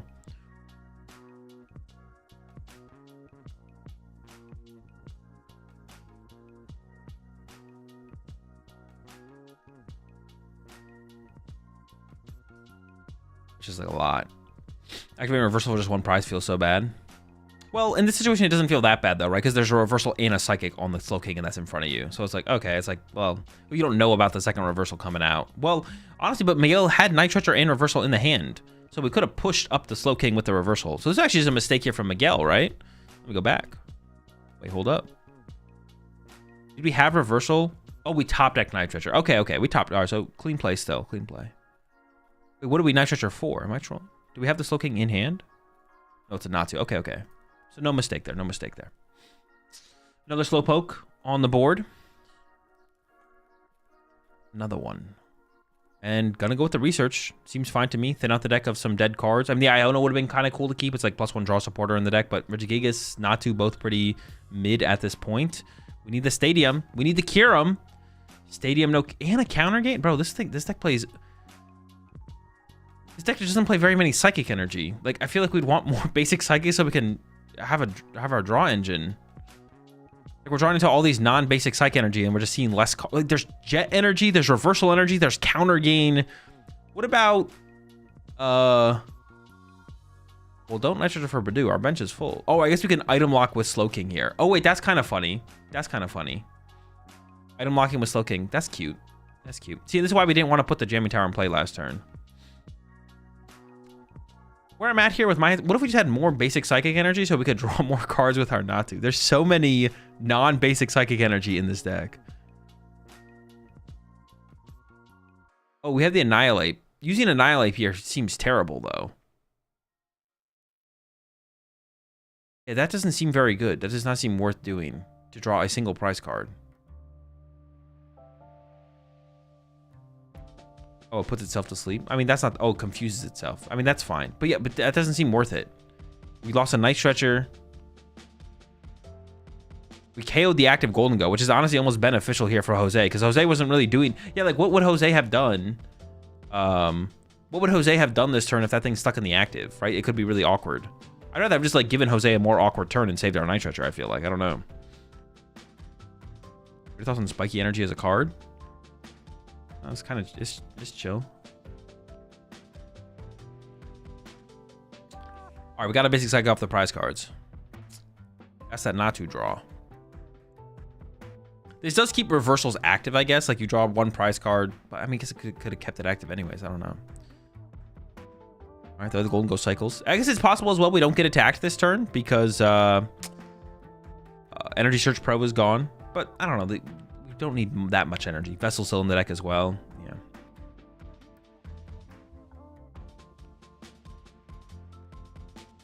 Oh wait, reversal was active. What does the second attack even do? Yeah, that's a good point, Fabian. I didn't even think about the second attack on Slowking. What is this thing? 120? Yeah, we could have just done the Super Psybolt. That's a good point. That's a really good point there. Boss the bench Slowpoke. Is this just a pass angle? It might be boss and pass. Hang on, wait, we have Nest Ball. What are we getting off this? If we get Fez off this, we definitely should not have played boss for... Okay, that was just a big mistake. Why are we doing this? This sequence here is terrible. We definitely have got Fez first and drawn with Fez. If we're bossing a KO with Slowpoke that has a counter gain versus one that's a Slowking with a reversal and a Psychic, that makes no sense. The only way this play makes sense from Jose is if to boss the Slowpoke is if you're not taking a KO this turn. But now if Jose draws enough energy to take the KO, I think Jose is going to take the KO. We'll see. Which then makes the boss literally pointless.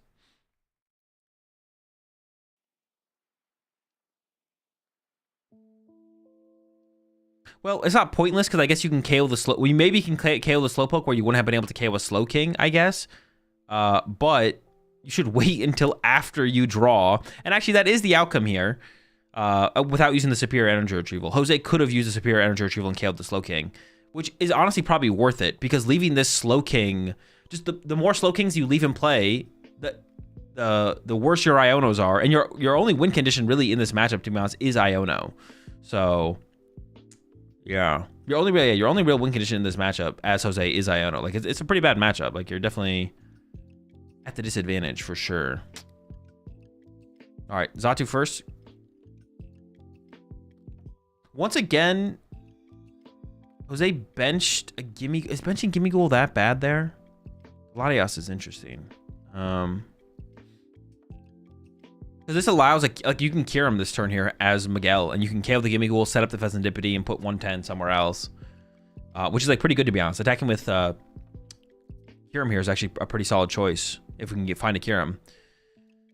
You see, Miguel is debating whether or not to research. We are losing our last 2 Academy at night, as opposed to Academy at any other time. So if Jose does play multiple stadiums, which the only reason for Jose to have gotten Jamming Tower the turn that he did was because he plays multiple stadiums. So I'm hoping he plays multiple stadiums, but he might not play multiple stadiums. Gladius, in case you start Ursaluna. Don't you just take the L there? Like...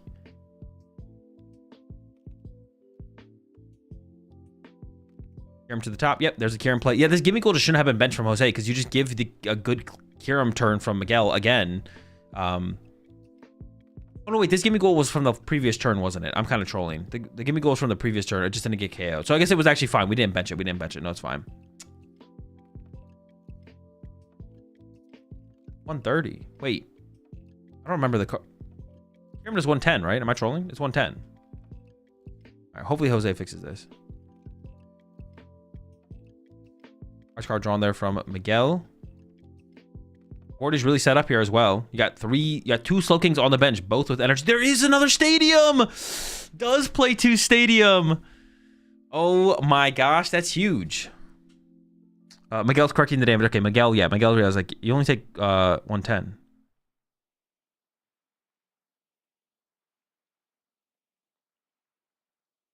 All right, corrected the damage.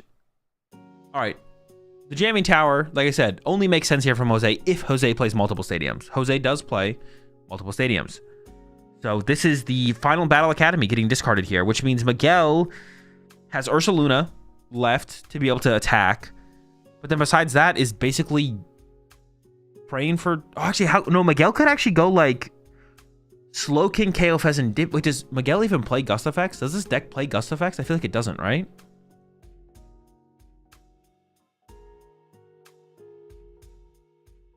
Because otherwise Miguel could go Gust KO Pheasantipede with Slowking with its second attack, and then Ursaluna KO the active damage Golden Go. But I don't think you play Gust, so... Oh, we have Cypher Maniac, though. I see the Cypher Maniac in the hand. We have Cypher Maniac. Okay, so it's not done yet. So Miguel this turn can put Kyurem on top, use Kyurem, KO Pheasantipede, set up the bench Golden Go. You can KO the Monkey Dory if you want. Oh, wait, the Monkey Dory is actually huge here because it saves... It gets the Pheasantipede out of range of the Kyurem. Oh, boy. How do we do this? Okay, this one's pretty hard to piece together now. Oh, we also have Turo. We could just Turo the Fez. We don't even need a Monkey Dory. I mean, we can still get Monkey Dory involved here. I don't mind Monkey Dory like healing 30 off the active, but Turoing Fez seems like the play to me. I don't know. I guess healing is like the same thing though. We could just get out of Kyurem range, right? So, all right, we're cycling with the Golden Go here. Got some options for sure though.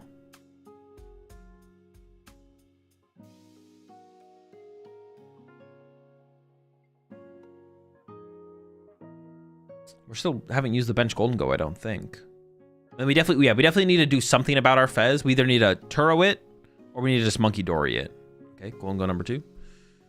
But the Fez has to be healed in some way here.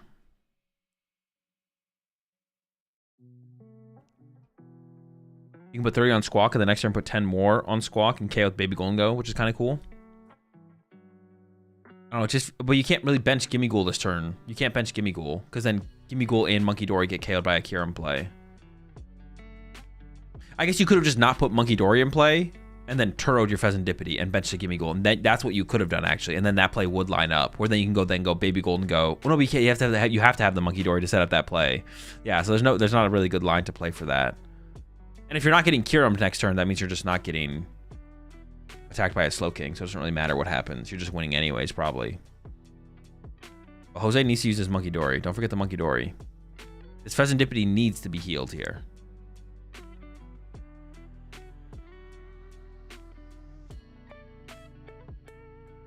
There's the boss on the Squawk. I honestly, chasing a Slowking with more energy on it seems decent as well. I don't hate going after the Squawk here. That doesn't seem terrible. I don't know if it's the correct play, but...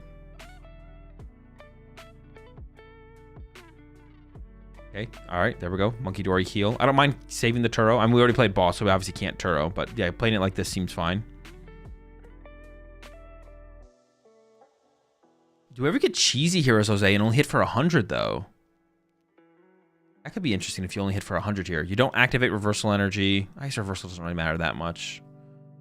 Should try and trap it in the active for a turn. It wouldn't have worked, obviously, but no, it's an interesting thought. All right, so the Fez got healed,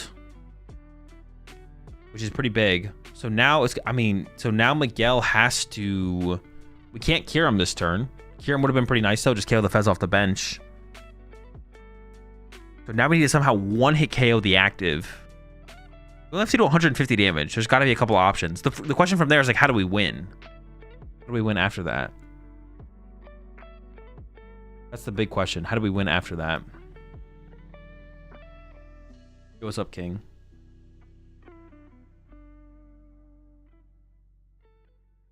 Don't they usually use the Conkeldurr for that?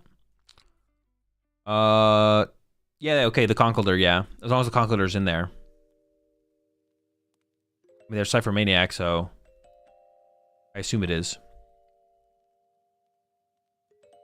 Oh my gosh, we have nothing left. Holy smokes. Wait, can we even win? Do we even have a win condition? You use Slowking to Ursa attack? No, you can't use rule box Pokemon attacks, I don't think. I mean, we're getting this knockout, but the deck had nothing. So we're hoping the prize cards are good here because we have nothing, right? Oh my goodness. You appreciate the Prime subs there, Adam and Madoka. Welcome to the pack. We're all out of Pokemon. We got plenty of considerations. There was a Night's Treasure pulled off the prize cards, but still that doesn't like line up any play, I don't think. I think the game is actually just over. I don't think Miguel has a no, okay. No, I don't think Miguel has a win condition. I don't think there's a win condition. Do we have stadium? No, all the stadiums are gone. We had an unfortunate research discard 2 stadiums earlier in the game.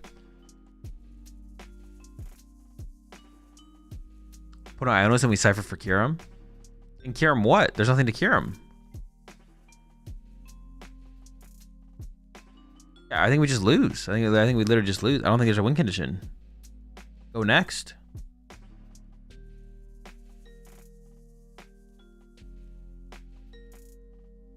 Yeah, the only win condition here I think is like a misplay. The only way to win here is if Jose throws. Artisan getting activated. Iron Bundle is the only target, but I think you're knocking out the active here for sure.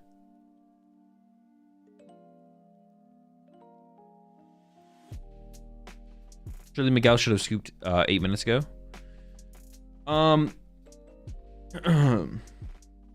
Miguel maybe should have scooped as soon as the Artisan was put into play. Yeah, it's possible. It's definitely possible. Yeah, when the stadium got bumped, it was maybe correct to have conceded, to be honest. Iono is an option here for Jose, but then you have to find the energy again. But you still have a lot of draw power. Goes with the Turo, gets the Fez out of play to reduce win condition possibilities. How much damage does Annihilate KOs itself? Conkeldurr doesn't actually KO a Golden Go, right, though? Isn't Conkeldurr 250?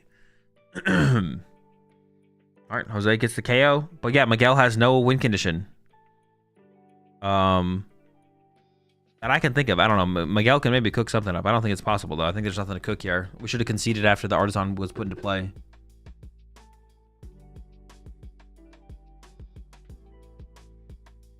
Is Slow King even win sudden death? Yeah, for sure. It can definitely win. Nice stretcher. 4. Oh, you can punch with Ursaluna, and then, I mean, okay, there is a win condition. It's just not good. Punch with Ursaluna, and then pray you don't get knocked out.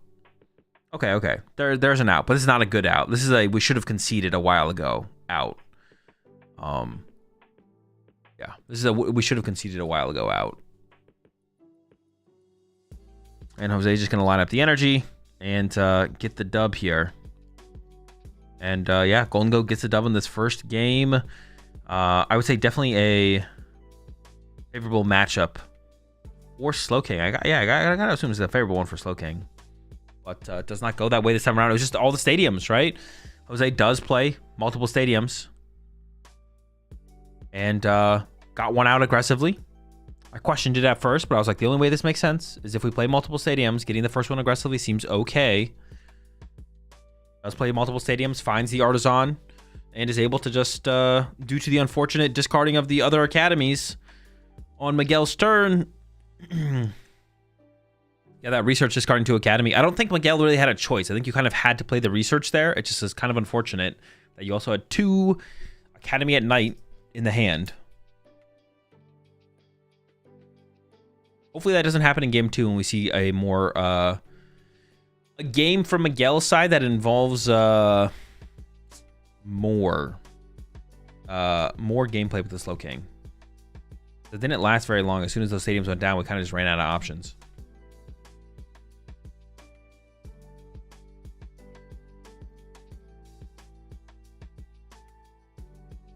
I think it's favorable since Slow King is harder to set up and cannot OKO without giving a prize. I mean, can't you just like cure him 3 times? Like either gimme ghouls are in play and you're KOing gimme ghouls, or you just like cure him 3 golden goes 3 times and the game's over, right?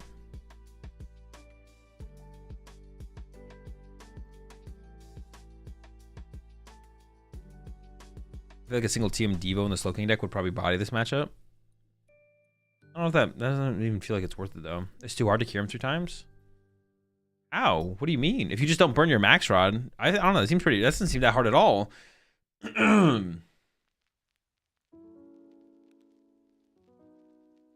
Like you, reversal energy are always online because you're not. You're never drawing prize cards, so you just have your reversals online for 1 attachment swings. You don't even need Xatu every turn. You're not getting Iono'd low because you're not taking prize cards. Like, I don't, that seems, yeah, that's like the point of the deck. That's what I'm saying. Yeah, that doesn't seem that unreasonable at all. Not activating counter catcher. So the bench Slow Kings are a little bit harder to chase. Like, yeah. What's the tournament procedure when you self-KO to take prizes and both players go to 0? You check for extra win conditions, which would be someone benching out. If multiple win conditions aren't met for one person instead of another, as long as the multiple win conditions are, as long as the win conditions are tied, then you go to a tiebreaker game where you reset up a game and it just becomes the first person to have a prize differential wins. Okay, Fez start, but the rest of the hand is pretty good, so no complaints really with that hand, I don't think.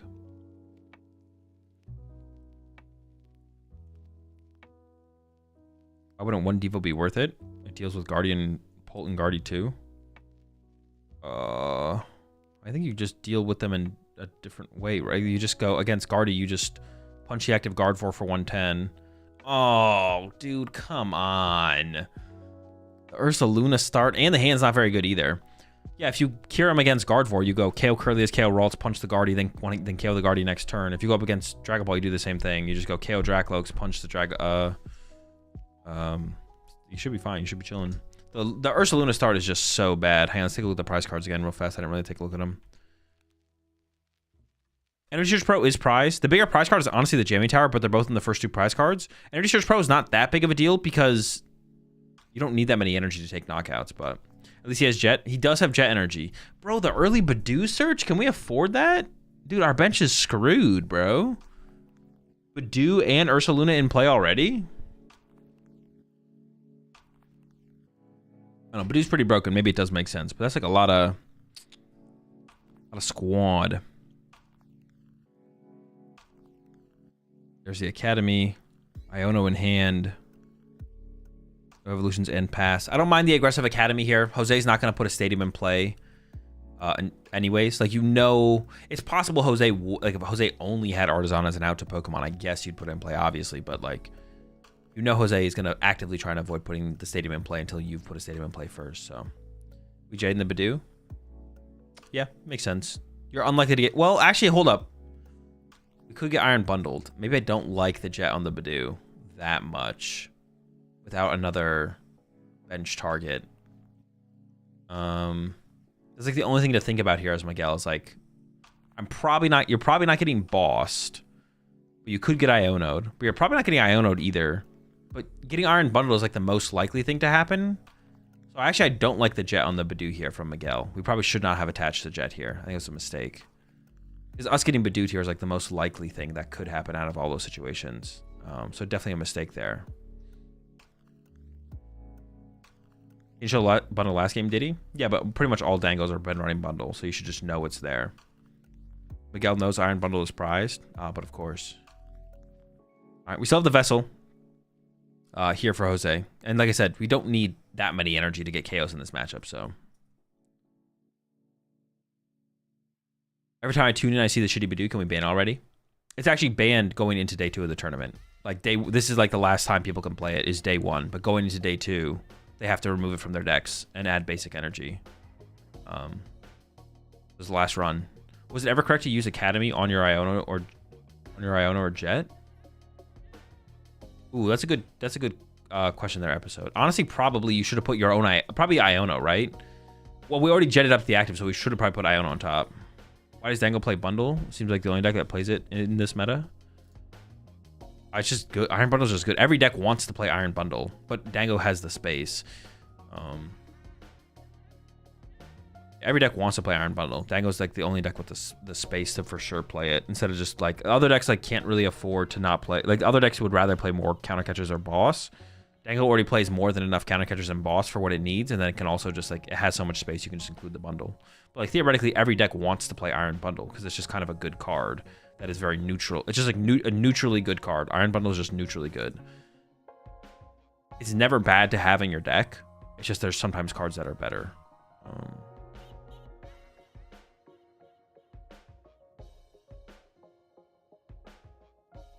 Every deck wants to play every card, right? No.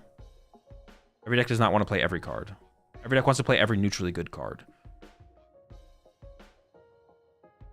Every deck would like to play Genesect. Every deck would like to play Iron Bundle.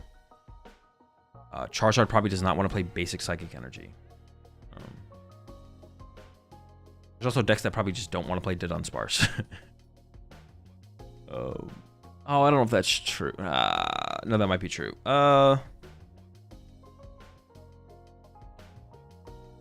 Yeah, no, there's definitely some cards you don't want to play. Well, I guess it's like... Yeah, because, well, there's like this. The thing is, like, stuff like Iron Bundle. All right, everything is situationally good, but stuff like Iron Bundle and stuff is like just not that situational, I guess. Like, yeah, stuff like Iron Bundle is like just kind of good to have. Genesect is just kind of good to have. It's just like not every deck can like fit them. Yeah, there's kind of like neutrally good Pokemon inclusions. I guess I kind of just like think about it more in terms of just like Pokemon more so than anything. Not like, yeah, not, I mean, trainer cards.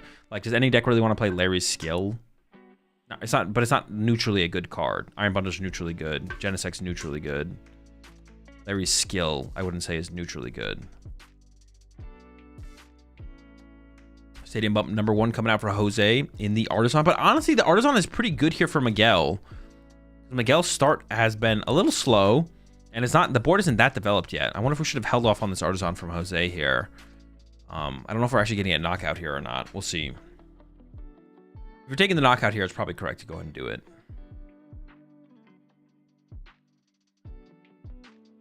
A Quad Larry skill deck wants to play it. I unironically played Larry's skill. You gotta cut that shit, bro. Question is, what is worse, Dunsparce or Larry's skill? Is Badoo only getting banned on day 2 or banned forever? Oh, depends. How we feeling? I wonder why the straight Dragapult list don't play it. Seems high value there, and they play Genesect occasionally. I agree, Isaiah. The straight, no, well, the question is like, it depends if you play Artisan. If you're not playing Artisan, you probably should just play more Boss's Orders. But there's an argument against, like, well, what if other people play Artisan against you?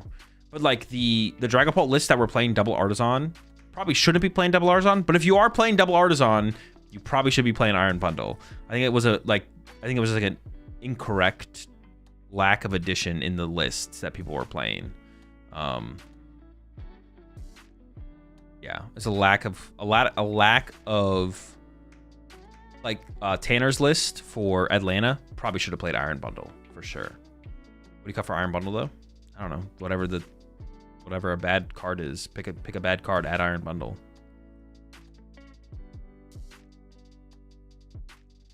You've probably played more with the deck than I have.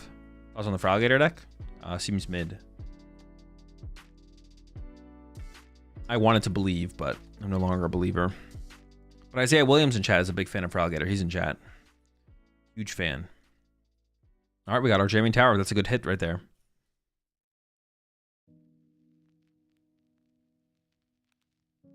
Now, if you cut the if you cut the Artisans from the straight Dragapult, the no-nor Dragapult, you probably should just play bosses over Iron Bundles. But if you somehow end up with 2 Artisan in your no-nor Dragapult, you probably should have an Iron Bundle in there. You probably should have one of those. All right, Slowpoke. Searched out off the Artisan. I mean, I guess if Artisan is sticking in play for a turn, that means you're not getting attacked here as Golden Go unless Gale hits the nuts. There's a research. We need a lot here from Miguel. We need the Stadium. We need a Slow King. We need a Night Stretcher or an attacking option. I do think Kyurem is the best option here for an attacker. A lot of basic psychics. Lack of the Xatu, though. Yikes. Got Night Stretcher and Stadium. No Slow King. No Draw Power. 4 basic psychic energy. I thought there would be less than 5 basic psychic energy in this deck after we saw all those other energies, but... What is the retreat cost on this thing? Is it 2 or 1 on this poke? If it's got 1 retreat cost, then we can retreat into the Badoo. If it's got 2, that feels pretty hefty. Oh! We're just like praying that there's not an energy in hand. Because we just gave up 2 energy to get into this Badoo. We're like, please do not have an energy. All right, Golden Go for 2. Maybe should have Artisan first. And there's an energy. And there's another one. All right, well... Yikes. The top deck has to be insane here from Miguel. Because, yeah, with the Ursaluna in play, Jose always has like a good route to kind of win this game, to be honest. Like, Jose's always got a good route. Another Gimme getting searched out here. I think the king might be cooked in this one, though.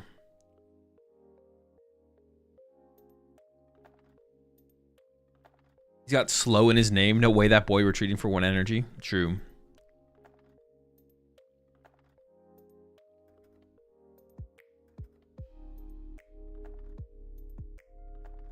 Helps that Jose's playing a real deck. Hey, Slow King's a real deck. Just kind of mid. Just kind of mid.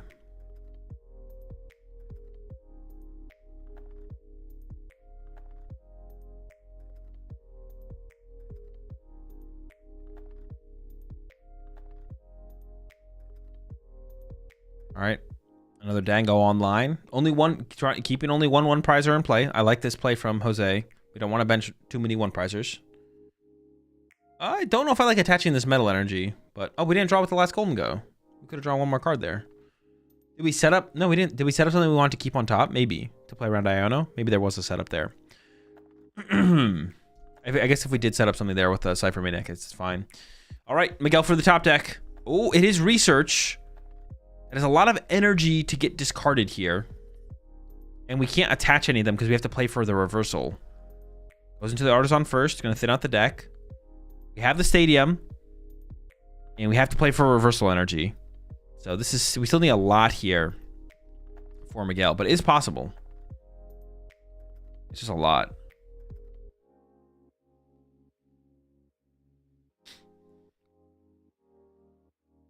I assume we're going to grab something here. Goes with the Natsu. Okay. Then here we go. Academy at night. Play research. And once again, we're looking for... I mean, I think we can do the Kyurem play, right? We should go for the Kyurem play here. Looking for Kyurem. Reversal and Slowking. And then we just hit 2 Golden Goes and a Pheasantipity. Or maybe we just hit all 3 Golden Goes, actually, to be honest. Yeah, maybe we just hit all 3 Golden Goes.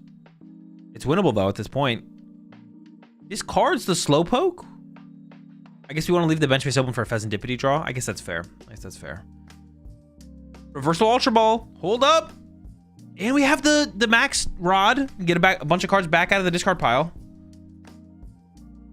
Actually, it's just a bunch of energy and a Kyurem. Okay, that's still something, though. We should probably try and save the Max Rod, though, right? So we should Ultra Ball here. Get rid of, like, Academy plus Night Stretcher. We shouldn't play the Max Rod yet. Maybe we should, though, and Ultra Ball away other stuff. I feel like Max Rod to recover...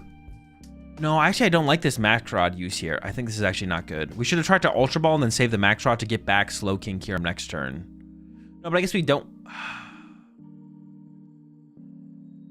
We kind of want to research next turn, though. I don't know, it's kind of annoying. It's got to be like discard double energy here, I feel like. You could get rid of an Academy and Prey, but it doesn't seem... I don't like the Slowpoke discard. I feel like getting rid of a Psychic Energy... Yeah, we should just get rid of a Psychic Energy here. I don't even think that's close. It should always be Psychic Energy here. All right.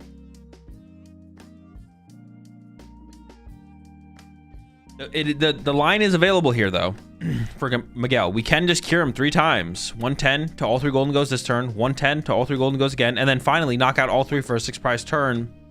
Now, we would be scared of Turo. Turo would make that... Yeah, that'd be annoying. There we go. There's the Academy. And boom. Cure him. And it just needs to be...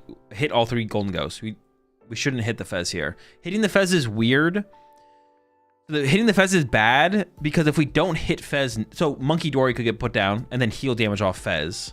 Well, no, I guess maybe hitting Fez is fine. No, the weird part is now we have to KO Fez next turn. And if we KO Fez next turn, it gives Jose like Night Stretcher draw with Fez and then draw into Turo through that. I feel like we shouldn't hit Fez. I feel like hitting Fez is a mistake here. Jose plays Turo and Monkey Dory. Yeah. The Turo is the only thing that matters. Monkey Dory doesn't matter, though. Yeah, Monkey Dory doesn't... Yeah, Monkey Dory doesn't matter here, because it can't heal enough off anything to stop the triple Kyurem play. Triple Kyurem play always works. So the only thing we're scared of here is Turo. I think Jose does have Cypher Maniac in hand, so we can Cypher Maniac to put Turo on top of the deck if it's not prized. It could be prized. Monkey would be a misplay at this point. Yeah, I think so. You want your Fez to die here. You want your Pheasantipity to get knocked out so you can Night Stretcher it back and then draw cards with it. Oh, Turo's literally in hand. All right. There's a Jamming Tower.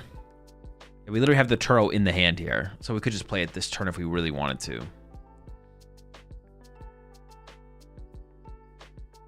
And I'm trying to think of, like, there's no reason not to. Like, we just pick up the Pheasantipity, right? And that should, like, set us up pretty well here. I don't know. Could also pick up the bench Golden Go that's damage and then evolve it back down. But yeah, just picks up the Fez, gets out of play.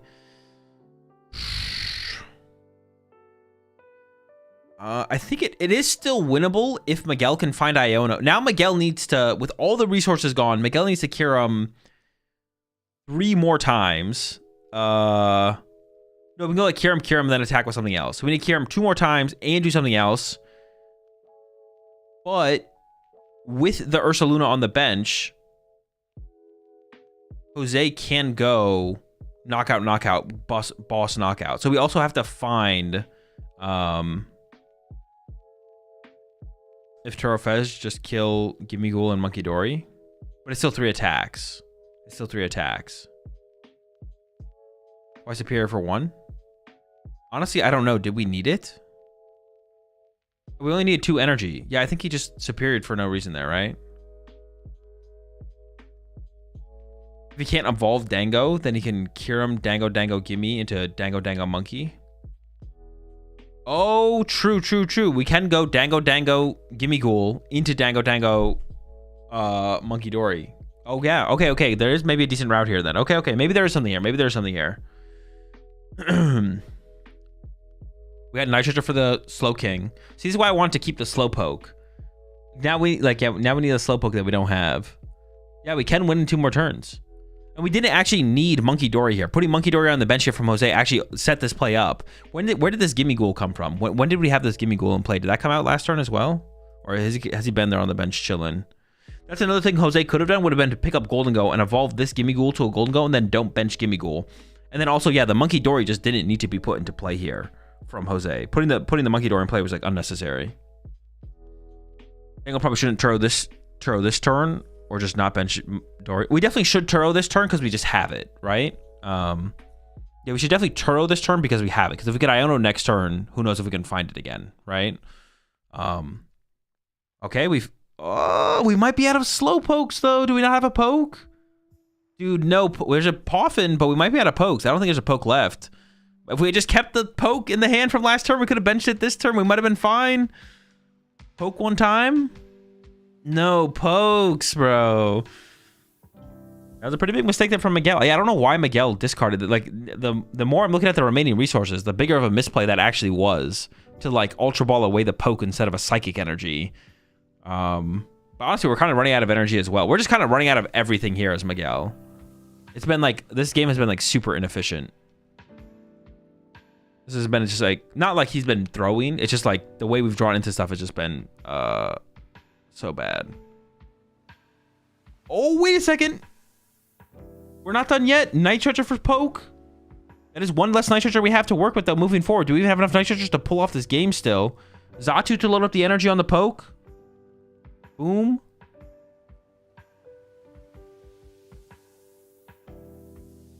Okay, there was also a lot of Slow Kings left in the deck. Actually, there was an argument for Miguel to have Nitrogen for Slowpoke and actually not the Slow King because there were so many Slow Kings left in the deck.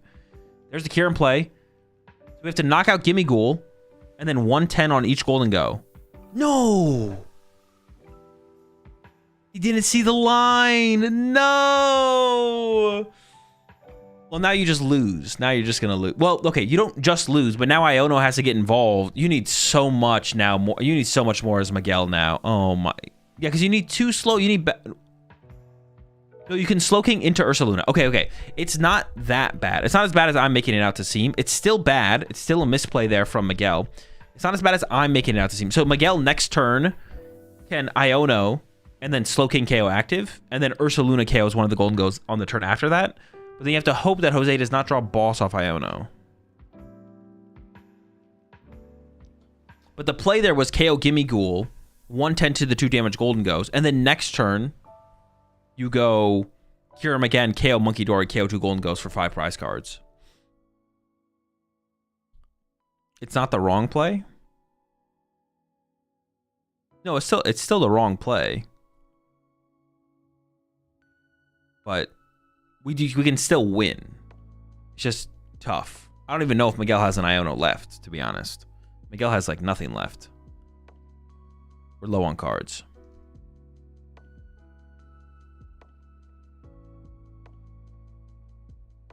I think Monkey would heal a Dango too much, or am I wrong? You're wrong, yeah. We would still have enough damage. The Monkey wouldn't get us out of range. Is he playing around Turo? We already saw the Turo get played. I mean, it's possible Jose has a second Turo, but I don't think you play around a second Turo here. Because not only do you have to be playing second Turo, you have to find second Turo. I don't think we play around second Turo.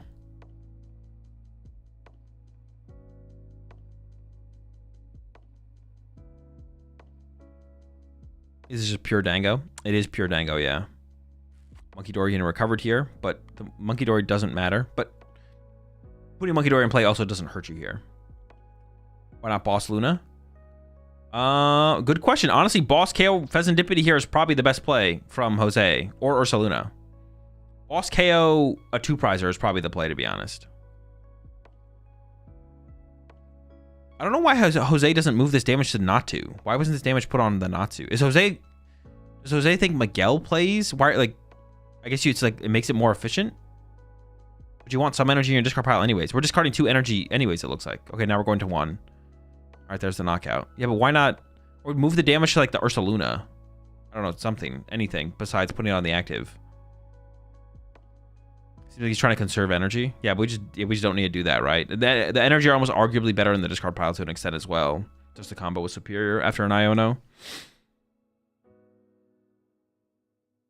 All right, top deck Cypher.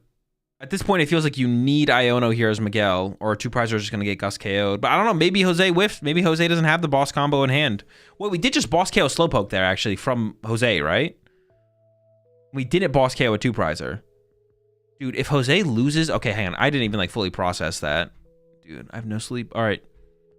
So this turn, Jose can KO the active, chooses to play boss KO this Slowpoke, which does remove the energy, which is maybe the more valuable resource. But if you don't have an excess boss to work with, then Miguel can win this. There's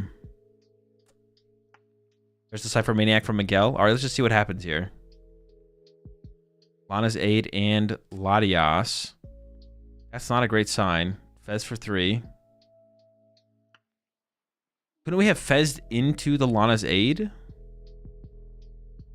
I feel like this was a mistake from Miguel. Didn't we need to like Fez into Lana's Aid?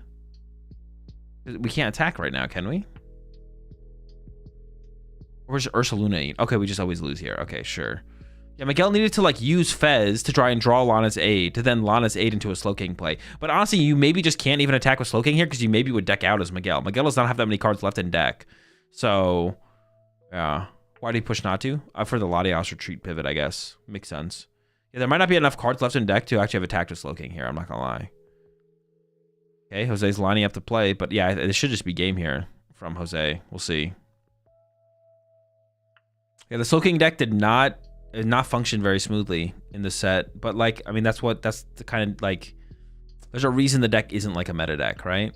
The power level for Slowking, the power level of Slowking is super high. But,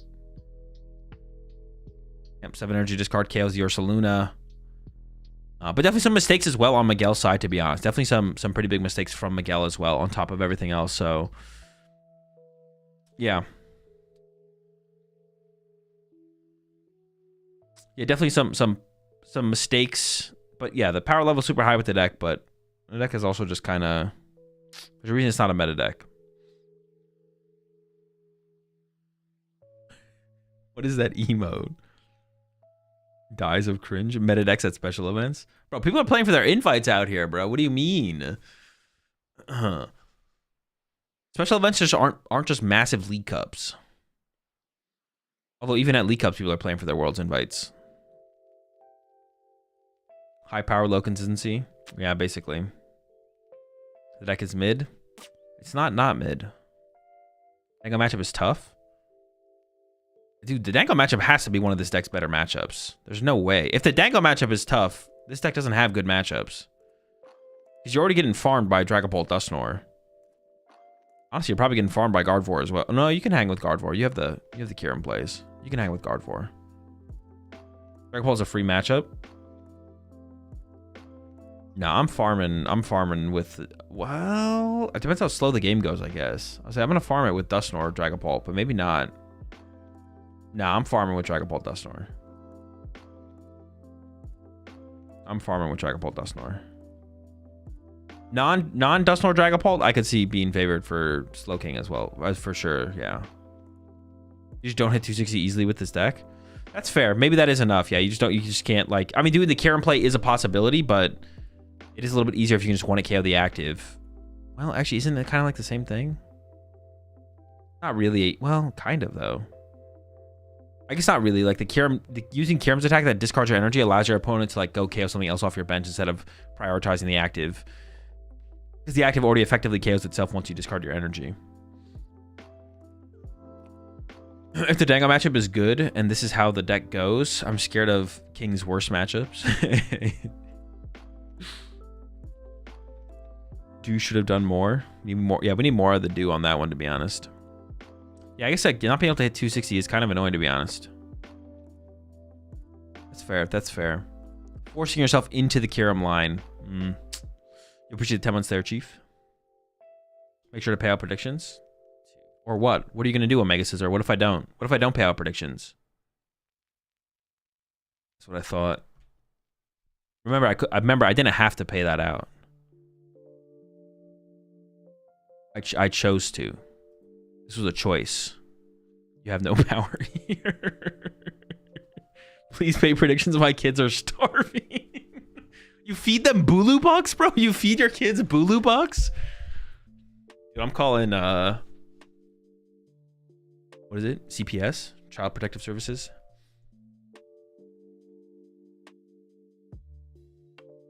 They can run Congo their Vitality Band? Oof. Doesn't sound very good. They could, though. I buy groceries with Bulu bucks. Bro, imagine like we get to a point where there's some way to turn channel points into currency. I mean, it would like never happen. There's like no way because it's like a, but we could get there. Well, weren't they kind of already doing, well, not really, but couldn't you just kind of get bits from like watching? When Bitcoin takes over, it could, right? Yeah, I guess it.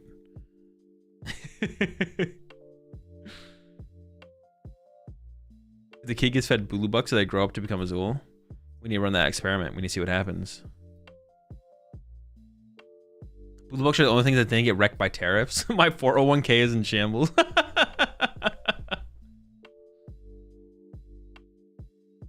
Yeah, in the current state of the economy, to be honest, Bulu bucks are kind of king. Get yours now before it's too late. Cash sign Bulu.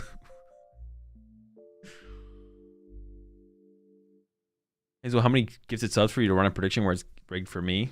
What the heck? Why are you questioning? Why are you trying to jeopardize my integrity like that? Crazy. If Soul King runs the SCI Annihilate, they hit 280 after our opponent has 4 prizes taken. That's for each prize card you've taken, not each prize card your opponent's taken, isn't it?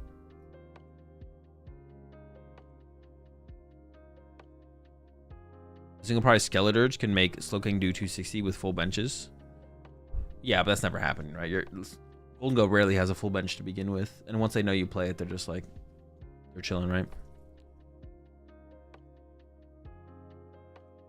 Slow King needs to run the TEF Sawsbuck to guarantee the Academy. Honestly, as like a 1-1 inclusion, that doesn't seem terrible. I mean, it is terrible. Like, it is terrible, but honestly, it might be, I could see it being like the best way to play the deck. Wouldn't Hops Cran be kind of sick in Slow King? I don't think so. You're not doing very much with it. Then you're gonna have to get out some umbrellas because Jose, the winner of our round 5, has been making it rain. We're getting 5 wins here and 0 losses. Jose, how do you feel? As you said, your first time on stream, not only did you win, but now you're 5 wins and 0 losses so far today. Es mi primera vez, muy nervioso porque es algo nuevo para mí, pero la verdad que muy contento, lo he llevado mejor de lo que me pensaba y encima todo con el mazo que más me gusta. Oh, it's my first time in the stream. I'm a little nervous, but I think I can handle that. It's my first time in all time. I'm playing the deck. I love it. Wow, make some noise, everyone in the chat. Jose, first time on stream, got the win, and did it against the deck, which, you know, is not the easiest deck in the world. So we're going to have some Game 1 highlights as we talk here. Jose, talk to us about your thoughts going into this Game 1 and how you played it. ¿Cómo fue el primer juego?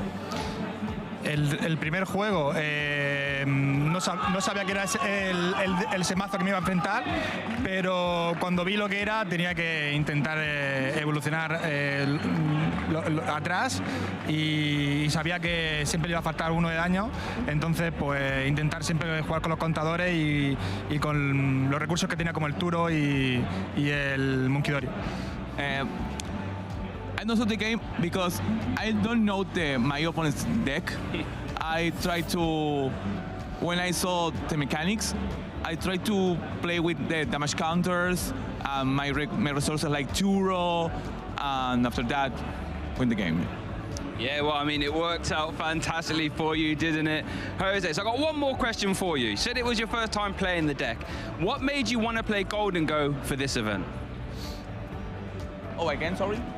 What made Jose want to play Golden Go for this event, his deck? ¿Qué de esos juegos tengo este mazo? sea, ¿qué dice jugar Goldengo en este? Jugando Pokémon TCG, llevo poco tiempo. El primer torneo que jugué fue el año pasado en el Internacional de Londres. Y la primera vez que jugué un torneo importante fue con Goldengo.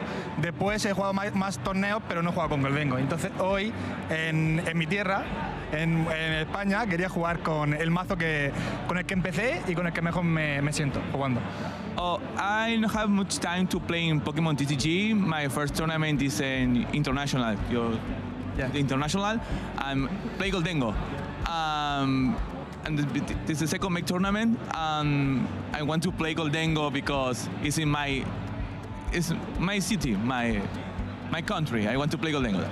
Oh, well, there we go. Love to hear it. And if you're at home watching this and you haven't got to any events, get involved. This is Jose's only second event, and now he's won 5 and he's lost 0 here in Seville. Everyone, we wish you best of luck, Jose, in the rest of your event. Thank you. But Joe and Amy, back over to you.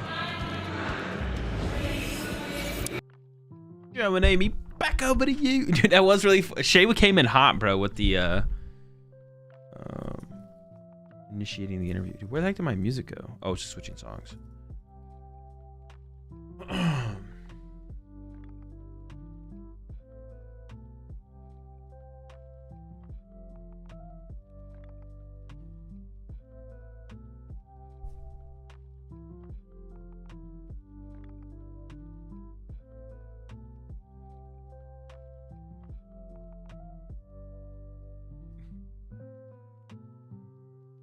Isn't he a player? Who? Joe? Joe Bernard's taller than Shay, I think. Joe is pretty tall, isn't he? I don't remember. He looks pretty tall right there.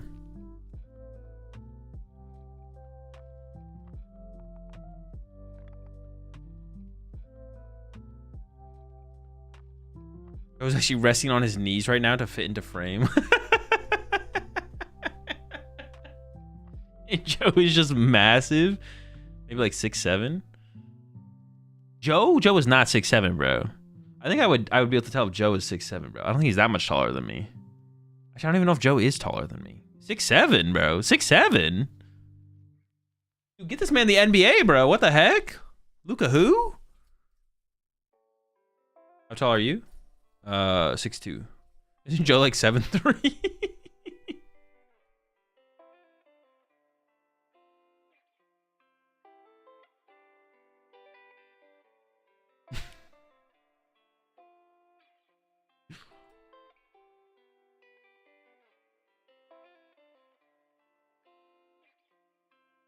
Is Iron Thorns EX good versus Guardian Golden Go? Yeah, it's pretty good against both those decks. Kind of depends on what the rest of the deck is, but Joe is 6'2", I need to cut. It's the League Cup.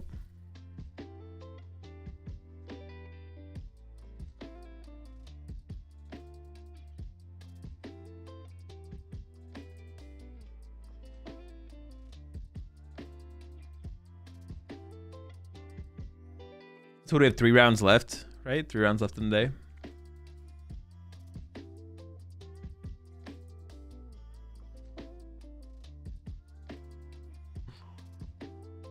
Do you like Thorns and Terror Box? I don't know. I haven't tried it. It's interesting. Haven't thought about it very hard either, though.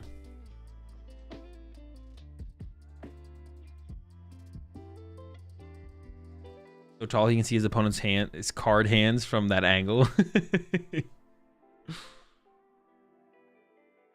Yeah, we're headed to round 6. We just saw round number 5. Golden Go gets a dub, moving on to 5-0. We can actually take a look at the tournament. I need to go get some food. I'm waiting for them to kind of go to break, but.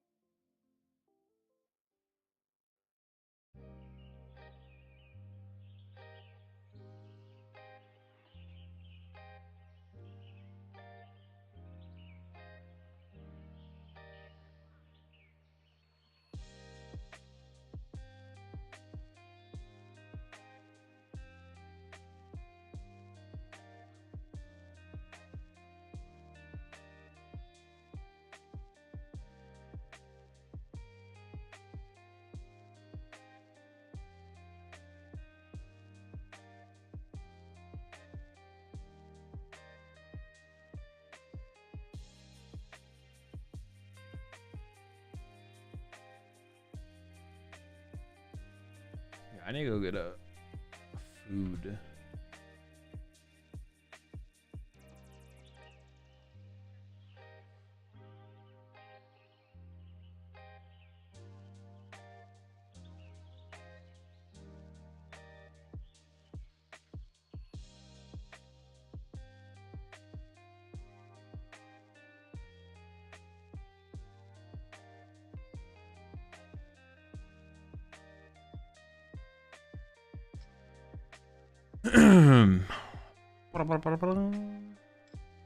Alright, let's take a look at the standings real fast. And how long did they say until 5 minutes till the next round? Yeah, I need to go to some food real fast. So let's quickly peep the standings. Undefeateds, 5-0s. Down to here, David, Harvey, Michael, Francisco, Jose. I actually don't recognize any of those names there, I'm not gonna lie. 401s. Noah's over there. No, I'm just kind of curious.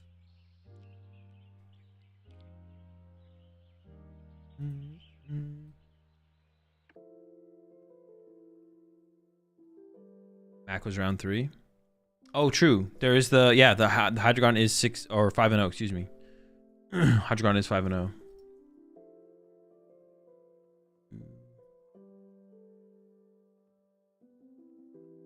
Fabian 401. Oh, Toby Clark 401. Magnus 4-1. Bernardo Diaz. I'm pretty sure I played against Bernardo actually a couple times. Once, at least once, maybe twice.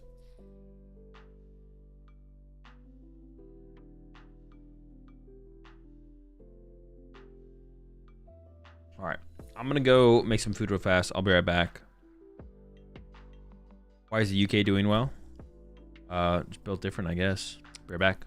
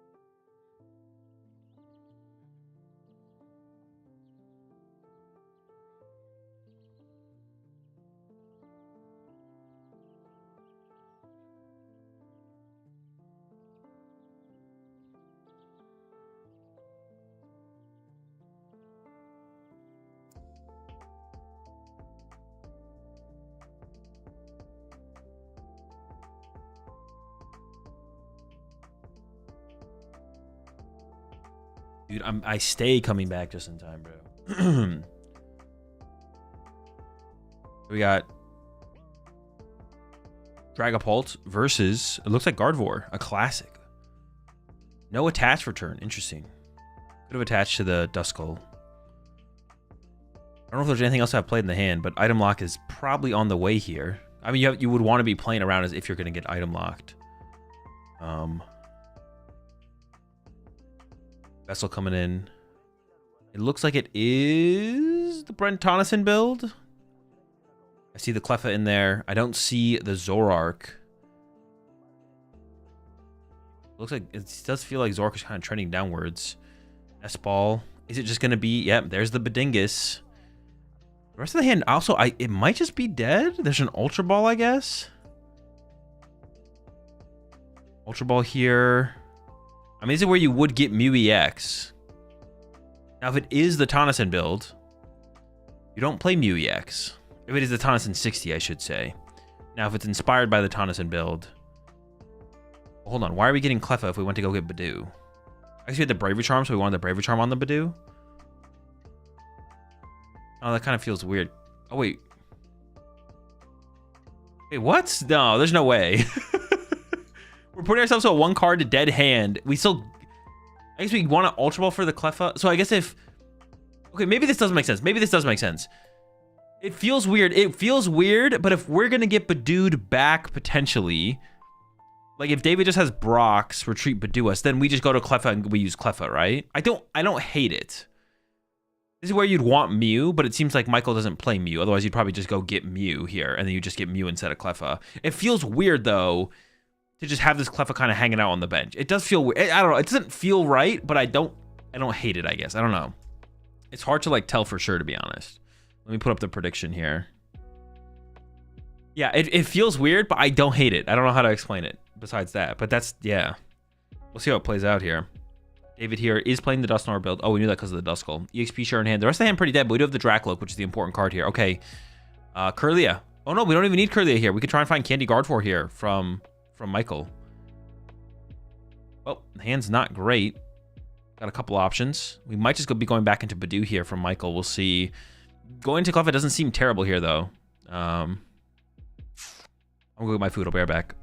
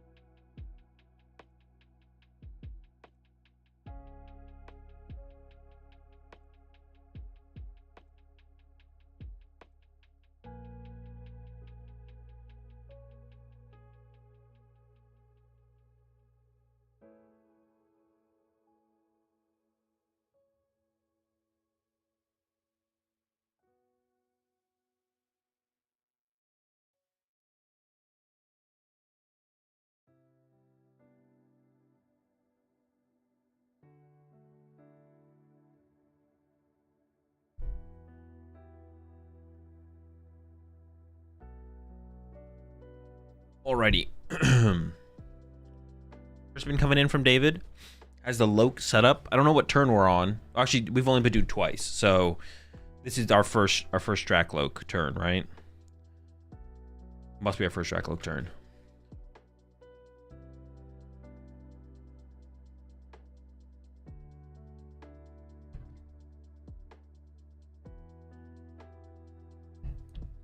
Put Mana's in David to active spot? Duskull.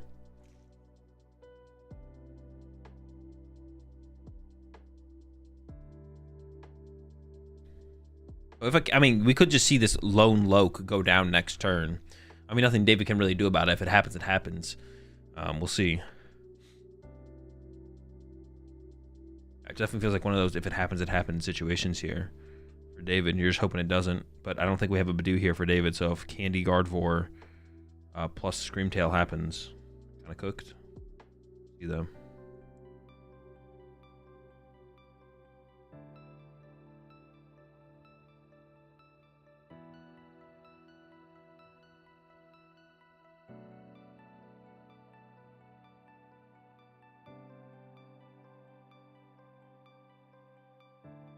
Yeah, hand is not great there for David. There's a pass. All right, what does Michael got? Hand is still, like, there's still nothing here for David. I mean, the Badoo is putting in work, but now you're just, like, questioning, what if there's just a Dragapult on the other side here? Do I just now go into Cleffa? Vessel here gets rid of a Night Stretcher instead of a Counter Catcher. There's out a couple Psychic Energy. I mean, if we take 2 Psychics here, we're not going into Cleffa this turn. So you're hoping that David has the Fire. I don't know why David didn't attach the Fire for turn to the Dracloak, though. So that way we could go Energy Retreat Duskull if we find a Dragapult. Monkey Dory gets set up. And then, yeah, just going back into the Badoo. I guess David does have Arven, so you could find Rescue Board here. If you find Dragapult, you could Arven for Rescue Board, I guess. You could even play the Arven first. I guess that's not terrible. But I don't know if you play, and there's a Jack, but you could have found Jack. Jack could have found you. I mean, depending on what you top deck, Jack could have found you the Dragapult EX though, if you like top decked energy. But then you need energy in play to make that work.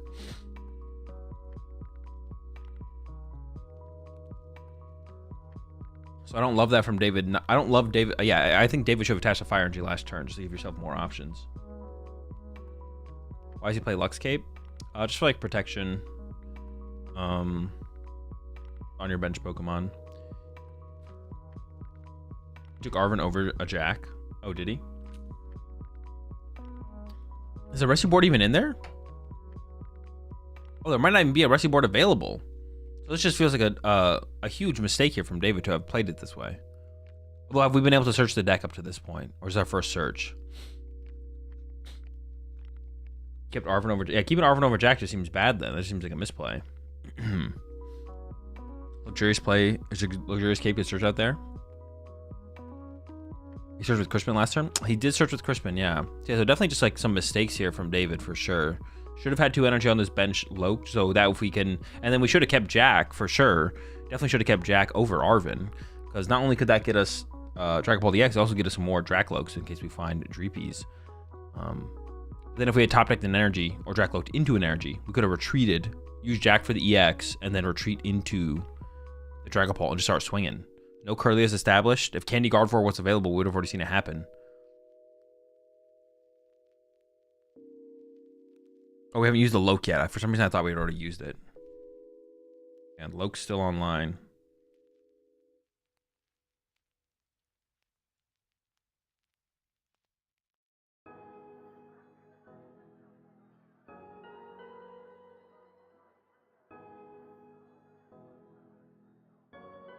Yeah, that's true. I didn't even think about that. Yeah, you could have, off the Jack, you could have got Dusclops. Yeah, what the heck? The Jack is so much better. There's also our pivot card. The Jack is insanely good. It's our pivot card. And it's our EX. Yeah, that was just really bad play. Didn't attach the Cape to the Loke. Cape on Loke is also decent there to protect it from Screamtail, yeah. That's also, that seems like a mistake as well. I don't know how many Psychics are in the discard pile here right now. So maybe it would have got us out of range.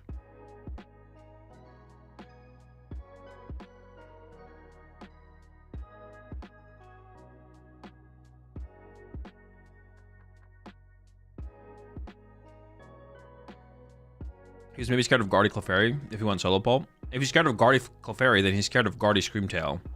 And Guardy Screamtail, yeah, it's just poor play. It's just poor play. There's no, I mean, it's just a misplay. I see what you're saying, but yeah. I mean, it's just, yeah.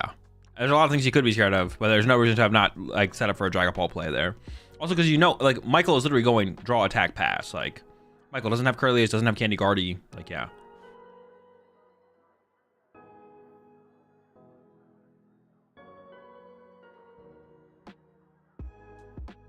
That's ball coming in from Michael. Another Ralts? That can't be correct. Another Ralts here seems terrible.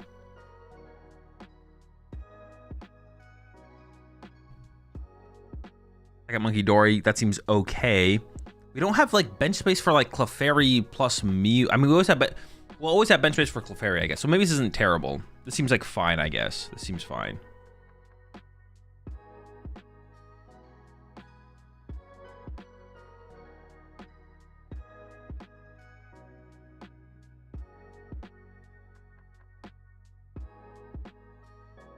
Yes, David has research and didn't support last turn.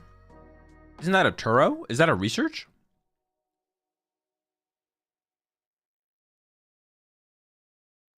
Or is that the Professor Turo research?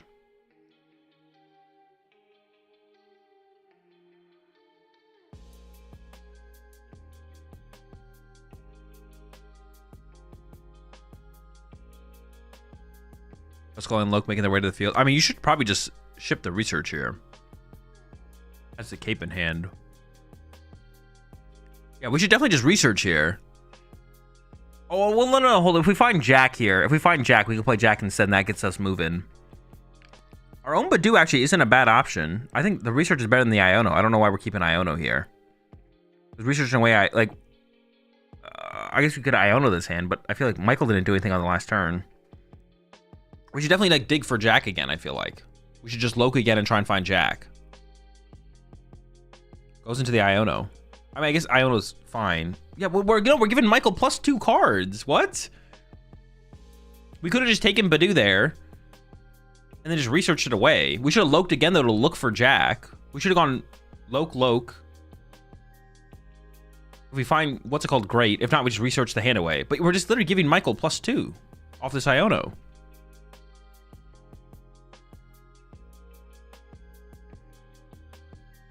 Like, there was nothing that good in the hand there for David. The best card was, like, Dusknoir, but it was, like, 2 Poffins and an Ultra Ball.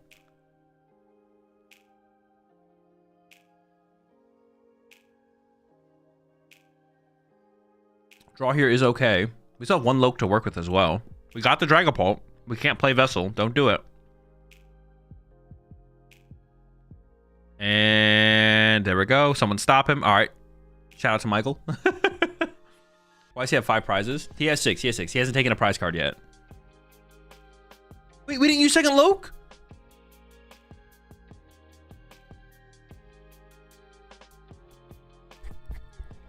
I'm not trolling right there. He just didn't use the second Dracloak, right? Did he just not use it? Yeah, the graphic was just off. They just didn't have what's it called.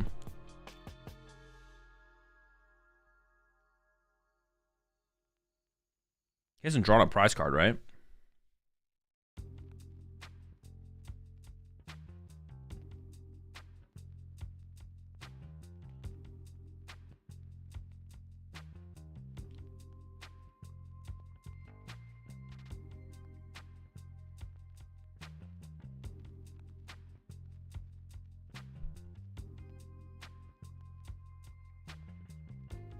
I believe he's just got to regain. Yeah, definitely some pretty big mistakes so far. Hopefully he starts to clean it up, though. Michael does have the Gardevoir now. I mean, this Badoo is literally going to KO this Duskull, which is kind of funny, to be honest. He had Stamp in hand. That is why I didn't play the research. Oh, did he have Stamp in hand? I don't think he did have Stamp in hand. Are you sure?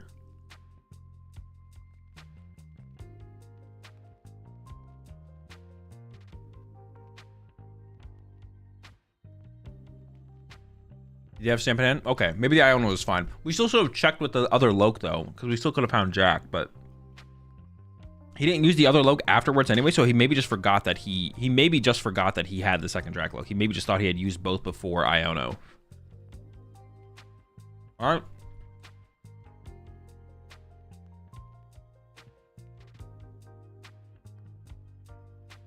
Both Duskulls KO'd. No hindsight. This is why I want to Lux Cape my clean Duskull. That would have been, yeah, that would have been interesting, actually, to take away the possibility of the double Monkey Dory play happening, which now we saw happen. Michael had a pretty good turn there, right? Yeah, both Duskulls and item lock. Still item locked. I don't like using Charm on Clef. I feel like we need to save it for Clefairy. Maybe. We're so far ahead here, though. Maybe just protecting the free prize cards does make more sense. This game is totally winnable. Just boss punch Guardian, leave the board locked. Yeah, definitely don't take a knockout here. Taking a knockout here is definitely would be a mistake here from David. We'll see, though.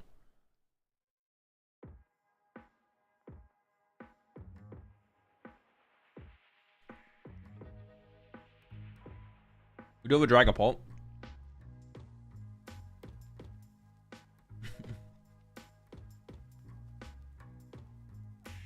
Forgetting he's item locked. Goes to play Ultra Ball. What? Do you remember? I think you remembered. We don't have a boss, though. We don't have a boss.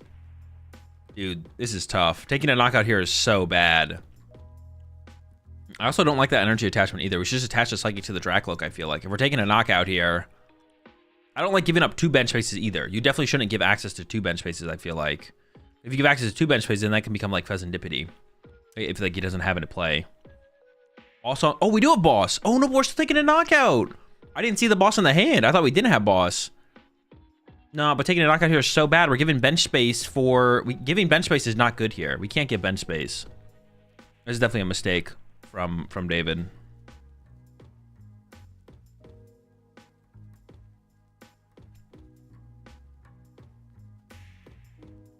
Yeah, even worse. Wait.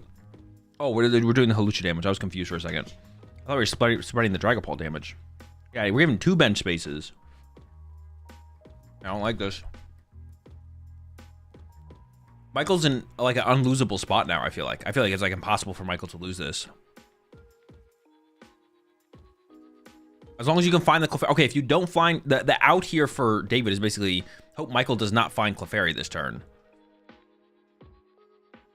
And Iono here is even like... Oh, well, there it is. The Iono here is like even that much more punishing, too. We see the secret box in hand, so we could actually see Michael... Because we split the energy on the bench there. Iono's even like that much more punishing here. Nest Ball. I mean, I think you just get Fez, right? I was thinking about Screamtail, but I think you just get Fez, right? Because if Clefairy lives, you win. If Clefairy dies, you have Fez. So I think just grabbing Pheasantipity makes the most sense here from Michael.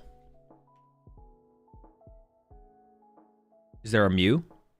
No, I don't believe Michael plays Mew.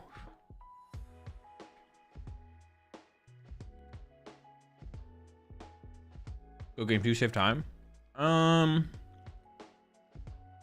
You could go counter catcher KO kill. If there's no Bravery Charm, if there's no Pheasantipity gotten, which there wasn't, and there's no Bravery Charm on the Clefairy, then you could go counter catcher Iono, make a comeback here. To be honest, that wouldn't even be that crazy.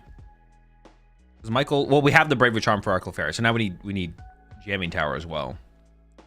Is there enough energy in the discard to trap Fez if he grabs it? No, there should be plenty of ways to move it. Goes for the Night Stretcher. I think you definitely want to Iono this turn. There's a 7-card hand there from David. Secret box for 2.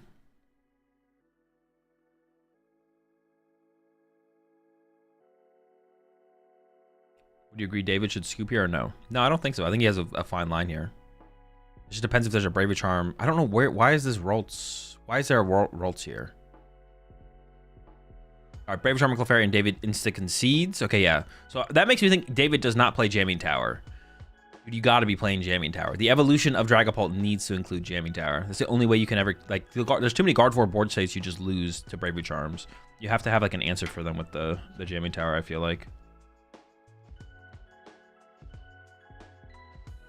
But that does kind of telegraph that. That kind of telegraphs that to Michael. Like Michael, if I was Michael, I would play like David does not play Jamming Tower going into game 2 because of when he conceded.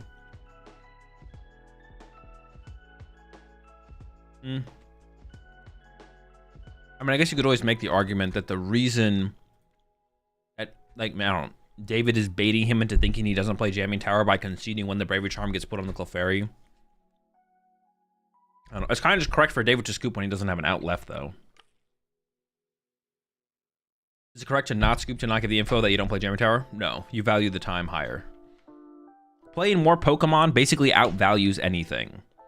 Playing more of a game of the Pokemon TCG basically outvalues any other, like, kind of weird mind games or baiting you can think of.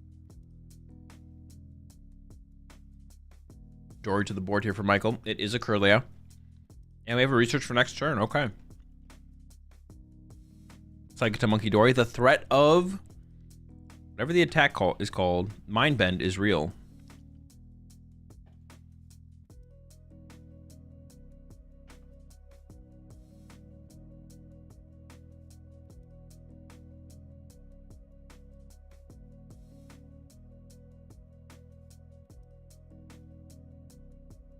I don't know about that. We're benching a second Badoo?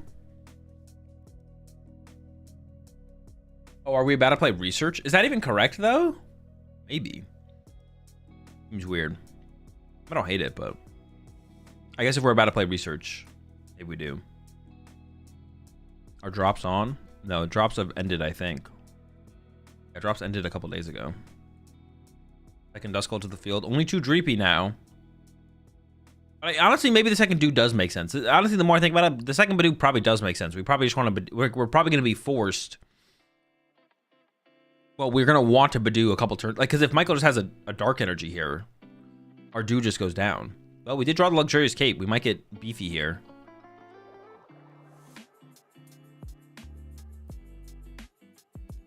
Is 3GB2 Dusk Bench just better? It just depends on the situation. Like, theoretically, I mean, ideally, yeah. But, like... yeah, it just kind of depends on what we have to work with. I don't hate the extra Badoo bench here because we were theoretically going to lose our Badoo on the next turn. And it's unlikely that we're actually going to be in a situation to like attack with Dragapult immediately after that. So we kind of needed the extra Badoo to work with. We did draw the Luxurious Cape, which means now we didn't really need the second Badoo. But we don't know that until we played the cards, obviously.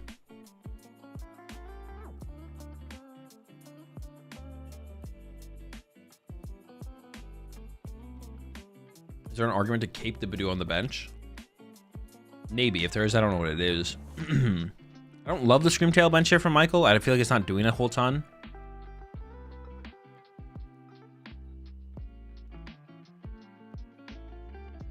Michael confirming how the EXP share works.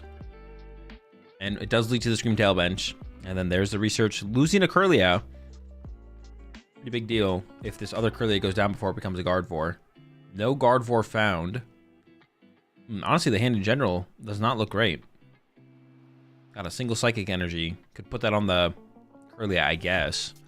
And then we're just doing it up again. No Dark Energy. We are in the midst of quite the Badoo off here. All right, Monkey Dory gets loaded up, and there's Badoo for 1. For 10. No items. Here we go again. Dark Energy is there? Where? In the hand?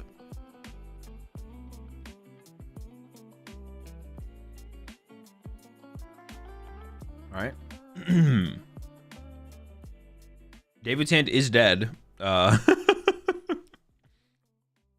What's the retreat cost on the Kirlia? Is it 1 or 2? Are we ever bossing the Kirlia here and trying to trap it? So I'm taking Golden Go to Milwaukee. What are your thoughts? Seems fine. Play Jamming Tower. At least 1, maybe 2. There's the Do Punch top deck. Gardevoir. That's pretty good. That's what we're looking for. Now, we don't have a ton of energy in the discard pile. Oh, we have a couple, actually. We have 3. I mean, we can Screamtail here. We can throw 2 of these things on the thing, and we can Screamtail KO the Dreepy on the bench with 2 energy. EXP share does not trigger, I believe. What do you think about Triff Gaming? I don't think about Triff Gaming. Wow. Pretty good top deck there from Michael, and just KO Dreepy. EXP share does not trigger. I mean, David plays Crispin, but to pull off a Dragapult attack this turn would be, like, pretty incredible. Because you would need a... I mean, you'd need a... Oh, my. You need a lot. Serendipity comes down. Popping the Fez for 3. The second Badoo on the bench definitely... I would say it backfired, but I don't think it was, like, incorrect for David to have done it. It's just kind of unfortunate that this is how it ended up.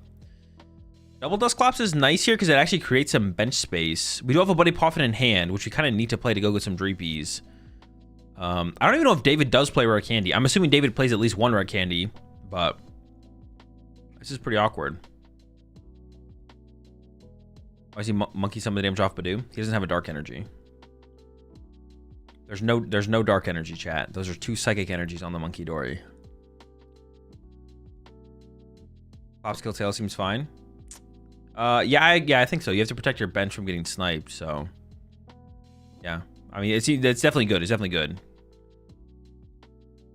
It's a prize card. You can't really pop the second Clops. I mean, you could pop the second Clops, but we've got an Ultra Ball now with the prize cards. That can go get us a Dracloak. Poffin can get us another Dreepy.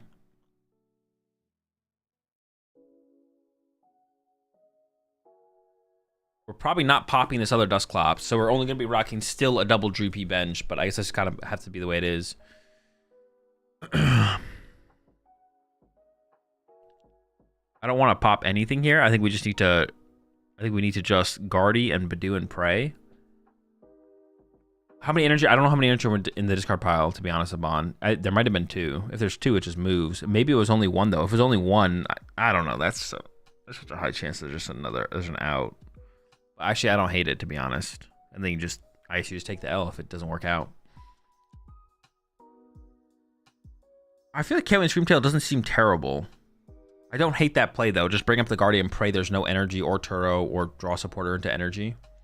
It is 1. It's 1. There was definitely 3 in the discard pile. Appreciate the 43 months there, Mitch Master. Also appreciate the 12 months there.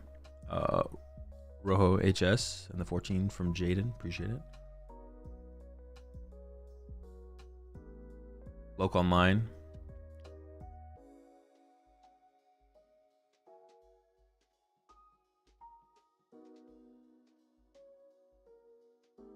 Make a YouTube tutorial on how to slow play. You answer this every week.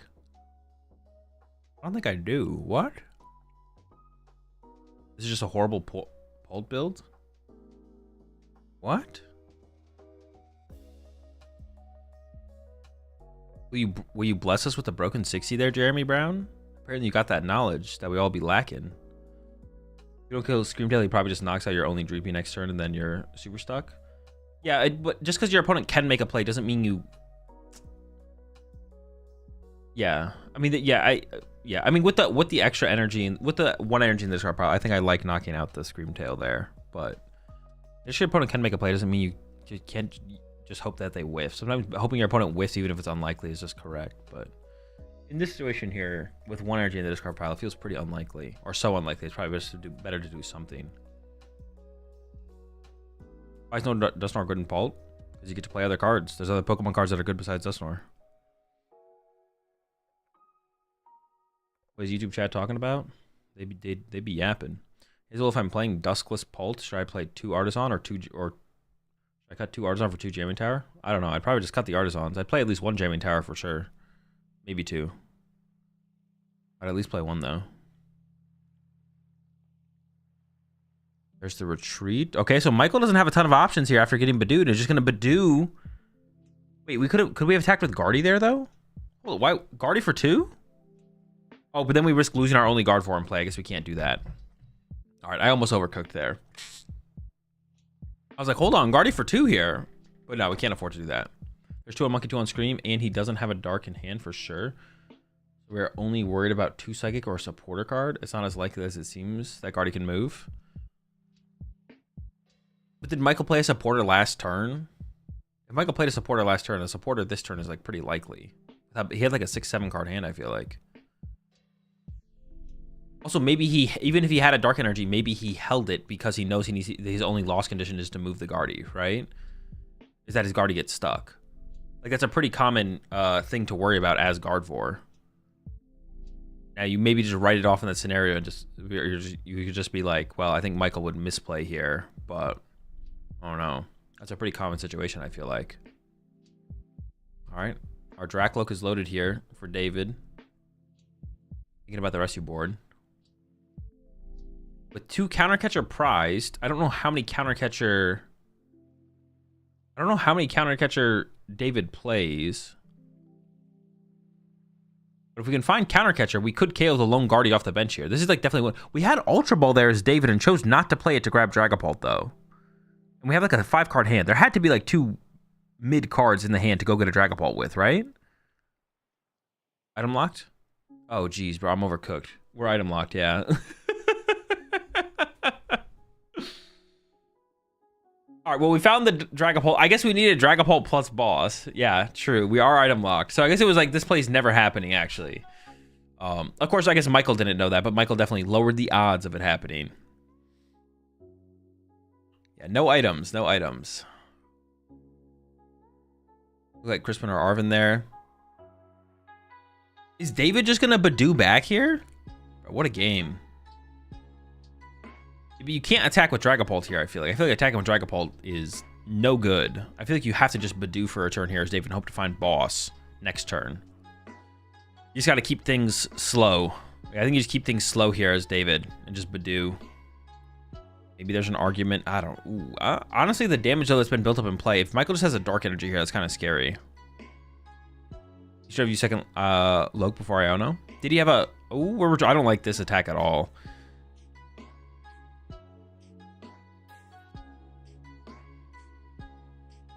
Michael can actually attack with, or can actually draw 3 prize cards this turn, and then just take away the possibility of Dusknoir, to be honest.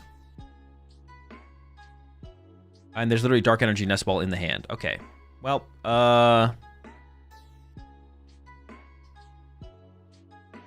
Clefairy's not prized. We just take 3 prize cards this turn. Dusknoir can't be popped. And that's looking pretty good. That's looking pretty good. And we have another one. Another Monkey Dory to work with. Already can die to bear now. If we heal 30... We could also Drifloon KO the active if Drifloon's in the deck. Clefairy plus Drifloon. And then there's... Oh, I'm going to get a Ralts. And I lose this Monkey Dory to the Vessel. It is a triple Monkey Dory list, right? 1 Dark Energy remaining.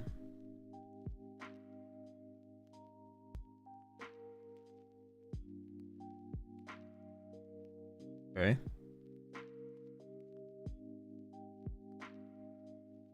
Yeah, Ursaluna, I guess, is available here for David, yeah. Let's see, how do you tackle this then as Michael? I almost want to attack with the Clefairy and not the guard. Okay. Michael agrees. Was there not a Drifloon in the deck? I think there was a Drifloon in the deck. We just didn't need to play the Vessel here as Michael.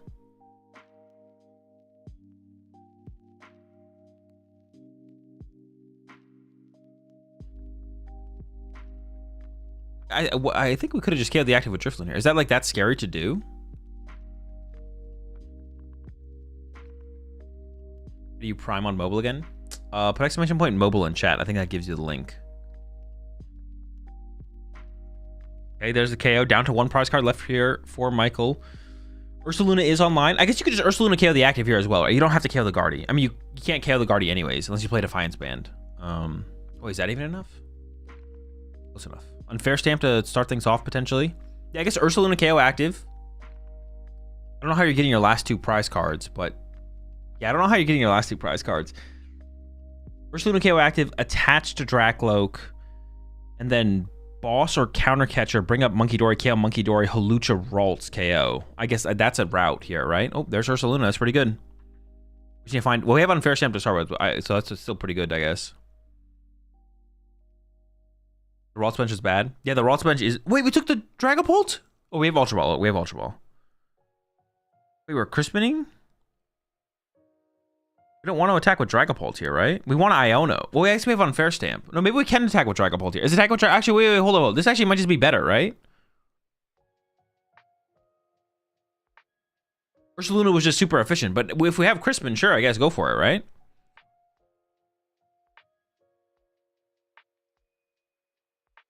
If we have Crispin, go for it. Let's do it. David prize 2. Yeah, there's 2 counter catcher prize in the last 2 prize cards, but David doesn't know that. There's also 1 still in the deck, so. You throw away the last Dragapult? I hope not. Well, I guess there's no energy, right? There's no energy, so it has to be. Oh wait, we have no energy to do anything then. Oh my gosh. Crispin would have been chill here, I guess, if there was energy to use with it. And Davey just concedes. But that's fine, because you don't have... Yeah, I mean, Davey doesn't have a play here. Even if you go Ursaluna, KO, Clefairy, you have nothing. You can't do anything next turn. He discarded the Pult. He had another Pult in hand. Yeah, he had another Pult in hand. There just wasn't a play left, actually, to be honest. There was just no play left. How can he move the bear after the attack? He plays a switch. The switch I would assume is in there. Maybe it was discarded earlier. If the switch was gone, then you're probably in trouble here as David. Did he play terribly? It wasn't that bad. There was definitely some mistakes, but well, I have to go back and watch the. I don't think it was that bad though. I don't think he actually played that bad. It just he didn't get anything going in the game 2. Game 1 maybe was a little bit worse than game 1. Yeah, game 1 was worse than game 2 for sure. But yeah, game 2 there were. I guess yeah. I'm just thinking about what's it called? Discard the switch on turn 1. Oh, if the switch is gone, yeah, then this like even if you had the switch though, there was still like it still wasn't good. Yeah, even if you had switch there, attacking with Ursaluna is so bad. Like attacking with Ursaluna is so bad it just doesn't matter even if you have the switch. Like even if you switch there, you can't even draw 2 prize cards with a switch combo next turn. Appreciate the 3 months there, Marshy Juice, and appreciate the 3 months there, Caleb. I think David had KO on Guardy if he loked before Iono that turn. Pretty sure Boss was in the hand and Paul was in top 2. Yeah, we can go back and look at that. That would definitely be interesting if it was. Yeah, Boss is in the hand there. No way. Because he didn't second loke here, right? Yeah, if the play's available, you definitely... Yeah, the Boss is in the hand. I see it, yeah.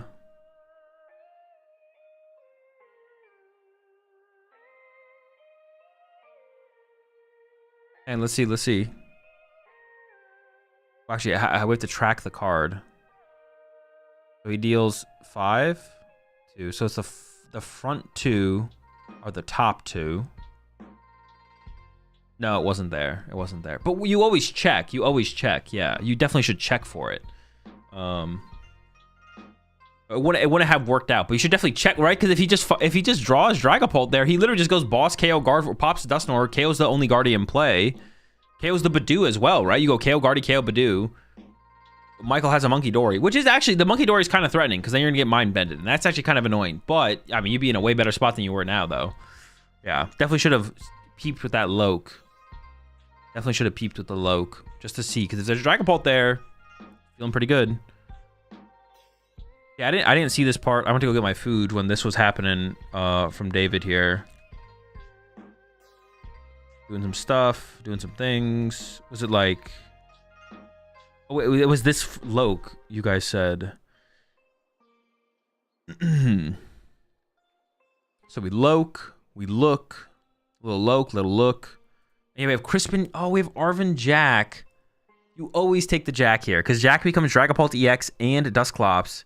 And you have Crispin. Yeah, this is a really bad play here from David. It's a pretty big mistake. Grab Jack this turn. Grab Jack. Then you Crispin this turn. Load up the Loke. And then next turn, you just get aggressive, right? You just go play Jack, get Dragapult EX, get Dusclops, and just attack. And just be like, all right, if you have Candy Guard for Clefairy, sure, you got me. But, like, you can't do nothing. If you the more you do nothing, the worse it gets, right? And that's what we kind of saw happen here. Eventually got way too out of control.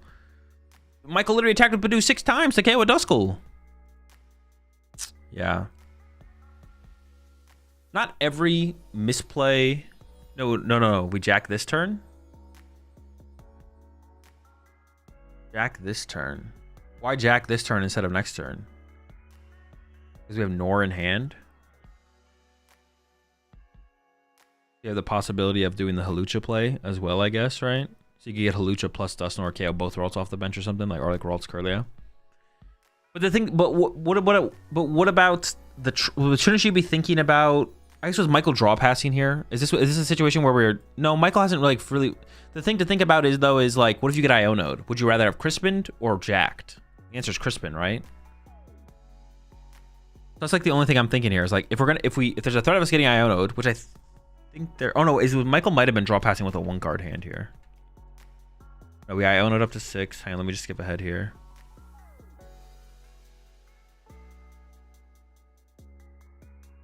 We start the turn. The hand is dead.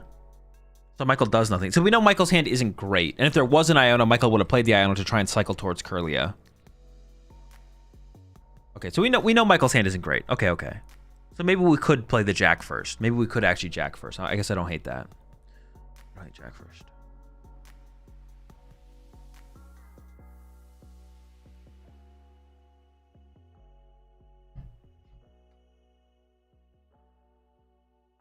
All right, let's peep the interview.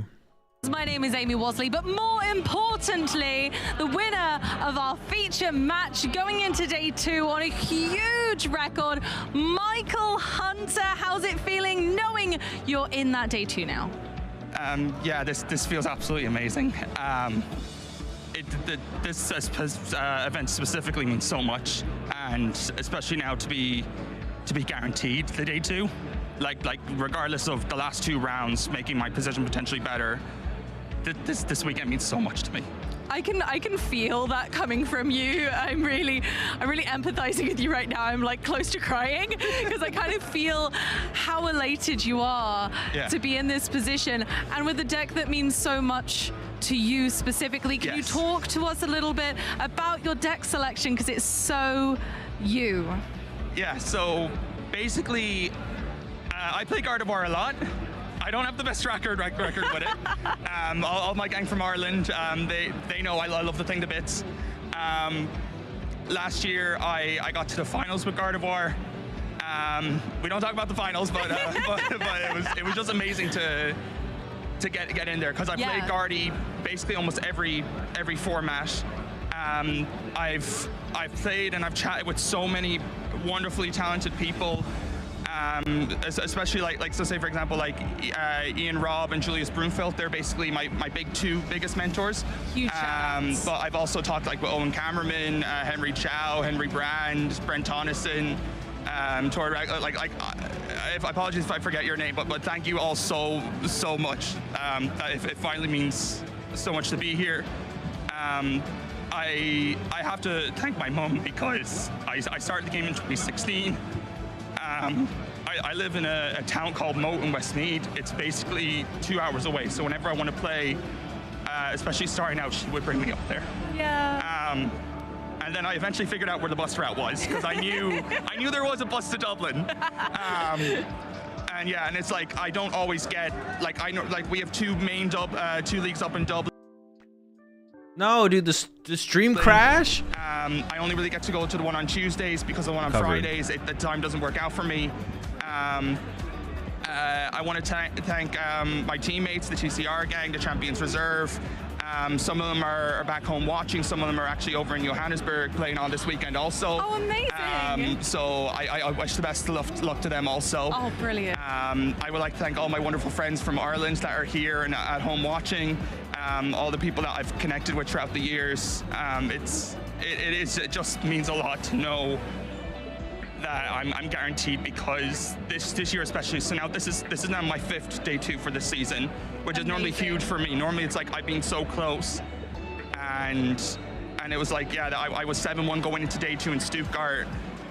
And I was bound to eventually have a bad day 2. That I lost the 4 of them in day 2. No. And then the same in Birmingham, where I tried a very fun like Cyphers, Gardevoir. After one of my friends, Nate, got top 4 in Stuttgart with a similar concept. Oh, I love that. Go for the fun one. Yeah. But so this time we've buckled down. This time, yes. I am basically playing a very consistent list that does do well. Yes.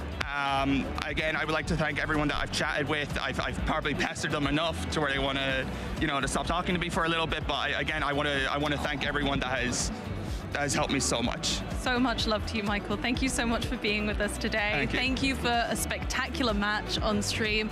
We wish you so much luck in that day 2, because you really earned it at this point. And obviously Gardevoir's a deck that means so much to you, coming second with it last year in our Spanish event. So I'm very glad to see you back here and doing well once again. We're gonna jump back into a little show to show you guys how you can start playing the game, so that next time maybe you can be on the couch.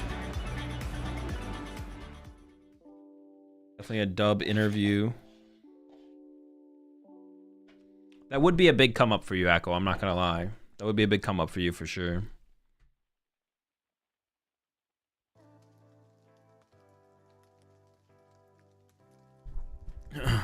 This is me after winning round 1, to be honest. Bro better win. Bro, he seems pretty locked, bro. Or he seems pretty... confident? We'll see. Definitely hoping for the best for Michael, for sure.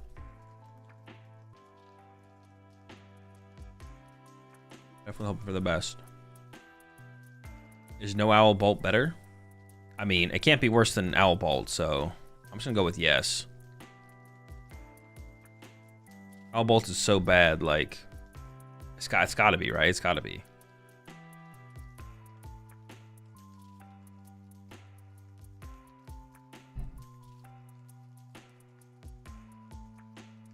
Never update the PTCGL ads. I mean, it's got to be a decent amount of time and effort, right? You're hoping to like get a decent amount of time out of them. Maybe going to next season they'll like update them, but like, yeah, there's a decent amount of time and effort in like all the getting the footage, editing it. Like, you want to like get a decent amount of value out of them. I don't know. Maybe they need to start to freshen them up. You might be right. You might be right. They've got to be close. Maybe go into next season. Try and get 2 seasons out of them.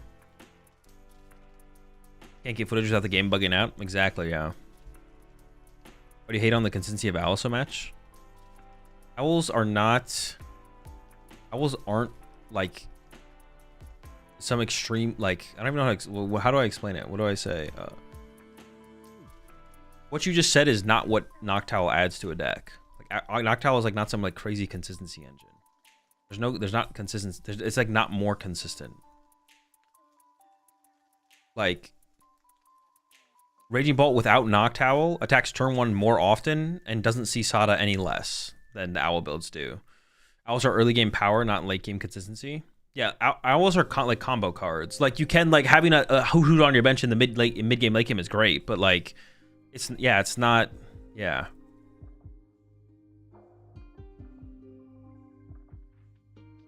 like go with that as well, like just based on how you said that, like the variants in the Pokemon TCG are just like I would say that what I used to say with Fan Rotom Goated.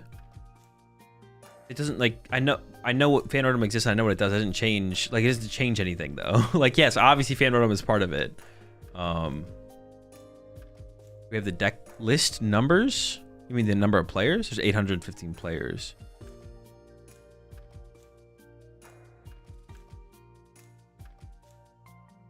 Like nothing you said is wrong, but it's not like I'm not hating on something to do with owls. I just think the deck is like literally better without owls. Like I think the deck is literally just better. So why would I play something that's worse? Like the only thing we care about is win rate. Oh, that's how I should explain this. The only thing you care about is win rate. So if I think I get a higher win percentage without owl build of Raging Bolt, why would I play owls? I'd rather just not play owls, right? What replaces it? Cycling Road. Pokegears.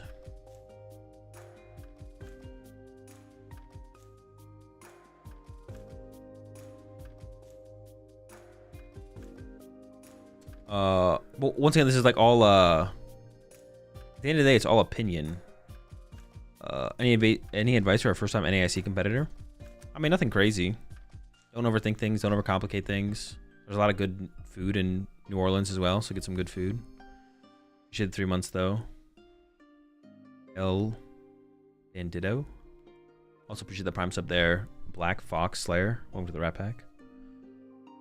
We're all out of owls. We got plenty of fried chicken. Why is YouTube chat so cringe? Can we get some gifties to turn them off? Where can I play this Gujar deck? It's banned. You can't.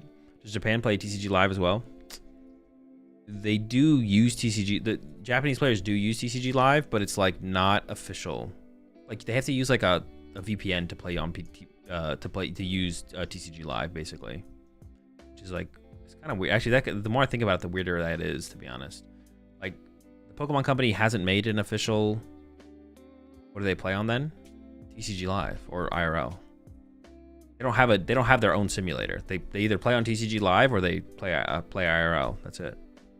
Has Tord gone to stream? Tord's not at this event, I don't think. Tord, I don't think Tord usually goes to the special events because there's nothing to really gain from them. No cash. Or it's also different in Japan, so it's not the best practice. It's not that different though. Well, no, you're not wrong. It is well, but it's not that different. You could still get decent practice, to be honest. I feel like. Well, what are they doing right now? Oh, they have the Rockets cards now, so now it is different. It is different. You're right. I guess it depends on what point in the format we are, or where our format is compared to theirs. I was like, they only have Heatwave. Heatwave didn't add a whole ton, but now they have the Rockets card. So yeah, you're right. For right now, like with the Heatwave stuff, honestly, when they had Heatwave, PTCG Live was basically their format. But now that they have Rocket stuff, yeah, it is a little bit different. Yeah. So PTCG Live, yeah, it's not great practice. Yeah, it's not great practice for sure. Definitely not great. That is definitely a problem. Yeah, a lot of the Japanese players do play on PTCG Live, but I guess probably they play it more so when the formats kind of line up, which doesn't happen too often. It never happens before their major tournaments either. Like before their major tournaments, PTCG Live is never usable as a practice tool for them. Unless they're like, if you're playing Dragon Ball or Gardevoir, I guess you could just grind in our format with the deck on PTCG Live. Dude, that kind of, the more I think about it, the weirder that kind of situation is. Like, the game is made in Japan. The Pokemon Company runs everything for the most part. Like, they are the kind of the big dog. The Japanese players don't have an official simulator to use.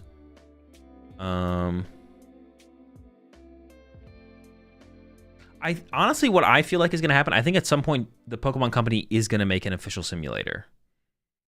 I feel like once they find time to work on other stuff, they have a Japanese equivalent over there. Why else are they unable to use ours without a VPN? I don't know why they can't use ours. I know they have to like use a VPN to basically get access to it. They don't have an official one over there though. No, they don't have like a PTCG Live. I mean, if they did, we would be using it though. Like if the Pokemon Company made a simulator, it would be the simulator for the Pokemon TCG, and that's what we would be playing. We wouldn't be playing PTCG Live. PTCG Live wouldn't exist. If the Pokemon Company decided, hey, we're gonna make a Pokemon TCG client, PTCG Live would just die. Like they would get shut down, and then that's what we would get whatever TPC comes up with. But they just don't. They've never done one, and it's always been on TPCI to actually do something. Like TPCI was behind PTCGO. They're behind PTCG Live. I mean, Direwolf made PTCGO, but it's because of TPCI that it even was a thing. Yeah, it's weird. I don't know. I feel like at some point TPC is going to be like, we have enough. We don't have that many projects we're working on right now. Let's just make an official. Like we already have. There is already an official way to. PTCG Live is already official, but like let's make our client. Let's make our simulator, and then that will just like replace it eventually for sure. I think. You know if PTCG Pocket is made in Unity? Oh, I have no idea. Okay, I think. Well, actually, I have no idea.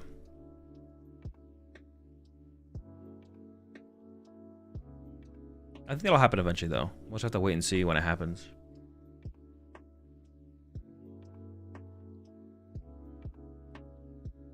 Is live better than online? In aspects outside of the gameplay. In some aspects outside of the gameplay, yes. But the gameplay is the most important part. So overall, I think PTCGO was a better client. Ended a better client than PTCG Live is now.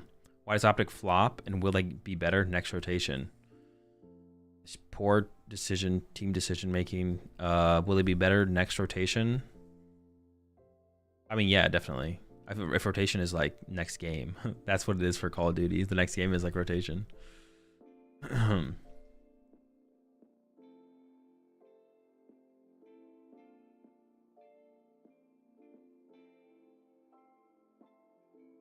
I haven't trade system is so good. Yeah, like aspects outside of the gameplay, PTCG Live is better. The game is more free to play. Trading's gone. You know, we have credits or whatever. But the actual gameplay was better on PTCGO, which is kind of sad. And the gameplay, I think, is, I don't know if it is the most important part. All right, so it's the most important part for me. But if we're concerned about the growth of the game, PTCG Live is probably better than PTCGO. Like if we're concerned about getting people into the game and playing the game, like PTCG Live is so accessible, so easy to get into compared to PTCGO in terms of like getting cards and getting like a good deck and playing the deck. So for growth of the game, PTCG Live is definitely better. Me personally though, I missed the PTCGO's gameplay just felt better. Like it was just smoother, cleaner, faster. Like why did they switch? Because they wanted to like bring it all in-house to have things. They want to bring it all in-house to have things theoretically be better and easier, but obviously that's not what happened. And it's kind of been a mess for a little while.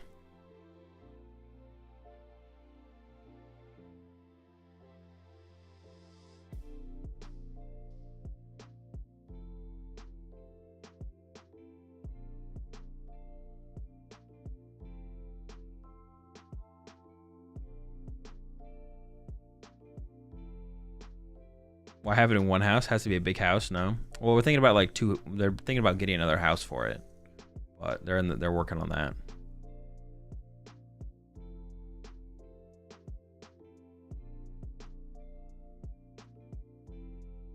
Random question: is it allowed for players to use playmats during broadcast match or no? No. So you're gonna dabble in the new Riot TCG? I mean, depending on how accessible it is. I think the last thing I heard about is that you could start pre-ordering. They don't even have a client, an online client for it though. I don't know. Dude, playing IRL is cringe, man. Am I gonna have to go to my locals to like get the new Riot cards and then play with them? I don't know. Maybe someone will bring them to a Pokemon tournament one time and I'll like figure out how to play the game then or something. That's so weird that like Riot Games as well like is coming out with a card game and they're not gonna have a client for it. Although I guess they already kind of did that with Runeterra. Maybe that's... But I assume they're going to do it eventually, right? I think every TCG should have a client. I mean, it depends what you're trying to do with the TCG. Like, if you're trying to actually have, like, a long-lasting product and community, and, like, you want the game to grow and stuff like that, you definitely need an online client. If you don't have an online client, like... the growth potential is just so much less. It's like it's so easy, so much easier to like get a start, like log into an online client, get a starter deck, go through a tutorial on how to play the game, instead of being like, dude, I gotta drive to this local card shop like half an hour away. I need to buy physical cards. They're so expensive. Do I really want to like commit all this for something I might not even enjoy? Like it's so much easier to just like play the online client and be like, oh, I do like this. I want to go to a local tournament or a locals and play this IRL now, right? You get so many more people involved. But yeah, it just depends on what they're trying to do with their games, right? Just depends. Sometimes the developers don't really care and they're just like, I'm just gonna put out these cards and then that's it, and it dies. But that's fine. Like if that's the kind of game they're trying to make, so fine, that's fine. But if you really want like in the current day and age, if you want the game to grow and thrive and have a lot of long-lasting potential, the online client is definitely essential. Did you guys hear that? You don't IR only is how card games were meant to be played. None of this non-physical nonsense. True slap. You're kind of spitting. Like, would you ever eat a virtual pancake? I didn't think so.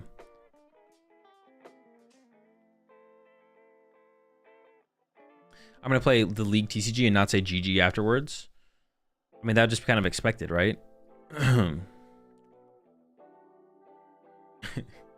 Solo queue game chat becomes IRL through the League of Legends TCG. You've never been verbaled like this before. Come play the League of Legends TCG. It's like solo queue, but in real life. What number of regionals should you be able to day 2? 3 or 4? No, it should be higher than that. Honestly, there's basically... in the current day and age of Pokemon, if you're prepping well and playing well, you should like day 2 99 out of 100 events, I feel like. Something like that. Like, it's a pretty high number. Day 2 in major tournaments is like pretty easy. It only gets easier. Day 2 in major tournaments has only gotten easier. The bigger the tournament is, the easier it is to day 2. The harder it is to win, the easier it is to day 2. So in the current day and age of Pokemon, I don't know, it's like 98 out of 100 or something. If you play well and prep well, you should like basically day 2 every single tournament you go to. obviously if you're like coming up short in one of those in some of the aspects of the game, like there's a chance you're not going to make day 2, but it's like a pretty high number. 90 out of 100 or something. Not even that. I think it's higher. I think it should be higher, to be honest.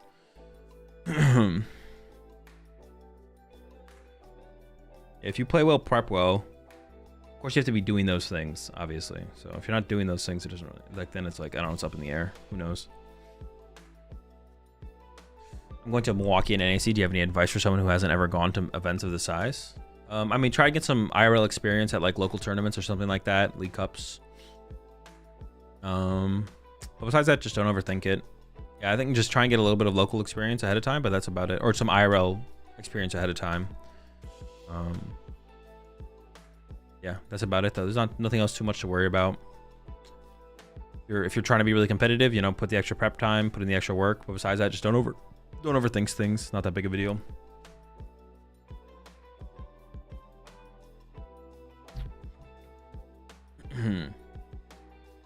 If there are voice comms in League TCG, I'd have to verbal.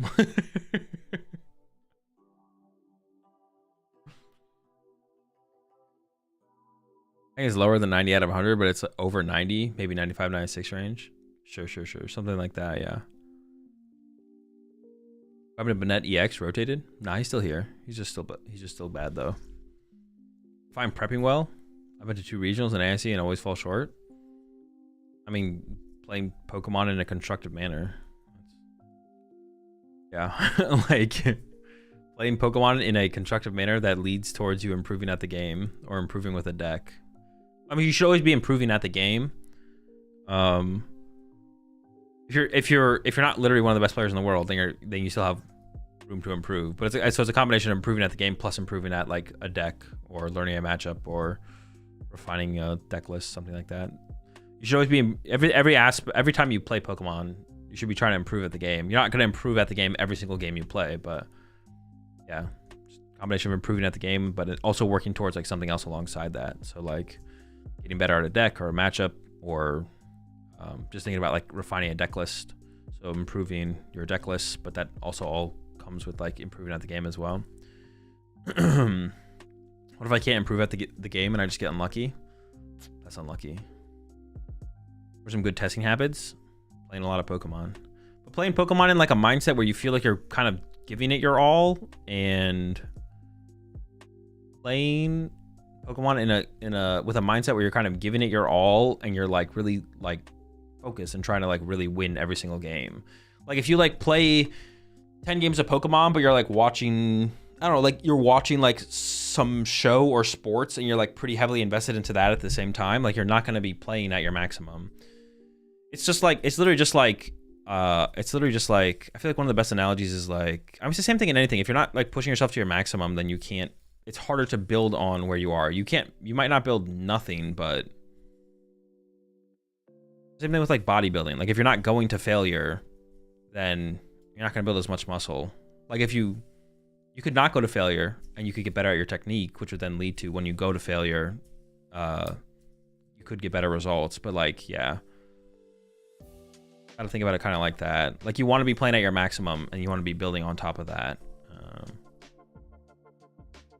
Any tips for best of 1 versus best of 3 for events? I mean, knowing when to scoop is important. So conceding is important. Playing fast is important. Being timely with checking your prize cards is important.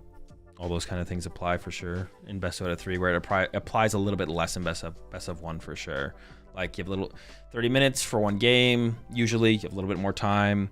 A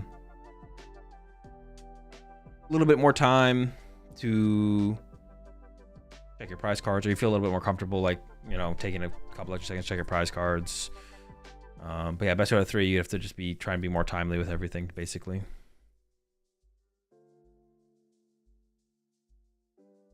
What deck should I bring to a best of 1 tournament if it's best out of 3? Dude, if I was going to a best of 1 tournament and ended up being best out of 3, I'd probably just go home. Much. I wasn't mentally prepared for that.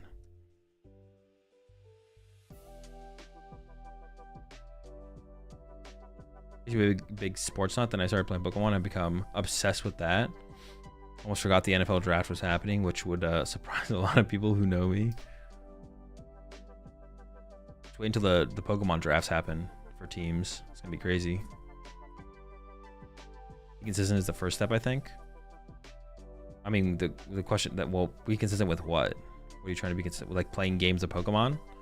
Yeah, I mean, playing as much Pokemon as possible should be playing as much Pokemon as possible should be the goal.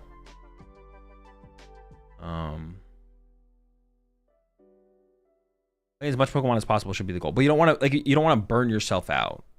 Basically, you don't want to burn yourself out. So like, if you play 10 games in a row and you play game number 11 and you're just kind of feeling tired, or like, you know, you're not be able to give it your all, then like, but you still have like you're like, okay, I have 5 hours I want to play of the PokemonTCG.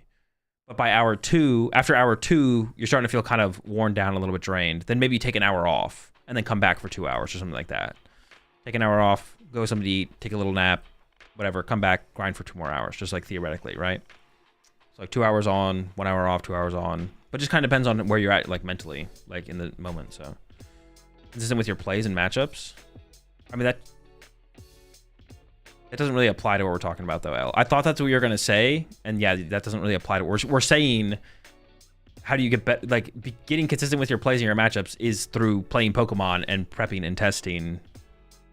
Oh, unless you're talking about as like advice for people going to their first major tournaments. Sure.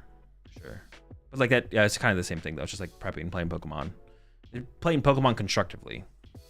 Where you're trying to, even if you're just grinding matchups on ladder, like you're playing the games with the purpose of getting better at the deck you're playing, trying to understand the matchups you hit on ladder better, you know, refining your list, stuff like that, whatever. But it's kind of like all the same thing. They're not really like separate.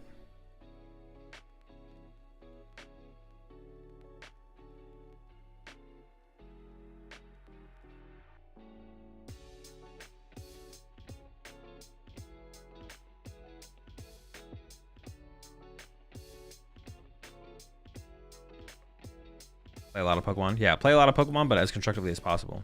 Is coaching worth it? Yep. As long as you can find a coach that will help you understand and learn the game better and just become a better Pokemon player. And you have the time and resources to apply to it. Or you have the resources to apply to it. If you have the time and money, or resources, I guess I could just say resources, that encompasses both things. Before regional, I test 1 month in advance. I start with 5 games a day with the same deck, and then change decks if I'm not feeling it. Then I find the one that feels good. I change to 8 to 10 games until the event comes up to refine the list. I've been trying to play Guardy for a while now and just can't seem to get it to work. I've talked with people at my locals and they share the same sentiment. Are we bad or what? I mean, Guardy's always been one of the harder decks to play in the format, so it probably is a little bit of you being bad, but it doesn't mean you can't get better. It's just kind of up to you if you want to make that, if that's what something you're trying to do, like if you're trying to improve, you know. Yeah, so it definitely is a little bit of you being bad, but it's like, if you want to get better, then then who cares? Like, just focus on getting better. Mimikyu is still good at tech against Raging Bolt? Nope. Mimikyu is cheeks. People spend more time asking how to improve than playing the game, then wonder why they don't improve. Only people are spending that much time asking how to improve. But yeah, just playing Pokemon is like the main thing. People don't play enough Pokemon to begin with. I got $5. Coach me, Azul. All right, only if you coach me in Cube. Fourth stretcher or fourth nest ball in Guardy? Bro, I don't know. I haven't played. I mean, I don't even know what list I assume you're talking about the Brent list. No clue.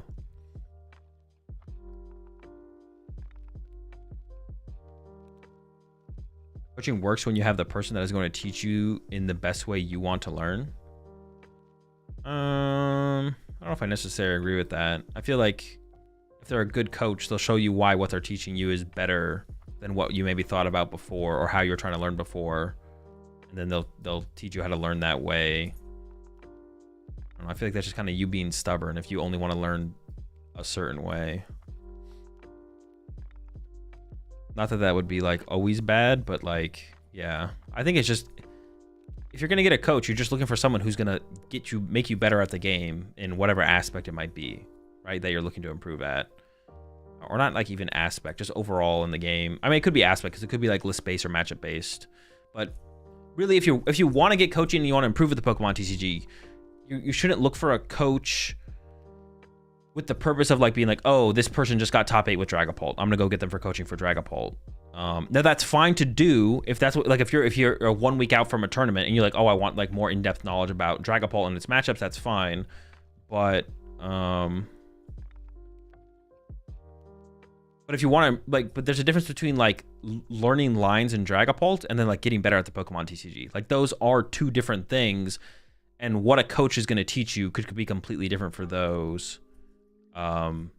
two things, right? So there's like understanding a deck and getting better at the lines, and there's like just getting better at the Pokemon TCG. Which like if someone like teaches you how to play Dragapult better, you probably will get a little bit better at the Pokemon TCG overall. But teaching you like fundamental, what is the word I'm looking for? Fundamental aspects and concepts in the Pokemon TCG is what, and teaching you how to improve at those is what is truly going to get you better at the game. So how do I get better at the game without spending more time or effort? It's chalk slap. The only way is to actually start eating waffles, and we know that's not going to happen. Hard to play when the client is always down. It's not always down though. That's just an excuse.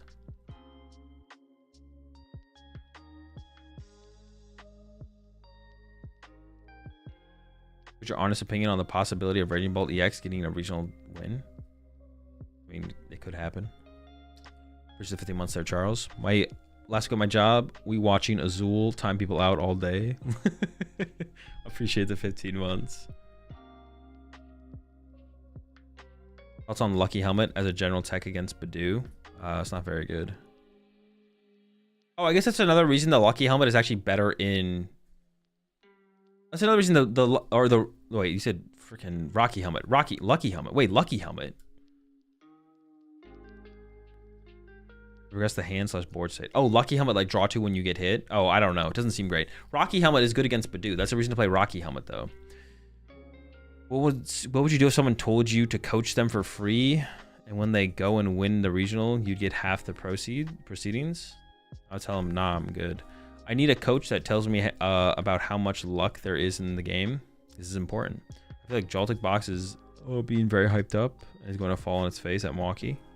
Maybe. We got some more events before Milwaukee though. Hazel, how do I actually? Never mind. I don't care. What you have to say. I just want to type. Fuck YouTube chat in here.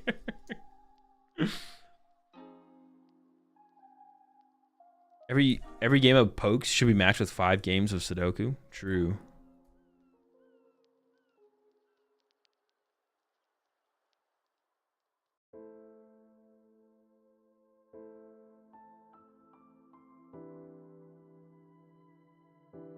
Dude, what the heck? I know there were so many Sudoku enjoyers in chat.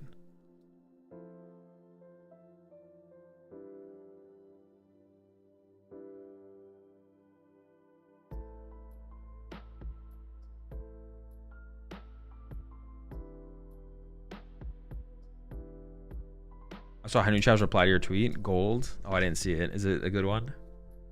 Dude, if he makes fun of me.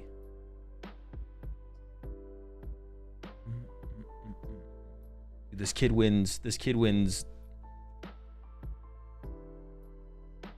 regionals 1 time in a season, bro.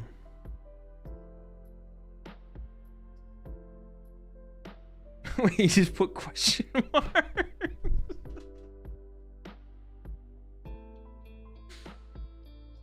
Mom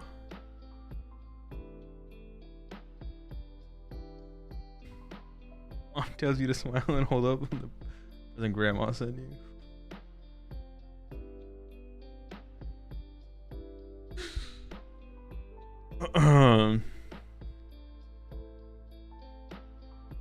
So how do you get tilted less at the game? I feel like I really get annoyed at myself for misplaying. Feels bad.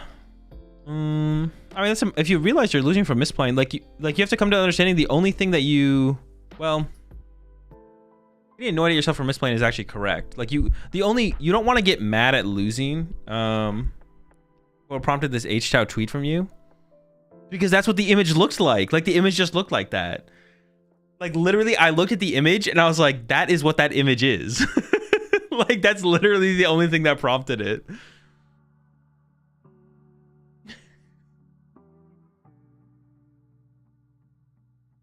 Like, does Henry not look like that in that image?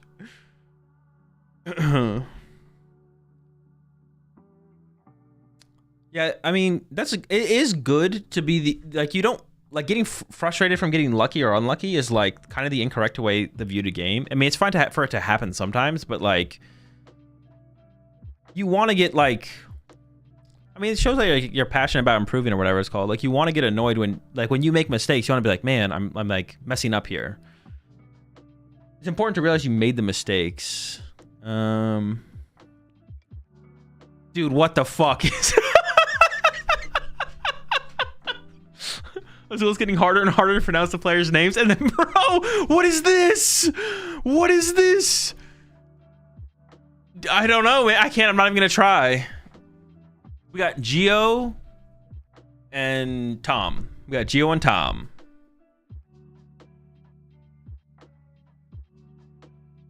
Not even going to try. Dude, those last names, though, bro.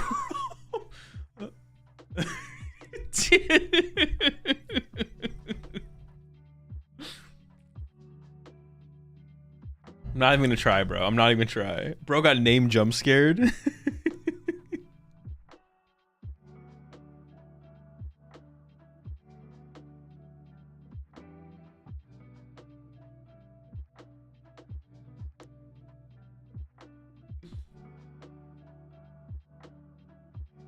All right. Dude, the names are getting harder and harder. 3 mulligans?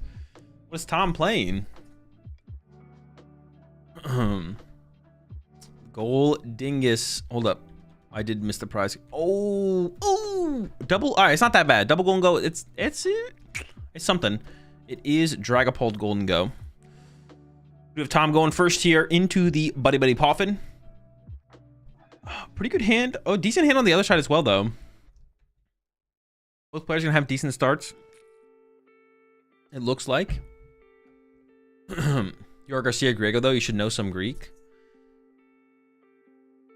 I literally have like people in chat assuming that I'm from 5 different countries, 5 different parts of the world. I know 5 different languages. Bro, the assuming is high. Greek?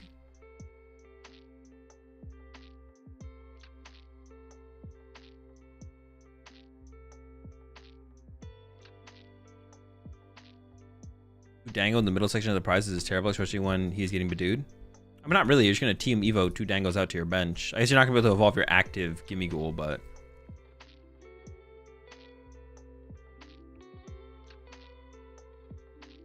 Often coming in from Geo. The whole deck is upside down. I think Geo got jump scared there a little bit. He's like, what? Oh, upside down. The prize cards are also upside down. He might get spooked when he draws his first prize card here. We'll see. It is. I see Dustnor. We see Crispin. I see an upside down Buddy Buddy Poffin. Bro, if you don't freaking flip that Buddy Buddy Poffin over, I'm calling the cops. Lock your ass up. You better flip that Buddy Buddy Poffin over. Oh, DQ'd. Banned. Get him. All right, 3rd time's the charm. 3rd time's the charm. We'll give him the benefit of the doubt. Oh my, doesn't even go through the rest of the deck. We have the Jack in hand. Do we ever just not play this Iono? Oh, we have Arvin. We definitely just don't play the Iono. Okay, okay. I thought we had Ionos and Jack for options. We have an Arvin. We're definitely playing the Arvin here.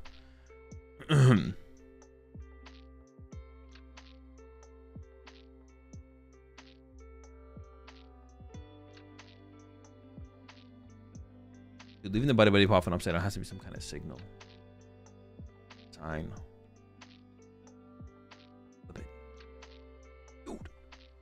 Flip the Buddy Buddy Poffin. Goes for the cape and the unfair stamp. Interesting. I thought we'd maybe see like the Vessel or the Energy Search Pro grabbed here. Oh wait, what the fuck? Energy Search Pro. Dude, it's early, but I haven't slept. What do we prize? There's 2 fire prized. Is grabbing Vessel there not? I mean, the unfair stamp seems fine. Is grabbing Vessel not better though? The stamp feels so weird there. The stamp feels so... Like, he's just trying to stamp immediately, but we have no energy in play. Like, if we had energy in play and could go like stamp attack, like that, I feel like that makes a little bit more sense, right? Like, okay, then I'm like, okay, I can get down with this. I can get down with that.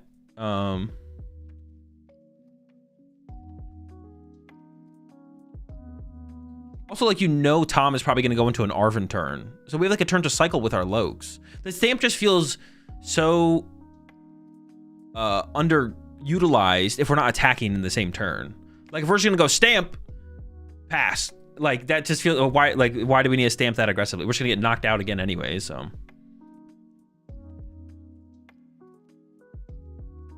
I think people have the wrong mindset. You want to stamp on the attack turn? Yeah, not on the first turn Badoo dies. Maybe, yeah. People are just trying to be as aggressive as possible with stamp. It's like, if I just hand disrupt them every single turn, stamp this turn, Iono next turn, Iono the turn. But like, the stamp is like, the stamp should be utilized as like a power card, where it's like, I can Arven and stamp this turn. Or, I mean, I don't know, stamp plus jack this turn, find evolutions or something. It's not supposed to be like, I mean, you can use it as like a draw card, but you want to like have like a really powerful turn where it's like, I'm hand disrupting you and I'm doing all this other stuff as well.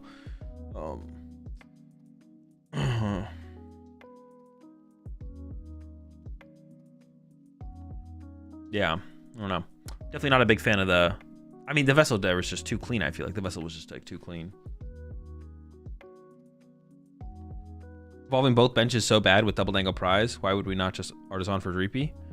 That is a good point. Trying to keep a dango in the deck definitely is. There's definitely some value there.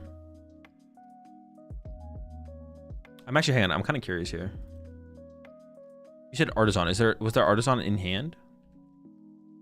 Also, like, giving Geo access to Artisan doesn't seem like that big of a deal here. All right, we're into the jack here. This seems pretty good. But we want those energies, man. The energies are so important. Also, if Geo had done some, like, prize checking, he would have realized he prized 2 fires. And with that knowledge, I think you kind of stress finding energy and getting your attachments more aggressive. Because it's way less likely you see an energy this turn with 2 energy prize. I thought there was, but maybe not. Yeah, even still with, yeah, I mean, of course, like, that's why the prize checking is so important. Like, and I don't know. I mean, you just don't see, the players are just not very thorough with prize checking, right? Like, there is some players who are, the Bradners. I want to say Hedrick is pretty thorough, but I don't remember the last time I was trying to remember, like, back to, I mean, there honestly just not that many players are that thorough with prize checking. Like, even at the higher level of play, like, Henry wasn't super thorough in the finals against Hedrick. I feel like Hedrick's pretty thorough, though. But it's really not that many players who are super thorough with their prize checking. Bradner is kind of like the gold standard for prize checking. We did find a psychic energy here. That's big. When we say slow pull, does that refer to... Slow pulp refers to no Dusknoir, but both versions of pulp are pretty slow, to be honest. I wouldn't even call it slow pulp versus not slow pulp. I would just call it Nor versus no Nor, because they're both pretty slow. Rowan takes forever to prize check. Rowan is also pretty thorough. Dude, honestly, see, that's where you do start to see a little bit of a skill gap with the prize checking sometimes, because we see players not check their prize cards and get punished for it sometimes, so. Okay, here comes the Cypher Maniac. Once again, we're under the item lock. So Tom has to figure out how are we going to handle this here. We could get Monkey Dory involved. We could also just... We have TM Evo in hand, so we could get double Dreepy and then turn double Dreepy into double Drakloak. And then also attach active so we could retreat next turn and attack with a bench Golden Go or something.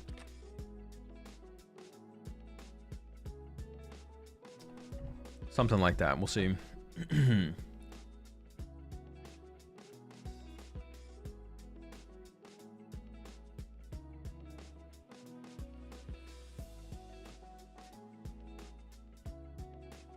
All right. Not sure what the play is. Maybe now is making... Maybe is... Oh, wait. We're probably now realizing Golden Go's prize. Oh, does play the Genesect. That's a big card. And the Vengeful Punch. Although getting Vengeful Punch here seems incorrect. Yeah, wait. Isn't Rocky Helmet just better than Vengeful Punch? It's better against Dragapult to have Rocky Helmet. And also Rocky Helmet's good against Badoo. What is the value of Vengeful Punch?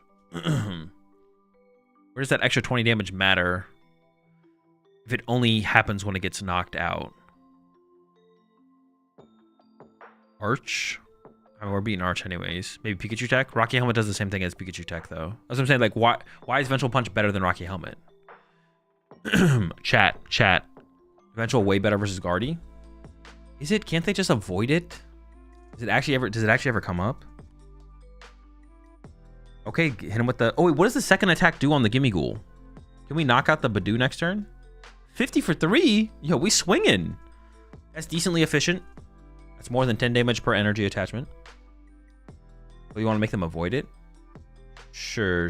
I mean, I could see it, I guess. I just kind of like the idea of Rocky Helmet because of Badoo.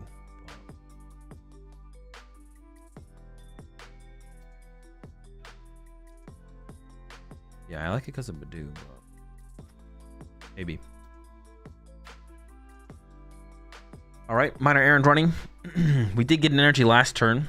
Hand's pretty big here. I feel like we also have triple Dracloak to work with here. We're gonna cycle and see a lot of cards. We just want to find. I think the only thing we want here is a psychic energy. And I don't think we want to attack with Dragapult into a Gimme Ghoul. That sounds pretty bad. Yeah. Guardian can just CC or tail. Also with double Monkey Floon can attack with 70 and not die. Yeah, that's what I'm saying, Piper. Like, I feel like they have so many routes. Like the Rocky Helmet, I feel like the trade-off is like Rocky Helmet has to be better, but maybe it doesn't matter that much. Rocky Helmet on a Dango doesn't trigger with Badoo. Oh, that's true. It has to do damage. Oh, that is kind of annoying. Okay, maybe it doesn't matter as much as I thought it did. Yeah, maybe it's not as big of a deal as I thought. You're gonna be, well, if you have a Dango, you're killing the Badoo. If it's not, it's more so if it's not a Dango though, right? Put a Rocky Helmet on your Gimme Ghoul and just minor errand running turn after turn after turn. This is the only fire energy in the deck. So Geo does split the energy. It's just going to be kind of funny if Tom finds like boss KO a Dracloak next turn or something and then KO's the one with the fire energy. I guess like there's still a Night Treacher or something in the deck, but could be interesting. Are we just going into the do again here from Geo? He's stressing something. I mean, the hand's so big, we're never Ionoing. I know there's an Iono in the hand. We had a Poffin. Is there not another Duskull in the deck? Why are we not grabbing another? Why are we not benching another Duskull here? Is it prized? That's what I'm wondering now.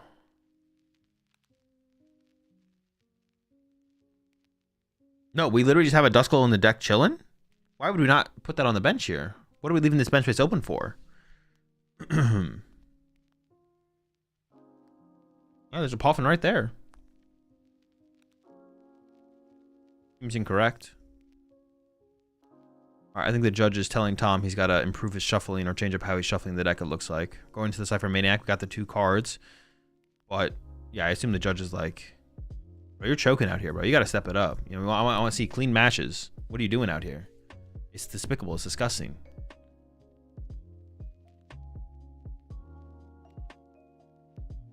The lack of sufficient randomization here is criminal. He's shuffling it semi-face up. Oh, okay. You need a ton of Duskulls in this matchup? I mean, the potential for double Dusknoir in like any matchup is like pretty good. I feel like there's yeah, the potential for double Dusknoir in any matchup is pretty good. Especially if like Tom KOs the Badoo here, then you can go like pop Dusknoir, or Dusclops, whatever. You pop 2, and they're still on odd prize cards. You Iono them down low, and then, or you actually stamp down to 2, and then you Iono to 1 on the next turn. Like, yeah, you definitely want the honestly, the more I think about it, not getting the other Duskull here doesn't make any. Does Geo think he's item locked? Has Geo played an item since his own Badoo has been in the active? Maybe that's how they balanced Badoo going into this patch. Honestly, going into the Seville patch, maybe they balanced it by maybe Badoo affects everyone now. I actually don't even know. All right, Genesect established. But I think we have Candy Dusknoir in hand here for Geo. But yeah, we don't have the... All right, there's a knockout. Pretty clean here. Took away the unfair stamp option. But I think we have Candy Dusknoir in the hand here for Geo. Wait, no. We're a Dusknoir away. Itchy Pollen in the air? Dude, it feels that way. Dude, yeah, there's no reason we shouldn't have Poffin. Okay. All right, there is one reason. Hold up. Geo didn't want to re-change the composition of the deck. But I feel like that's not worth it. Yeah, I feel like that's not worth it here from Geo. I feel like you should change the composition of the deck for sure. Or this turn get Duskull plus Badoo. Nah, this turn we're counter catching the Golden Go and trapping that Gimme Goal on the bench with 3 energy. We're not going back into Badoo here is criminal. We're getting aggressive. We're trapping this Badoo. We're trapping this Gimme Goal on the bench. He's staying on the bench where he belongs with his 3 energy. Give me that Golden Go. Do we even want to KO the Genesect here? Yeah, we have 2 energy established here as Geo. We have everything we need here, to be honest, as Geo. We don't need anything else. Honestly, well, hang on. If we can find... We didn't bench Fez here, which is a little weird. Yeah, we have 2 energy established here as Geo. We should just start swinging. We have back-to-back Dragapults ready to go. If we're too chilling, things become too chill at some point. We can't over-chill here. The Dreepy bench here was really bad for here from Geo, because we maybe want that Pheasantipity draw. We just took that away from ourselves. There's the Vessel. The Vessel is good. We have no Dusknoir yet. We have the Candy in hand, but now we can't draw 3 with Fez. Dude, you sack. Wait, do not contemplate this. Ultra Ball Dusknoir. Dusknoir KO Genesect. Unfair Stamp. Counter Catcher Golden Go. Punch Golden Go.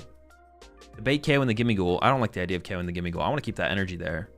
Punch Golden Go. 6 on the other Golden Go. It's cooked. It's chalked. Pack it up. You have the Counter Catcher in hand as well. Wait, what did he take? Did he take the Ultra Ball? Don't do this, Geo. Did Geo grab Crispin? Wait, is Dusknoir prized? Oh, he took the Ultra Ball. Thank goodness. I was out here gaslighting. We can still get Fez on the bench here, actually. We should have Ultra Balled away Iono. We should have got Fez on the bench. We could Candy Dusknoir and then put... Actually, we don't need Fez. Fez is also like a slightly... Fez is a decently easier... Well, not really, because if you're Ionoing your opponent, it's almost easier for them to like play Cypher Maniac for double superior than it is to have Boss plus whatever. So, it's whatever. He can't even Monkey Sense no Metal on Dango. It's over. Yeah, this game seems pretty over. I think if Geo plays this correctly, I think Geo's in a very powerful spot. I think Geo's in a very, very good spot if he plays this correctly.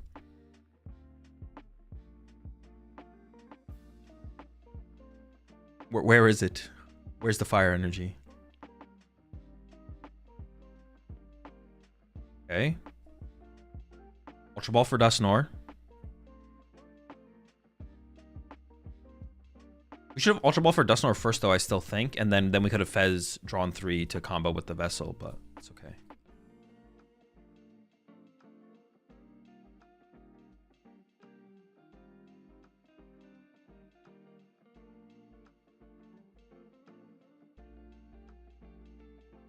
We can get rid of Artisan and Poffin. We have good targets for the Ultra Ball as well. We have great targets for the Ultra Ball. Nice, nice. Oh, yeah, he's doing the play. He's getting there. He's getting there. Let's get rid of the Poffin. Ah, keep Fez. Even if you don't want to bench Fez right now, you keep Fez here every time. Even if you don't want to bench it. I don't like the Fez. I don't like the Fez discard here. You definitely keep it in. Well, I don't know. I guess it depends how many Night Treasures you have left as well, I guess. I don't know, but you need a Night Treasure to potentially recover a fire energy. You don't want to stress your Night Treasures here because you have 2 fires prized. You might not get them here off these. Oh, you're only getting 1 prize card here as well. So you need to save the the Night Treasure for the fire energy. Actually, you need to save it.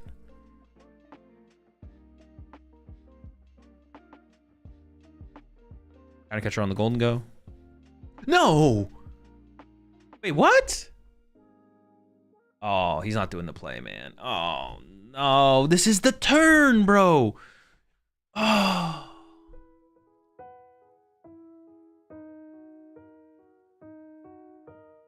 This is not it. Just going with the Iono. This is too weak. Okay, this turn, like, okay, if this was, well, actually, no, bringing up the Genesect literally never makes any sense. Okay, I can't really defend that, to be honest. If for some reason Geo couldn't get access to Stamp, but was still punching one of the Golden Goes off the bench here, this would be fine. But our turn could be so much better if Geo just popped the Nor, KO'd the Genesect, played the Unfair Stamp, Counter Catcher the Golden Go. Like, we'd be cooking. We'd be in an insane spot. Yeah, our turn is just, it's not that our turn is like, I don't know, our turn's pretty bad, to be honest.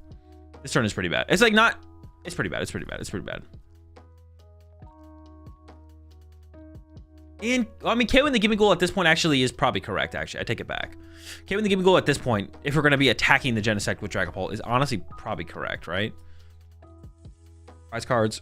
Night Stretcher's a good hit here. Boss is fine.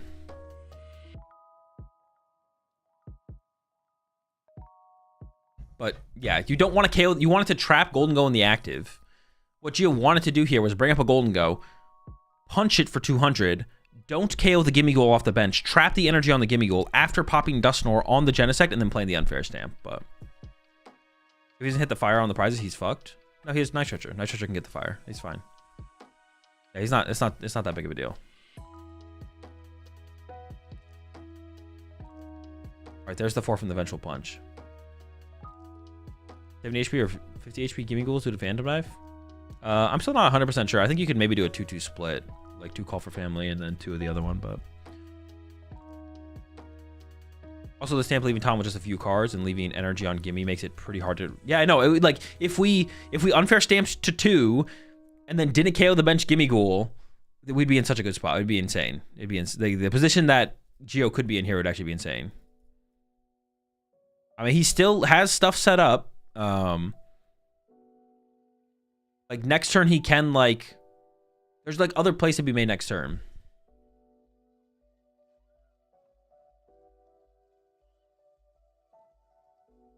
We can still make things happen next turn, but he hasn't like lost or anything like that. How are we saving if we leave Genesect alive? Dusknoir KO, Genesect, Unfair Stamp. Golden Glow, give me to the bench. We haven't drawn with either Golden Glow here? Or am I trolling? Has Arven in hand, though. Or have we drawn with both Golden Goes?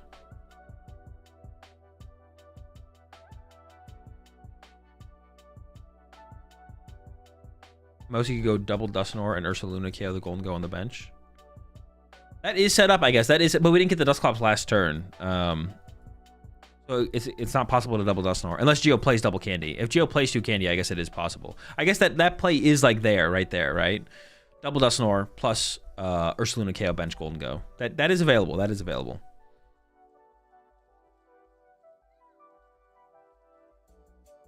But no Dusclops in play. So that's, or I guess if he plays 2 Candy, I doubt he plays 2 Candy, but almost everyone plays 1 right now. But if he does play 2 Candy, I guess he could still pull it off.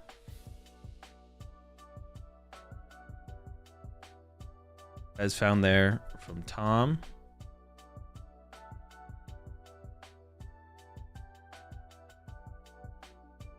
I'm assuming specifically for the Call for Family.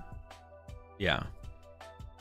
Although, like, there could become if you play enough Wonder Tree Pokemon in Golden Go, there's an argument to like include your own Badoo or Klefki or something. But it really is just for the Call for Family.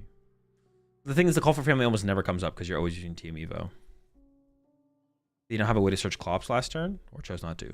I actually wasn't paying attention. Oh, no, I think he did, because the 2 prize cards he got was Boss, Stretcher, and he has Ultra Ball in hand. So he could have Ultra Balled for Clops last turn. He actually could have played towards that play as well this turn. He could have Ultra Balled for Clops, yeah. Because his hand is... He got Boss, Stretcher off prize cards, but he has an Ultra Ball in his hand, which means he could have played the Ultra Ball last turn. So he could have actually had Dusknoir, Ursaluna Countercatcher, KO the bench, Golden Go this turn. But didn't play for that line of play. I also don't know because... No, he got a Stretcher off the prize card, so he has access to 2 Stretcher then.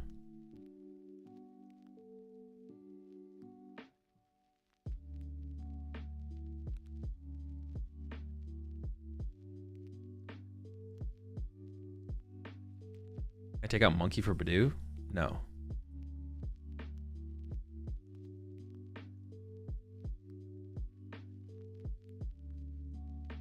Are we attacking here? Okay, we are attacking. I was like... I was slightly confused there first. Oh, we only need 6. I was about to panic. I was like, oh, shoot. No, we're good, though. We have the Vengeful Punch damage. We're chilling. Some prize cards. Got a Golden Go. That's pretty good. This game is taking forever. 22 minutes in. It's going. Both players are playing a little slow. I wouldn't say to the point of like probably where any penalties need to get involved, but they are both playing a little bit slow. I was not making it rain. That was gently putting the money on the table. A light drizzle. No rain. There's the Night Stretcher. I mean, that's big depending on what we have available to us. I mean, now is when we have to... I mean, we want to kind of like pop a lot of things and then... Oh, wait, hang on. With Pheasantipity in play. What's the math here? Red 6. Need to counter catch a Fez here and hope no Turo. Counter catch a Fez plus unfair stamp punch. Yeah, sure. Seems pretty good.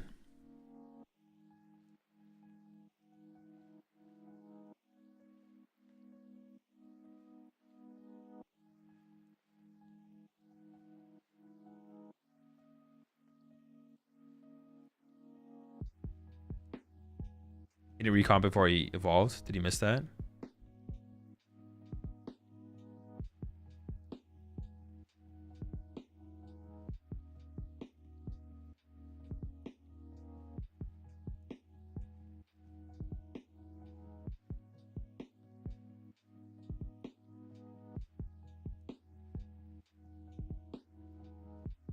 Nor plus Clops isn't enough. No, we don't. Yeah, we don't have it this turn.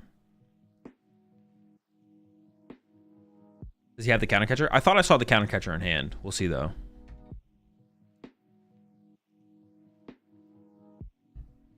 Yeah, he has counter catcher in hand, but he doesn't have game quite yet.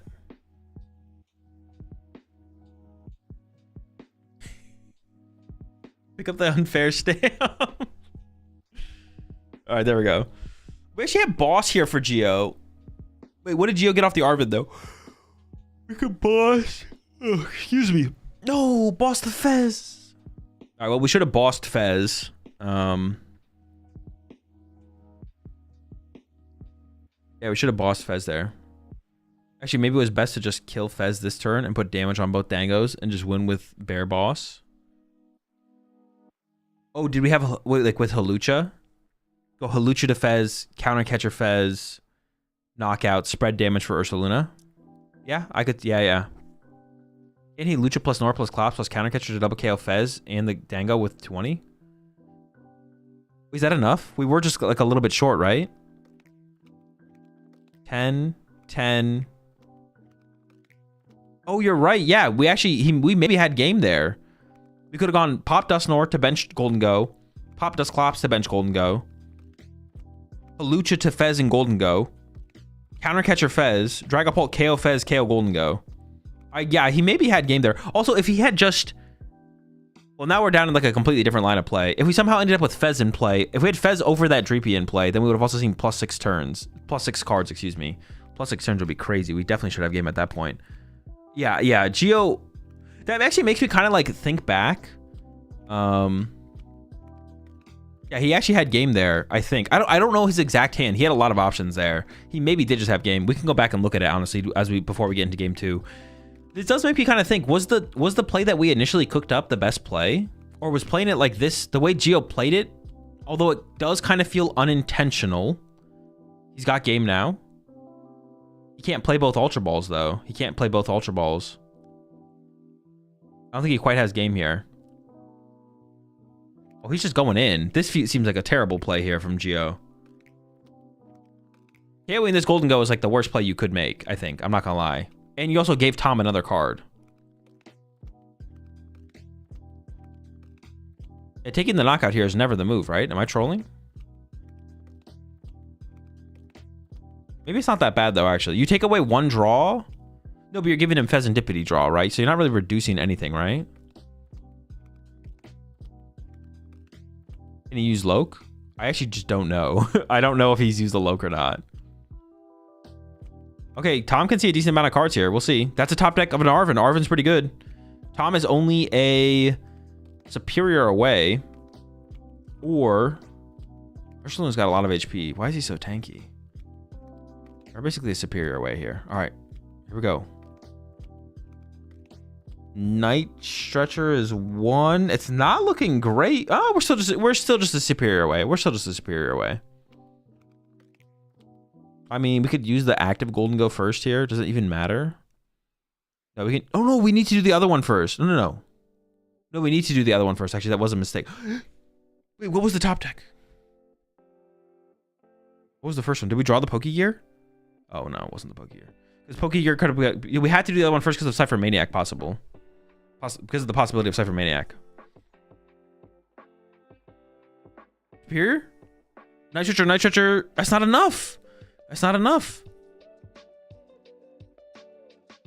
We can Gust KO the bench Dracloak, I guess. But then that activates Counter Catcher on our Fez. But Tom just doesn't have anything now. He just whiffed. He made a slight sequencing error, but it didn't end up mattering.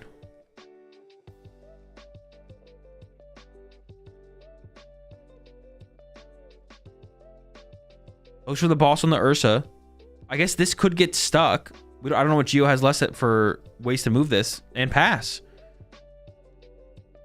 All right, Geo. Counter Catcher is not active, but you can turn Counter Catcher on. Oh, wait, we have... Oh, yeah, we can just Dusclops plus Crispin. What am I thinking? We can just attack with the Ursa Luna.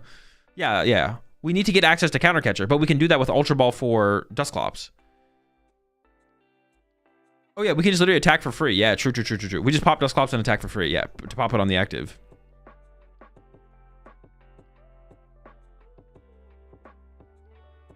I mean, I think Tom played this game fine, but Geo, I don't know. I want to go back to like that turn. Well, I want to go back to that last hand.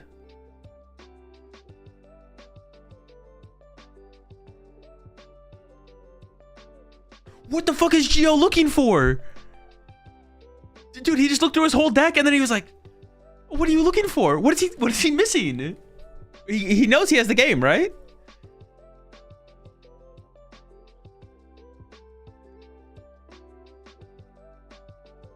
Okay. Okay, he's got it, yeah. Bro, I was like, no, what the heck is he looking for? He put his head down like it's like, I prized it. Prized what? All right, he saw it there. He saw it. I don't know what he thought he prized. Let's see. What was the prize cards? Oh, shoot. Let's see. I don't know what he thought he prized. There's nothing prized. Okay. Let's see. Let's go back to this turn. How many rounds in day one? 8 rounds. 8 rounds, yeah. Yeah, we could have had game this turn. Wait, not here. Like here? Could we have had game here is the question. Our hand has double Night Stretcher Ultra Ball. Oh no, we did use the active Loke. He did use the active Loke first. Options are Badoo something. He did use the active Loke. Dude, chat was out here flaming him. What the heck? Oh, weird for that one. We didn't use the second Loke yet. We have an Ultra Ball in hand, and we have Counter Catcher. So you go pop Dusknoir on the bench Golden Go. Ultra Ball for Hawlucha. Hawlucha the Fez. Counter Catcher the Fez. Arven for Unfair Stamp. Play Unfair Stamp. He had Arven for the last Ultra Ball. Ultra Ball. Oh no, you're right. Yeah, we have double Ultra Ball in hand with the Arven. Yeah, so he had game in this hand. You're right. Yeah. Ultra Ball, Counter Catcher. Yeah. We have one more Loke we could have used as well, and then we just go load up 180 on the bench. Hawlucha to the Fez, Counter Catcher Fez, knockout Golden Go. Yeah. Dude, like looking at how this played out, like maybe we're just no, but this play seemed so good. Maybe just it's like a really cool play, but was this play actually that good? It's like makes me question how good this play was. Because this turn, Geo could have gone pop Dusknoir on Genesect, Counter Catcher Golden Go. Well, not this turn, but this turn, Geo could have gone Candy Dusknoir, KO Genesect with Candy Dusknoir, Counter Catcher Golden Go, Unfair Stamp, attack with Dragapult. We also could have had a Duskull on our bench last turn, but we didn't do that. But we should have had that. I feel like this was still the play, though, right? I feel like Geo put himself in a worse position by not just doing this play, and still could have recovered. I think you never lose doing the Nor Gen Stamp. We also probably never lose this way either, jumping between hundreds. It's just always a dub. It's just always a dub. All right, let's catch back up. Tom going second. Has a decent hand. Got the Arvin. Gio's hand here, not super strong. Actually, I would even argue that his hand's pretty weak. Yeah, I'd argue the hand's pretty weak here. If Fez isn't bench, I'm not sure how good that method is. That's true. Did Fez have to be benched? I don't even remember. Did Fez have to be benched for Tom to actually make that play work?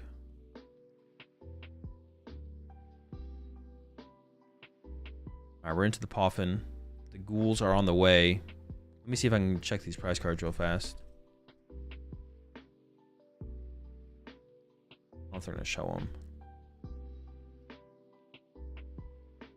Maybe I passed it already. You did 3 months there, Sizzle. Let's go back live.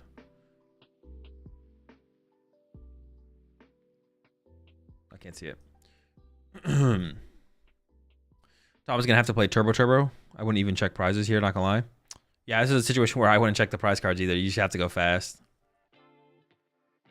You just have to go fast. You gotta go. You gotta go. No time. Oh, we have double Poff in here? Yeah, we're about to get hella draw support set up. If Tom played a little diff, he could have made a double Dusknoir Countercatcher Bear, likely to beat no Fez bench. Maybe we should just optimize for that. Well, definitely, yeah. Like, we should have got Duskull and play a turn earlier, and then we maybe even had Ultra Ball for Dusclops a turn before as well to play for the double Dusknoir. Dude, this is why I don't understand playing this is why I don't understand playing 2 Duskull in the Dragapult Dusknoir deck. I feel like Duskull's just so broken. Double Golden Go. I actually think this is incorrect from Tom. We should get the Dracloak here, right? The Dracloak just sees more than a bench Golden Go. I think Dracloak is actually the better grab here from Tom. We also want to leave Golden Goes in the deck so we can draw into them and then evolve our active Gimmighoul to a Golden Go. So actually, I don't like this from Tom. We should have got 1 Golden Go, 1 Dracloak. Leave the Golden Ghost in the deck to draw into. It's gonna make it a little bit harder now to actually pull off an attack next turn. All right, over to Gio. Hand's still not great. We have the Jack and we have a Vessel. I mean, we can Jack for a Dracloak and a Dusclops, I guess, which is okay. Gameplay was good because it set up for double KO Dangos, no? It did, yeah, it did set up for double KO Dangos, yeah, for sure.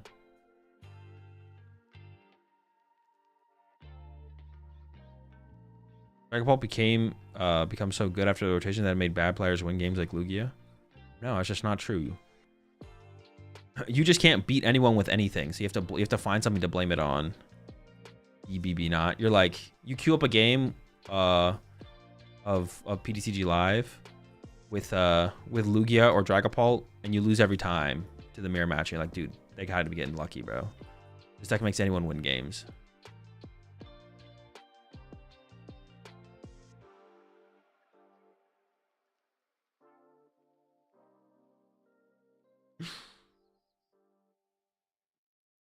All right. Well, we're hoping for, I mean, honestly, we're hoping for a Buddy Poffin here. We do have Ultra Ball. That can be our out for Badoo, but we prefer not to have that be our out for Badoo.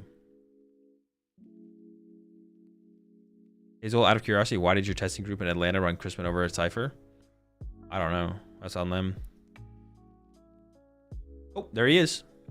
Would you rather have third Duskull or Genesect and Poltnor? I'm gonna make it all fit, bro. I'm gonna get it all in there. Honestly, you maybe can't get it all in there. I mean, they both seem pretty good. I don't know how much I don't know how good I think Genesect is, to be honest. Because the deck doesn't play that many tool cards anyways.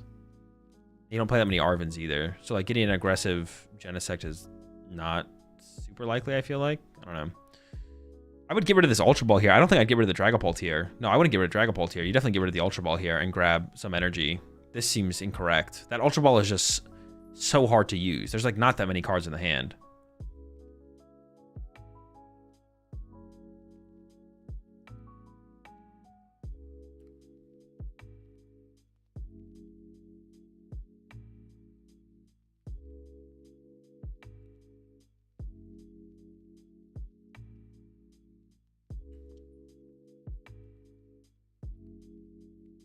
I agree, to be fair. Main reason is in here is to auto mirror if they also don't run it. I mean, I don't really think it autos mirror. I think I really exaggerate. I'm just tilted by Badoo. That's fine. If you say some dumb shit, you're gonna get called out. Not like the skill ceiling in the Pokemon TCG is super high. Like, you should work on your play. You should work on your play. Badoo isn't beating you simply because it's Badoo. Badoo beats people who don't understand how to deal with something that they don't run into very often. Like, that's it. So I do think there's an argument that when cards become unfun, maybe they shouldn't exist in the Pokemon TCG. I'm not actually against that.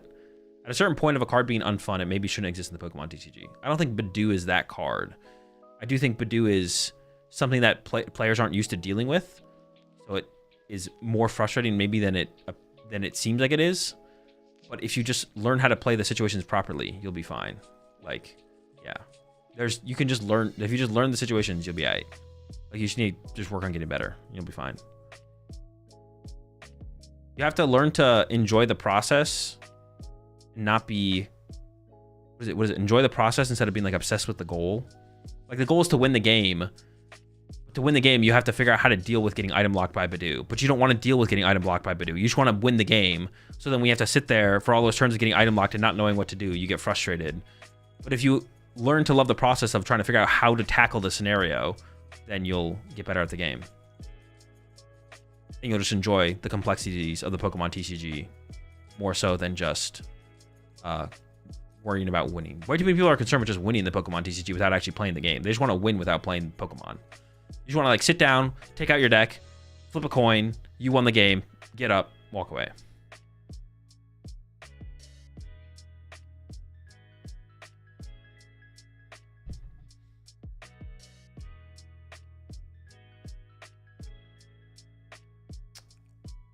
That's the best I've heard about any card game and in life. Yeah, it's not my quote. I don't even remember where I heard it. Falling in love with the process versus being obsessed with the goal. Like, that's how you want to view like kind of life in general. But it's like the same thing for the Pokemon TCG. Like, you can apply it to literally everything in life. If you want to like enjoy life and get better at something, you have to love the process, not just be obsessed with the goal. The goal is to win, but the process of winning is what you want to enjoy.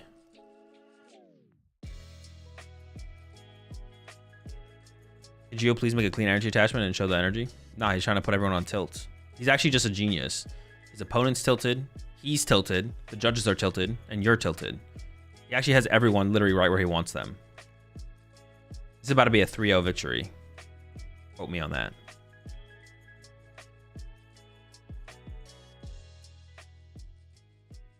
Honestly, this hand here from Gio doesn't even seem that good. How do you promote Clops? I don't actually even know what is the play here. Do you bring up a bench Golden Go and just punch that? You just trap a Golden Go from the bench in the active, or you just go back into like counter catch your Golden Go plus Badoo or something? I don't like drawing prize cards here this turn. I feel like giving over the power of Pheasantipity is incorrect. See, this is keeping the Ultra Ball was so bad here from Gio. Now we have this Ultra Ball in our hand that we can't play. We can't play this Ultra Ball in our hand, and we could have just had a Dragapult. We could have like used Dracloak before we used Arven, looked for the unfair stamp. If we hit it, then we can just go get Buddy Poffin off the Arven, evolve it to the Dragapult, and just have it set up. I'm debating. I like Badoo again, but I don't hate Countercatcher Pult stamp attack. I think we always Countercatcher the thing though, right? We always Countercatcher Golden Go here, even if we're gonna Badoo. Obviously, the Dusclops being the active kind of like makes everything awkward. I think Gio's literally gonna knock out the active here, which I don't think is that good of a play. I think KOing the active here is pretty weak. But you can pop Dusclops on the active, play Night Stretcher for, oh, we drew into a Dragapult, so that's even better. And then we can knock out the, I feel like that's what Gio's going for. And also is going to knock out the Dreepy, I assume. Although I think we should knock out the Gimme Ghoul over the Dreepy. Actually, we could knock out the Gimme Ghoul here, so we have 10 on that as well.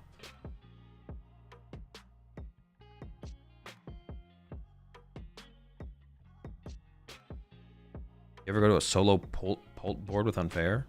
I mean, if we're taking knockouts here and attacking, we should probably knock out something off the bench. Are you talking about like not putting Hawlucha down? No. We definitely need to bench more stuff. KO active is terrible. Yeah, I think the KO active is pretty bad here.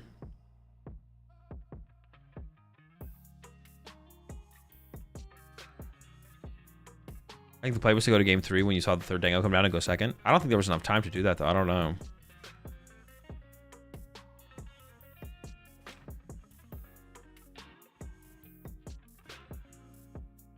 We should have just always counter catcher Golden Go there. I mean, we're already committed past that though. I shouldn't even be thinking about that at this point. Like Gio's committed to, I'm pretty sure Gio's committed to taking a 3-prize turn here. Yeah, Gio just committed to just doing it, just like doing as much as possible in terms of drawing prize cards.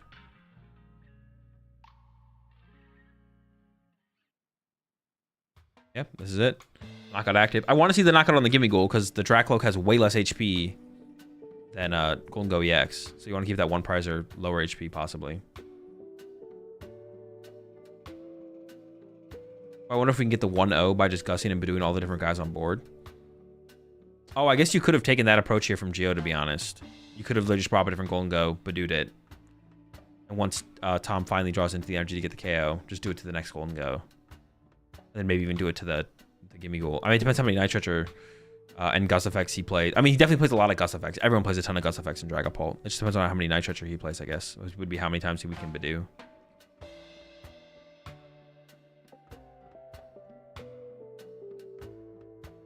Why not slow play warning? I don't think he's playing slow enough to demand a slow play warning. I mean, he's like playing pretty slow, but it's like kind of at his own detriment. Well, not even really, I guess. He has the win here, so him playing at his pace of play is like not. I don't think he's like slow playing, but like yeah, overall less time is better for him at this point. I think he's just playing slowly.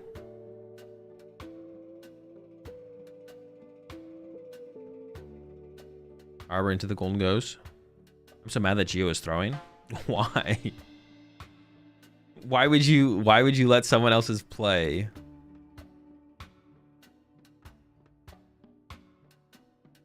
Oh, I don't know. I sometimes get kind of animated when people make certain plays. I don't get mad though. I'm not mad. Oh, maybe I do get mad sometimes. I don't think I get mad. Why is there a V-star marker next to their record? Because they have a V, in the case they use their V-star power. Like they fade it out, so it signals that they use their V-star power. I'm 75% sure Gio double attached his turn. No, he didn't. He had 1 energy on the last turn. He just puts the energy under the Loke, and you can't see him. Which Dragon Ball version is harder to pilot, Nor or no Nor?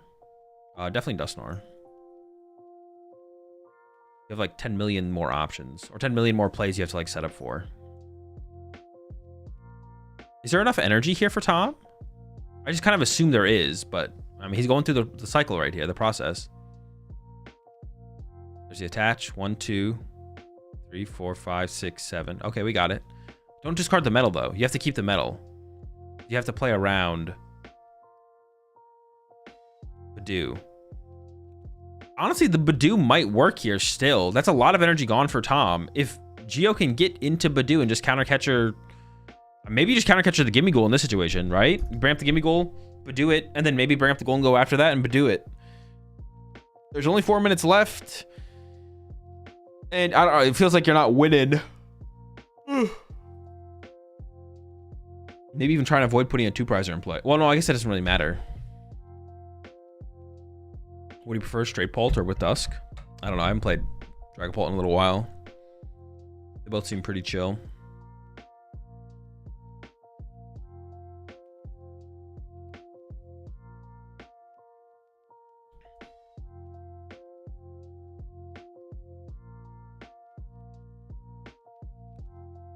You think Ursaluna is necessary in Pult? Yes. Pretty good card. Yeah, it just seems good. This version of Golden Go right now? Either a straightforward build or something with a, I don't know. I have to like think about and look at the meta and like think about it, to be honest. Maybe no, probably Zork. Maybe if I'm doing Draw Engine, it's probably Zork. But if no jamming, Luxcape Badoo would win. Ooh, the Luxcape Badoo would go pretty hard here, actually. Ooh, the end game Luxcape Badoo is actually kind of crazy in this matchup.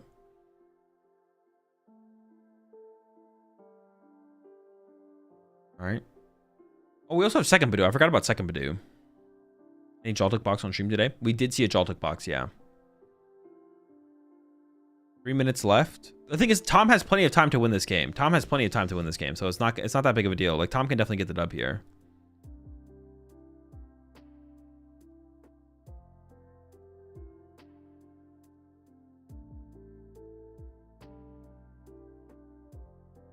We have boss. I mean, we can just go for boss the bench gimme ghoul item lock. Gio didn't shuffle before Loke draw. Did he not? We can go back and look at that real fast.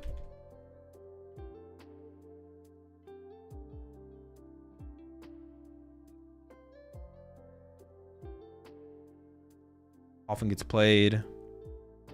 Dude, if he shuffled, I'm just gonna go on a mass timeout spree. Happens too often. Deck goes down. Looks at hand. Oh, I guess he just like, he thought he was gonna ultra ball and then ends up not ultra balling. He was like, wait, I'm just gonna Dracloak first instead.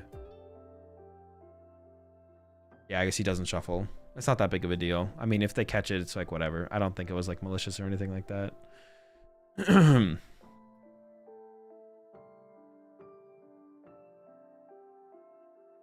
All right, we go to the Badoo. We need a boss here, though. You have to play this boss. You need to make it. You need to make Tom work as hard as possible. You can't let Tom just have an energy to knock you out. Look in the boss, didn't he? Yeah, but he could have looked into boss. But basically, what I'm saying is like he could have like, if it's not malicious, I don't think he was thinking about that at all. It just happened. I mean, there could have been the boss there. Like obviously, it could change the outcome of the game. Like, how do you even explain this? If it's not malicious, it kind of just doesn't matter. Oh, wait, this does damage, though. We don't really want to be doing damage. Okay, they maybe found the lack of shuffling here. Uh-oh. This might be a 2-prize penalty, honestly. So we might just get a tie here.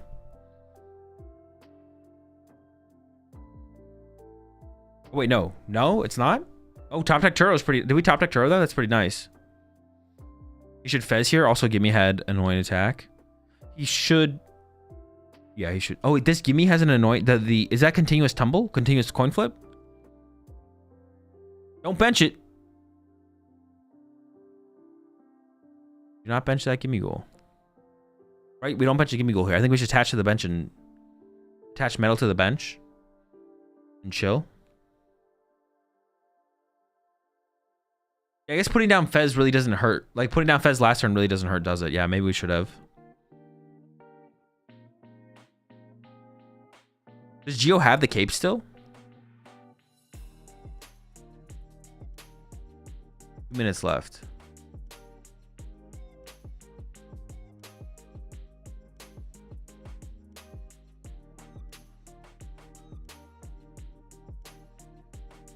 All right, just going for the knockout. Yeah, metal set up on the bench one. I mean, Iono's pretty strong here. We have an energy on the bench. Like, Iono's pretty good here, actually. Gio could win this. Like, just Iono attack, right? Do we have an energy on the bench? I think we do. We have to find the Iono. We don't have an Iono yet. We got Pheasantipity. We could have drawn Pheasantipity last turn, though. We could have seen, you know, +3 cards. That would have been pretty good. I'm not going to lie. Candy Pult, Iono, Prey. Candy Pult, Iono, Prey. I thought YouTube chat was the only one who's ever behind in the game.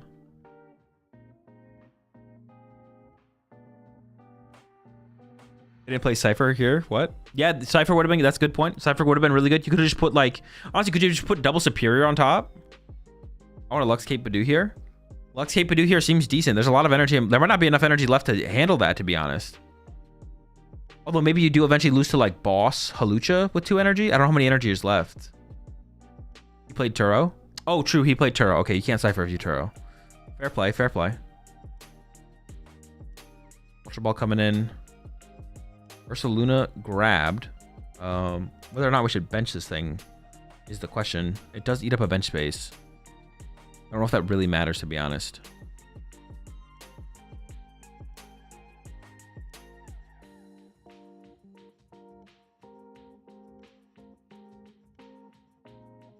All right, we did find the Iono, but we didn't bench Fez?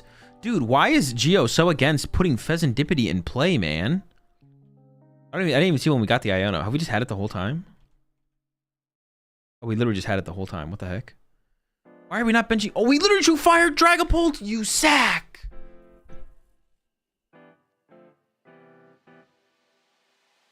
Dude, never punished. Why not grab Pult? But yeah, why did he grab Pult? I didn't think I saw a Pult in there, but yeah. Wait. Oh, what a sack, bro. Absolute sack, bro. Why would we not want? Yeah, we want, what's it called, in play here?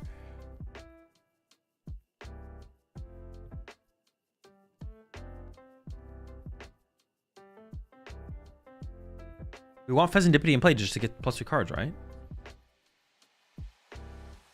We do need a Gust Effect here from Geo still. Oh no, we don't need a Gust Effect. We just win on board. My bad. No, Geo has 3 prize cards left. We do need a Gust Effect to bring up the other Golden Go. Okay, he thought it through. Here we go. 260. Can Tom even get to enough?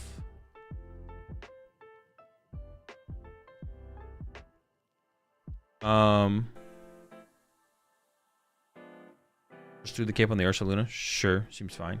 Well, I guess you maybe want to save it for the Badoo still, to be honest.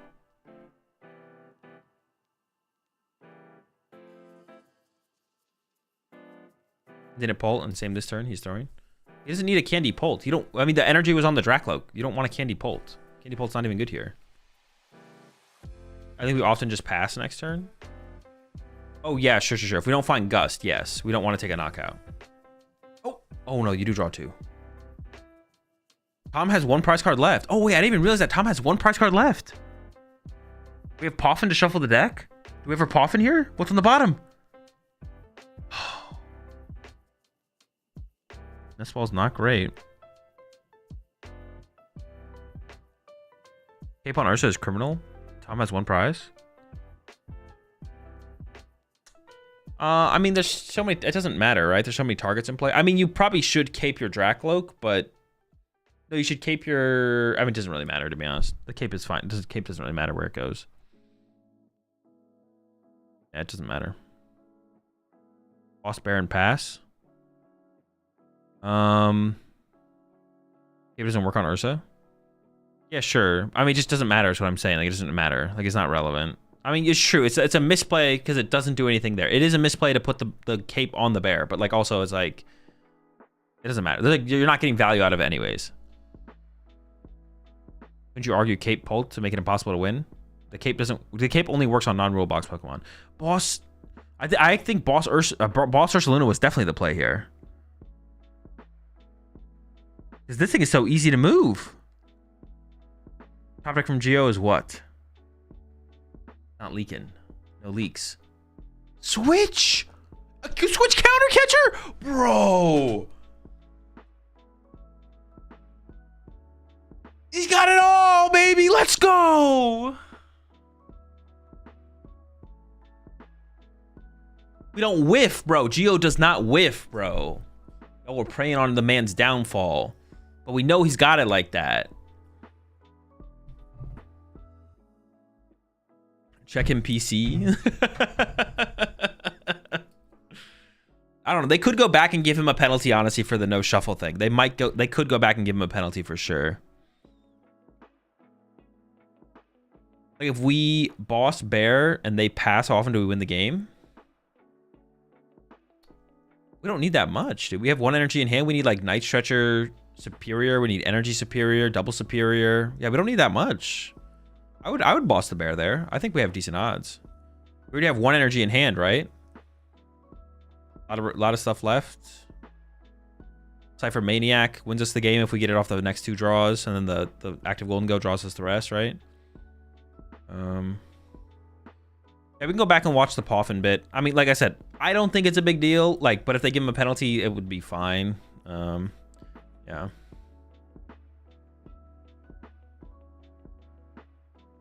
You can penalize after the win. They would maybe penalize him going to the next round.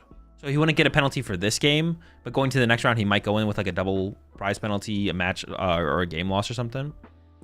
When did it happen?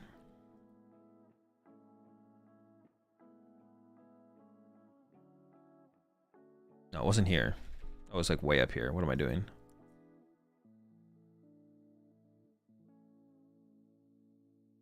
No. It was back. Dude, where was this? Okay, no, I'm coming up on it now. I might make this game a tie. There's precedent. Okay, so this is what happened here.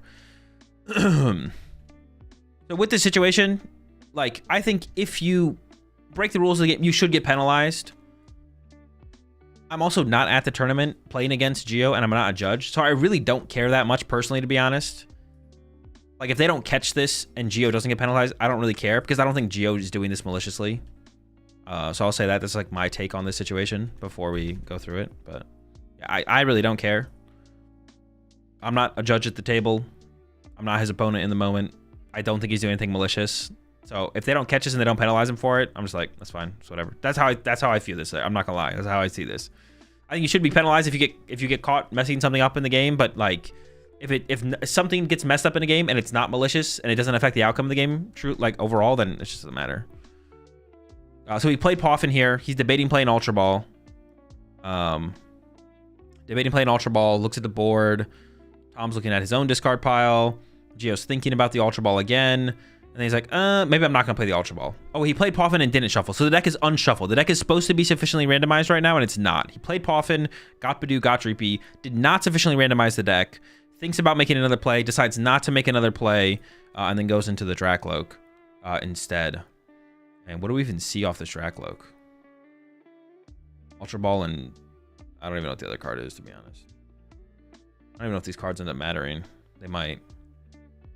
I mean, that shouldn't really matter too much. If the cards matter, I don't think that should matter. Like, what do we take? Oh, just another Ultra Ball? I don't know, does that matter?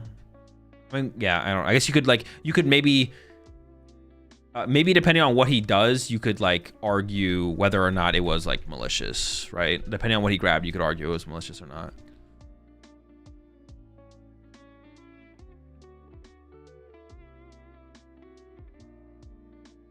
Yeah, he ended up grabbing second Ultra Ball. I don't know. I don't think there was a boss and an Ultra Ball in the top two, and he takes the Ultra Ball over the boss, I think. Yeah, I don't know. It does matter, brother. Very cool, TCM. To you, it matters. I don't think it matters. I don't care if he gets a penalty or not. I don't think anything was done malicious. Am I an asshole? This exact situation happened last week against me at a cup, and I called a judge. DPL'd him. No, I don't think so. I mean, if you want to call a judge in that situation, I don't know. If I can always sure, yeah. I think he should get a penalty for that handshake. Yeah, that's fine. I just don't. I don't care. If he doesn't get a penalty, like, I don't think it's malicious. Even if it affected the outcome of the game, it's all random to begin with. Because I don't think he like looked at the top cards of his deck. I don't think Geo looked at the top cards of his deck, remembered what they were, didn't shuffle, and then used Drakloak. When he used Drakloak there, he was seeing two random new cards. I genuinely think that. Like, he was looking at two random new cards. So, like, if he gets a penalty, I mean, I'm not against him getting a penalty. But I guess whatever. Congratulations, my friend. Thank you very much. It was a great demonstration of sort of Dragon Ball. How do you feel right now? The anxiety is done, so relieved, I would say. The ending was, I was not expecting that, but yeah, I'm very happy, very happy. Look, you're now 6-0-1, so fantastic record, right? I mean, pretty good, yeah. The anxiety's gone now. It's okay. Yeah. We're good. We've made it to day 2, it's guaranteed, which is fantastic. It's the first time I play this many games. It's going good. But how was the matchup against Golden Girl? We saw some really tricky moments, I think. You were on the back foot a lot, but just talk us through how you felt during game 1 and game 2. I really feel like Golden Go is not a good matchup for the Dragapult, and I was waiting for the first knock to be with the Badoo so that I can unfair stamp, because otherwise there is just too much draw power in Golden Go. And yeah, about the Drippy, I just took it out. I don't know what was the strategy, so just to make sure. And yeah, I think the Iono to 1 was very, very good, very helpful. Yeah. And there was a really, really tough decision in game 1 where you had the opportunity to take a knockout with the Dusnoir Curse Blast, which you did eventually decide to do, or you had Counter Catcher in hand as well. You know, it's one of those small things with the Iono, I guess, is where you like trying to slow the game down and you breathe a sigh of relief when they can't take a knockout on your Dragon Ball EX, right? Yeah, I mean, it is partly luck because of the Iono, but You have to use the Dusknor at the right time, and a lot of times I don't, but... Look, it paid off. It did, You're yeah. 6-0-1 now, which is brilliant. Tell us a little bit about yourself, of course. This is the first time we've had you on stream. So, yeah. How long have you been playing Pokemon? I've been playing for like 8 months, maybe 9. And from the beginning, I got the League Battle deck, the Gardevoir, and I fell in love with the deck. Okay. Gardevoir is my all-time favorite. But you're not playing Gardevoir, That is a good observation, yeah. After a rotation, everybody was telling me about Kirlia and how it's gonna affect, so, you know, I thought, yeah, that may be true. Of course, Henry Chao proved us wrong again. Maybe I will go back, but I think Dragapult is working. It's the first time I play. I actually got the final cards for the deck like on 7 in the morning today. Okay. It was a very close call. But yeah, I think that Dragapult is much more consistent now because we've lost a lot of consistency, and being able to draw cards a lot is very helpful. And it's got a fantastic attack, right? We've seen it all the time. Oh, Phantom Dive is incredible.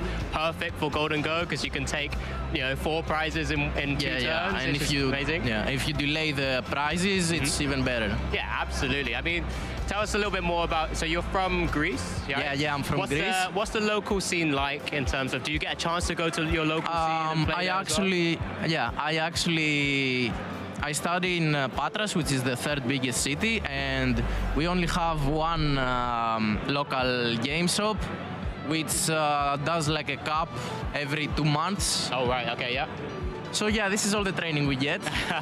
It's I don't know. In Greece, it's not really advanced, I would say. Maybe Athens, there are more opportunities, but I mean, if you play a cup like every 1 or 2 months, you're lucky. Yeah, I mean, it's great. I mean, the good thing is that there is a local gaming store, right? There is, you can still get together, meet loads of different people, still get a chance to play a little bit, and that's the best thing. Yeah, but I think, just for you guys at home, we've got a chance to hear, how maybe it's growing in Greece as well. But just for you, we've got a little bit of something to make sure you guys can find a way to also get involved in the Pokemon trading card game, or even across all Pokemon games as well.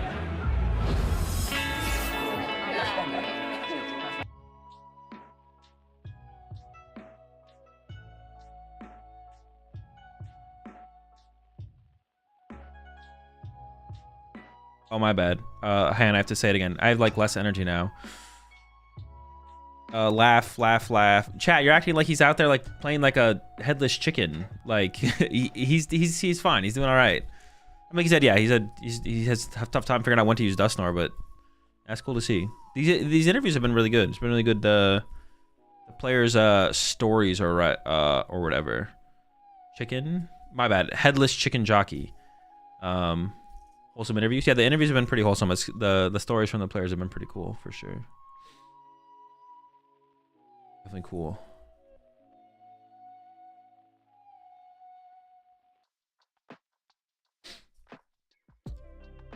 He knew he was cooking. He was cooking. I mean, yeah, he definitely made some mistakes, right? Some pretty big mistakes. Yeah, he made some pretty big mistakes. I'm not gonna lie. He was kind of throwing a little bit. Got the dub in the end though. Man, honestly, the way like for the errors he was making, the Golden Go player like didn't feel like they really did anything terribly wrong. Maybe benching the Pheasantipede in game 1, unless I don't know if they had to bench a Pheasantipede or not. They maybe had to bench a Pheasantipede. I actually just don't remember. But he made that matchup look so easy because like he was making errors. He went from a literal 1 Dreepy, 1 Duskull board state to winning the game. Like, is that matchup just not that good for? Dude, I feel like the matchup is good for Golden Go. Maybe I'm just trolling, bro. Dude, nah, I'm not trolling. Chat's trolling. Never trolled. I don't troll. This is why you need Zoroark in the Golden Go deck, because he's beefy. He's beefy. 280. Thins out the deck. Draws cards. Reverum is a little bit more iffy. I'm convinced Zoroark Golden Go is the best way to play Golden Go, though. I'm pretty convinced at this point. Or straight Golden Go, I feels like a little bit too fragile, to be honest. Straight Golden Go feels a little bit too fragile. A little bit too fragile. The matchup is 50-50 now. Dude, if you don't have the Dusknors, though, I feel like Golden Go kind of bodies Dude, how does this straight Dragapult deck winning games, bro? How do we beat and stuff? Well, I think you're fine in the mirror match, probably. Well, Golden players can seem like they are playing fine, but they're actually massively shooting their own win rate. Like, if we really went back and combed through, I'm sure it would have been played better. That's true. I mean, that is Farabon, because like a Golden Go is a lot more of a something like Dusknoir Dragapult is a lot more about seeing game plans preemptively. A deck like Golden Go is a lot more about efficient sequencing. Like the decks definitely have different strength. Like there's different things to emphasize about them.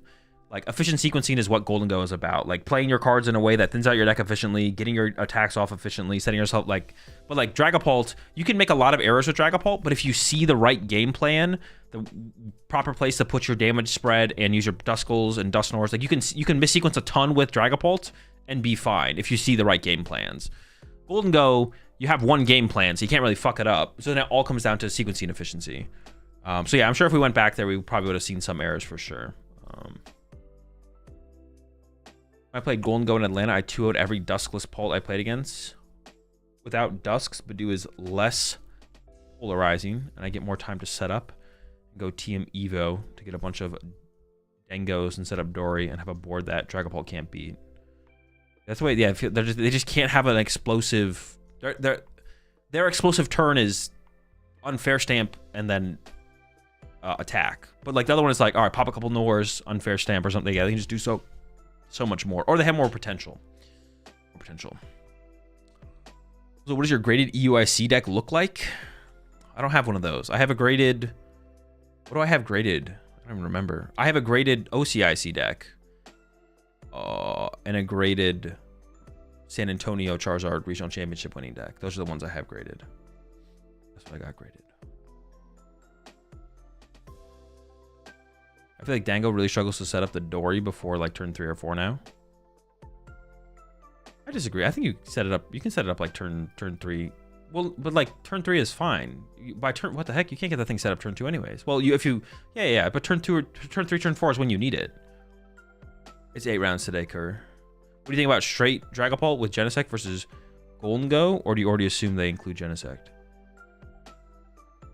Oh, that's true. They do have the Genesect. Like that's straight Dragapult's win con though, right? Is having Genesect. Oh wait, I'm curious, Heracross. Did any of the players you played against have Golden or Genesect? And if they did, were they able to actually use it efficiently? I'm actually curious about that. Or were you playing against straight Dragapult players pre-Genesect technology?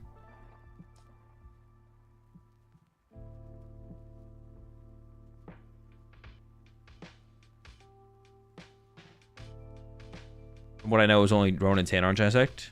No Genesect. I don't think any of the Pults I played against were on the technology. Oh, okay. So that definitely changes things for sure, right? That's like a huge part of that matchup for them. With like the lack of Dusknoir. Is like they try and attack turn 3, turn 4 with the Genesect in play and hoping you can't get the return. Clap back. Past the next round, how many wins are needed? X2-1. So 5-2-1. For every Pokemon major tournament, X2-1 is always the amount of wins you need. So this is an 8-round tournament day 1. So it's X2-1, which is 5-2-1. If it was a 9-round tournament day 1, it would still be X2-1, so it'd be 6-2-1 instead of 5-2-1. But it's always X2-1 to get from day 1 to day 2. And then top cut's a little bit more up in the air. Are IDs allowed? Yes, IDs are allowed. Because you can't really police IDs. You know, if you have ties in the tournament structure, you can't really police IDs. Like people just sitting there and draw passing until they die. I think with Genesect it becomes slightly unfavored, but I wonder if it just makes sense to try and find a window to go pro early and discard a portion of your energy early, so your superiors become active earlier as a responsible. No, definitely that is definitely the play. If you can get like off an early energy search pro and like Ultra Ball some stuff, Ultra Ball a bunch away, or just getting off an attack on like. Well, you have to be careful about that though, because you don't want to get Badooed and get like stuck. But if you get like, I don't know, 4, 5 energy in the discard pile, so then you can go like Vessel plus Superior after that, you should be good. Live is still down. I think I'm feeling legit withdrawal symptoms. Should I go to rehab? Yeah, I was gonna say live is definitely not down, but Blitzel's already calling you out. Damn, a bond really be like that though. Literally just be on the internet lying.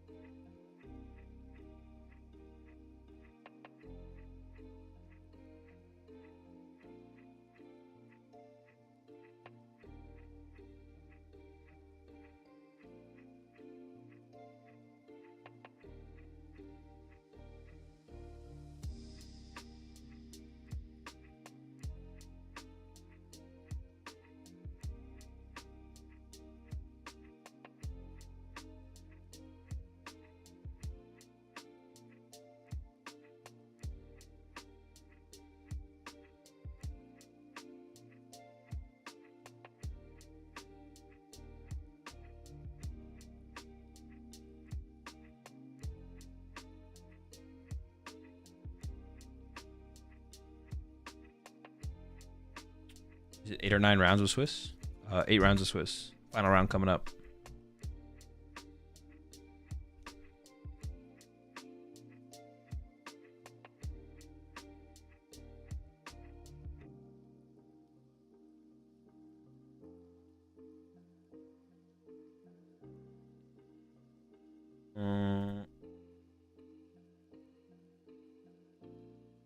Yeah, final round coming up. Have you made a video talking about tournament point system and how that works? I have not, no.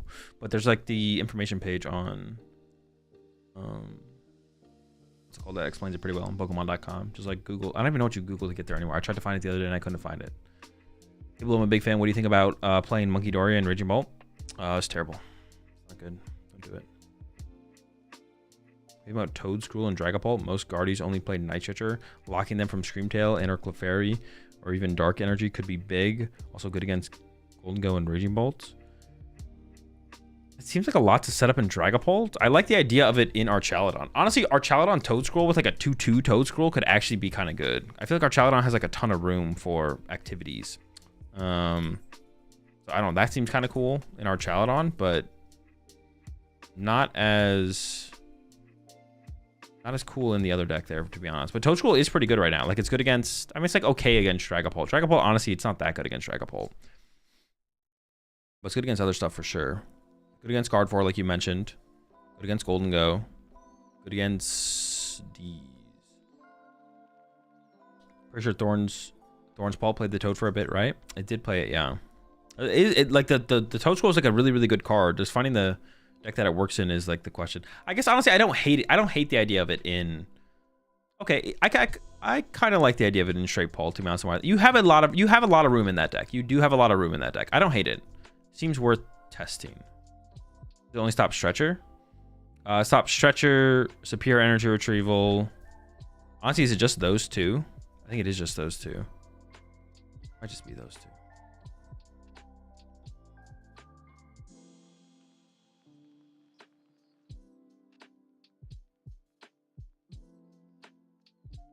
I think if it has any room for anything else. Lavencia, Lanazade. I mean, those are like not what are like relevant meta cards. Energy Retrieval for Raging Bolt, yeah. Superior Energy Retrieval and Raging Bolt. It's really just superior Energy Retrieval, Night Switcher, Energy Retrieval. But if I'm in a game right now, what are you yapping about? Is it actually now I'm curious. I'm gonna see if I can open up PTCG Live. Maybe you're like in queue. Maybe you're in a game, Blitzel, but like once you leave the game, it's gonna be down.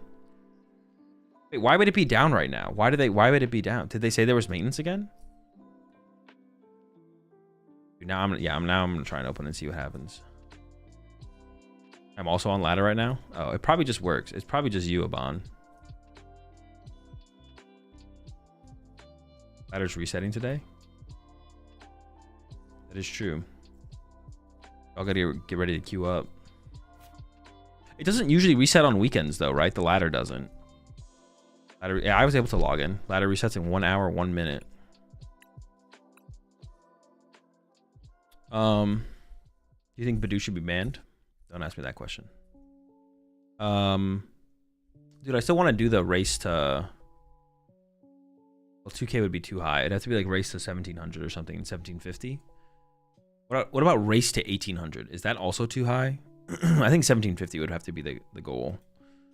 Like on reset, maybe next ladder reset, I do the race to 1750. Also, that'd be something cool to do like during... that'd be something cool to do during between NAIC and Worlds.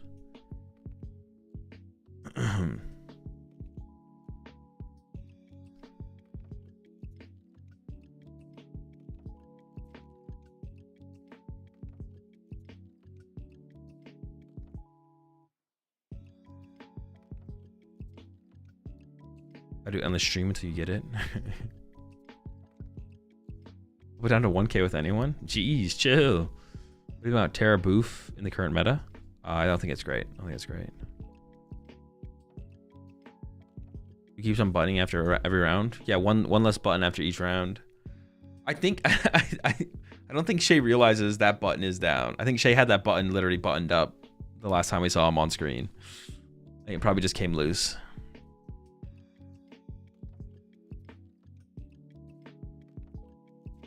Probably just flexed and the button started popping, to be honest.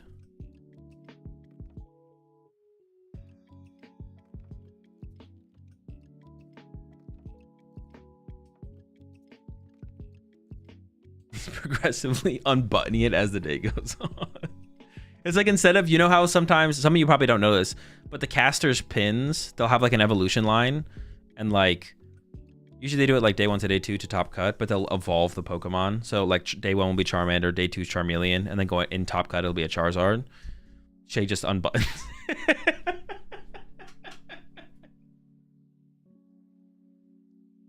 Don't reveal the secrets. It's just between us. It's just between us. It's just between me, you, chat. But keep it between us, chat. Keep it between us, chat. Don't leak that. Don't leak that.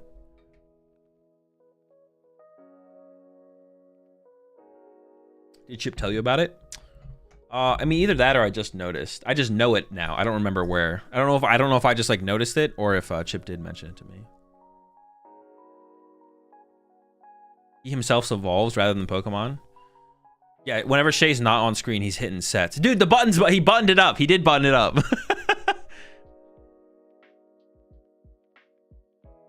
Dude, they did the cutaway so he could button up his shirt, bro. We see you, bro. You can't hide from us. Yeah, Shay's hitting sets in between off-screen time. He's just getting more swole in between rounds. Sarah Ledge with Dango, what do you think? Not good. I think the only reason to play Sarah Ledge would be if it is truly the best answer for Cornerstone. That'd be like the only reason.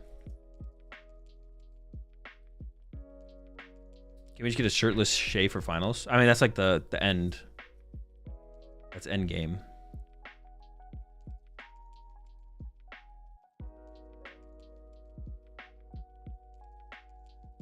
He's lifting while commentating. Yeah, he's doing calf raises right now.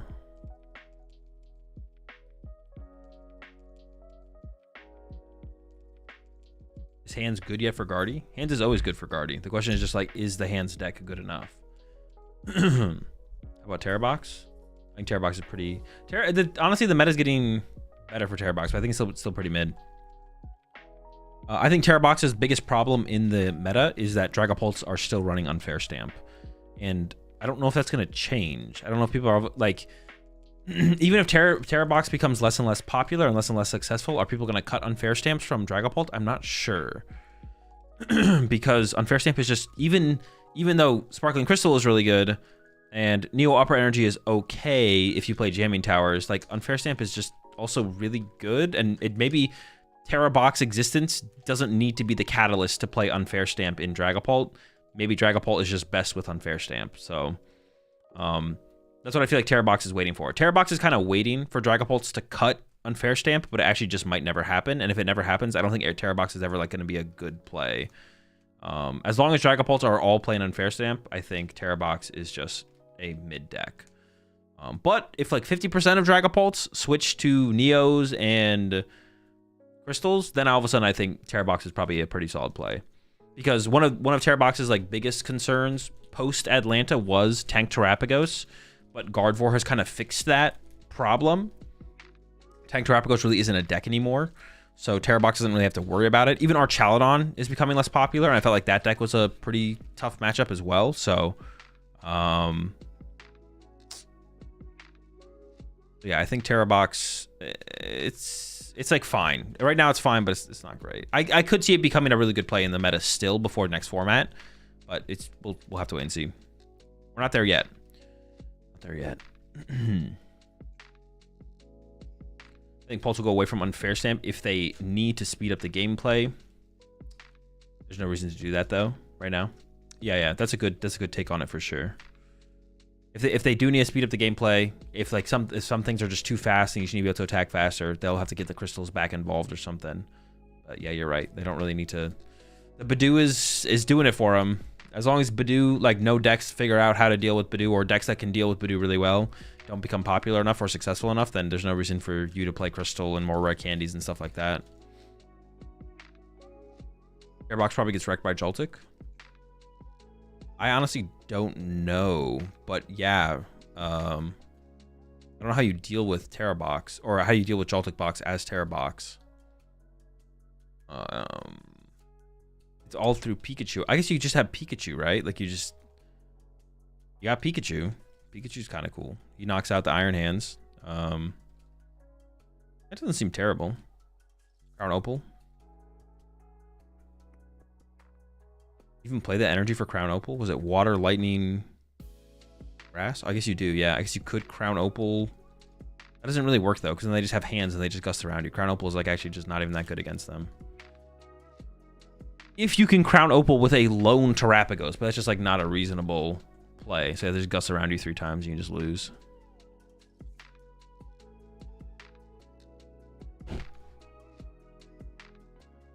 Wait, did I have a prediction up? I don't think I did. No prediction. Zard is okay. No, Zard's bad. Oh, Dragapult Zard? No, it's just not a very good deck.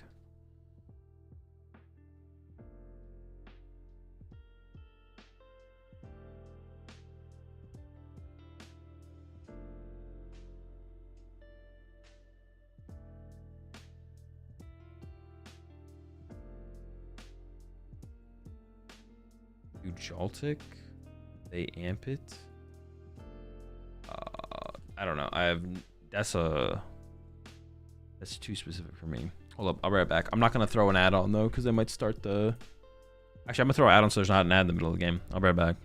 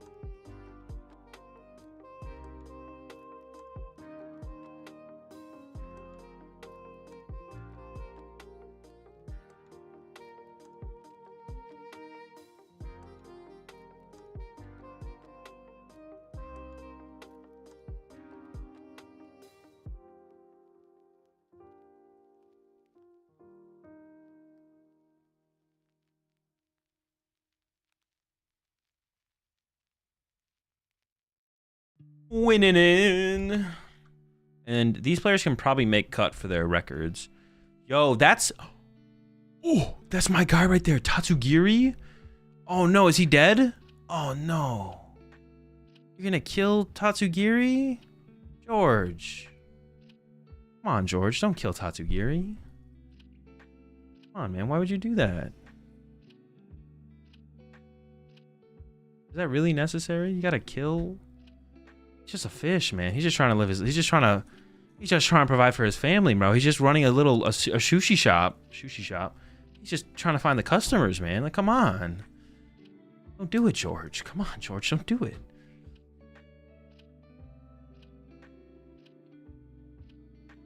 All right, predictions up. Wait, is it? Maybe it's not. Let's try again. Wait, did the prediction go up? Or am I trolling? And I'll put it up here in a second.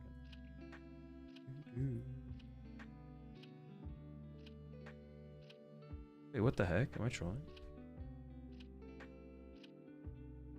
Wait, did I not pay out the last prediction?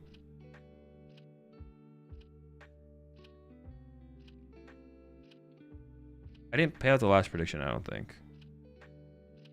And the player on the left one. Right? Or am I trolling? I'm just gonna delete it because I forget. 2 hours ago? Yeah, I don't even know when it happened, so I'm just gonna delete it and we're gonna go next. I'll keep up with it now here going out though. Predictions up. Dude, he literally just has the nuts. He's dead. The fish is dead. Alright, we're back. Dude, literally, dude. That's so sad.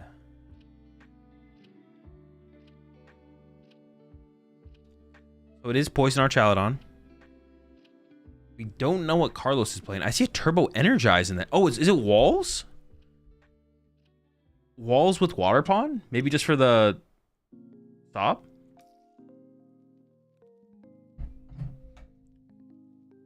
I was playing Norless Pole. I think it's Walls. I think Carlos is playing Walls. Maybe plays a... Ooh, maybe it's Walls with... Yeah, I was going to say, it could be Blissey Walls, and that's why you have the Water Pond in there, because you can actually use it. Wait, can Walls beat this matchup? If Cornerstone has to be our out, right? Cornerstone's got to be the play. Cornerstone's got to be the play. You think it'll be reasonable to errata Badoo to 0 damage? Don't ask me about Badoo. Do not ask me about Badoo. I do not care. The card does what it does. The Pokemon TCG is fun. Go next. You should hear what's up there, Poke Ninja. Welcome to the Rat Pack. Don't ask me about Badoo. It won't be cool.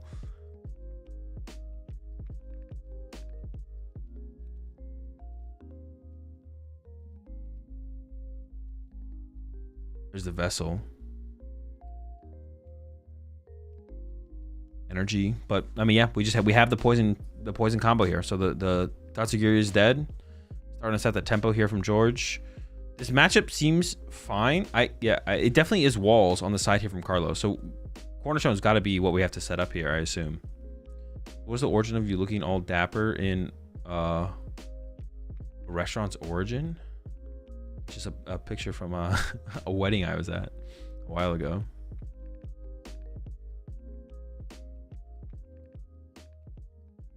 I didn't know. I saw one person tweeted at me, I think, or something, and I didn't know it was gonna be like a whole thing, but apparently it is.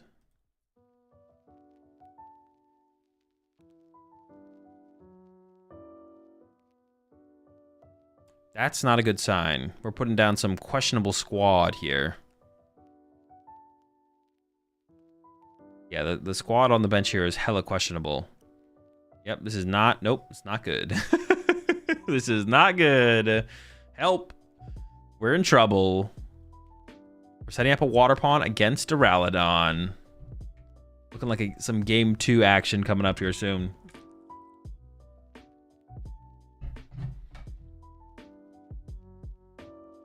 This is not the team. This is not the team we were looking for, man. This is not it.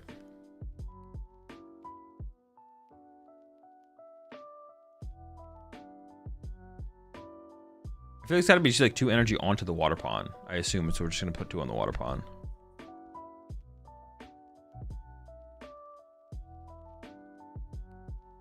Bench the water energy genius. We gotta do some kind of distracting at this point. Why is there 2 on the patch? Honestly, there shouldn't be, yeah. It should just be a 1. Maybe he's already prepping for when it goes back into his turn. I don't know.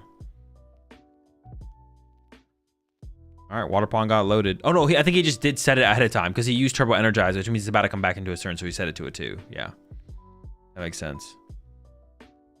Okay, there's a retreat from George, and we must have an Archaludon here if we're already getting this aggressive. We maybe even have Gus KO the water pond, which would, I mean, pretty good. Could just KO the active here though, and that's still, I mean, anything, if you get a KO this turn as George here, you're feeling pretty good.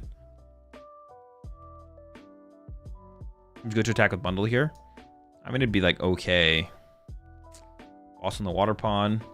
Yeah, I mean, yeah, setting up the bundle was maybe the best. I don't know, but yeah, maybe setting up the bundle was the best play. I don't dislike it. It seems good.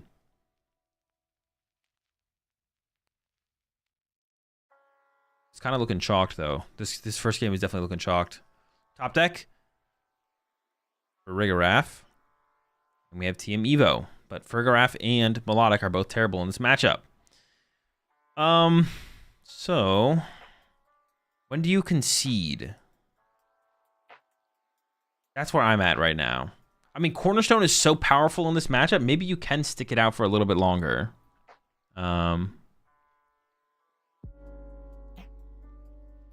There's a retreat into the Feebas and pass. I don't know about retreating. I mean, maybe. I don't know. I don't know about anything, to be honest, at this point. Is it just going to be a draw attack here from George? I mean, you could retreat back to the Petch and use Petch instead. Ooh, maybe thinking about getting Badoo involved. You'd have to get rid of 2 energy off the Archaludon, which feels a little weird.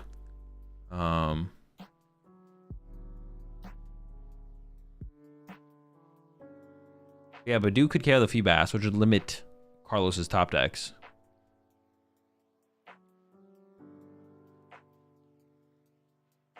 Walls is already at not the fastest deck, so max time is optimal for Carlos. I don't know. In this matchup, you don't. I feel like the game still goes right. You're like just like draw attacking with Cornerstone, right? Like I don't think it's. You don't need that much time. You don't need. I don't think you need that much time. There's a Kieran. Oh, that makes it even better because we can Kieran switch to the bench if we wanted to. Just poison pass. Okay. Get the knockout with poison. Does prevent Pheasantipity. I doubt Carlos even plays Pheasantipity, to be honest. Okay. Things are getting a little bit more interesting. There is an Arvin. Things are still pretty slow here, though. Oh, I guess, like, Mochi Badoo is also annoying, right? Because that, like, hits Cornerstone pretty hard. Honestly, actually, hold on. I forgot about Mochi Badoo. This matchup actually just seems bad. This actually just seems like a really, really bad matchup for Carlos. Because of Mochi Badoo. What fire Pokemon was that? Oh, is that an Oricorio? That heals 20 damage from your evolved Pokemon? I think that's what that was, yeah. All right, Cape Nest Ball. We are going to get the Cornerstone here.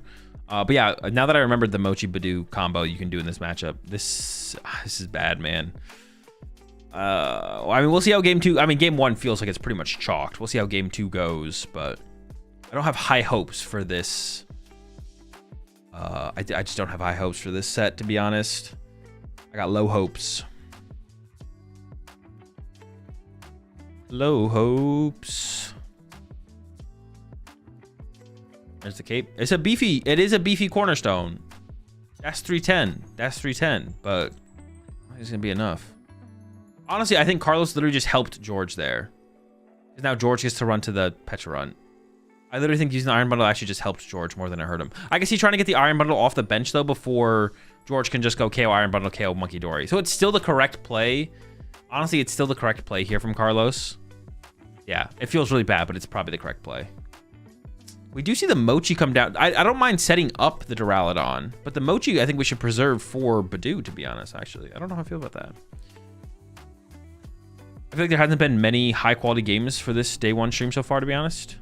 I agree. I think the gameplay overall, in terms of the potential of the PokemonTCG, has been pretty low. Average, maybe. It's not. Yeah, I agree. It hasn't been super high quality games. But we'll hopefully see that change in today too. Wait, can we bench that? Am I trolling? Is Relicanth on the bench, or is he just hanging out over there?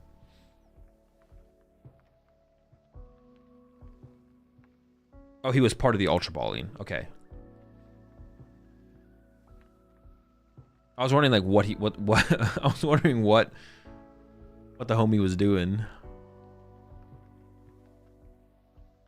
All right, there's the knockout, and we're into the corner. I mean, our hand is still just dead. There's the pass, attach return. We can just poison the cornerstone for now. The Duraludon's almost set up and ready to swing, which is pretty good. But yeah, this one is basically just this is just over. All right, that's fine. We go to game 2. We see if Carlos. I mean, I'm sure Carlos will have a better game in game 2 for sure. I'm sure Carlos will see more. Scoop it up, Carlos. I think I would like to see Carlos scoop it up at this point for sure.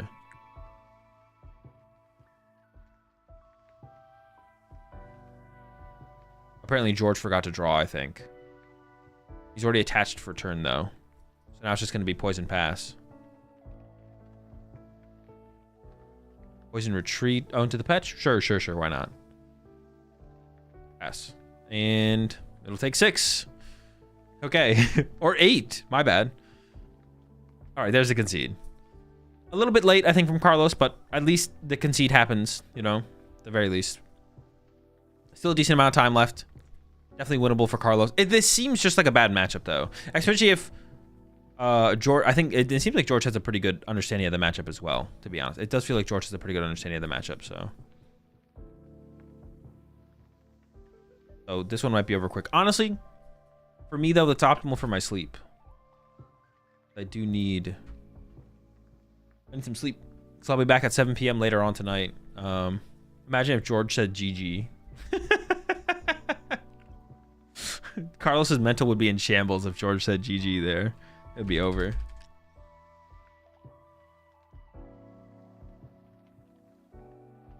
Carlos, even if Carlos draws better, he wouldn't have been able to recover from a GG there.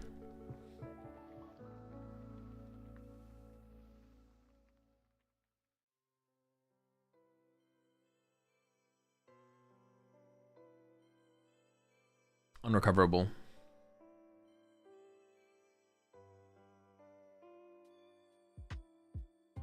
Is it George or Jorge? I honestly have no idea. Some people do spell George like that, though, right?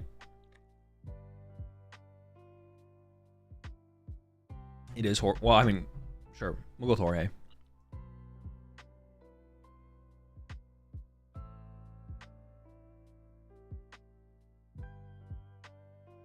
No accent?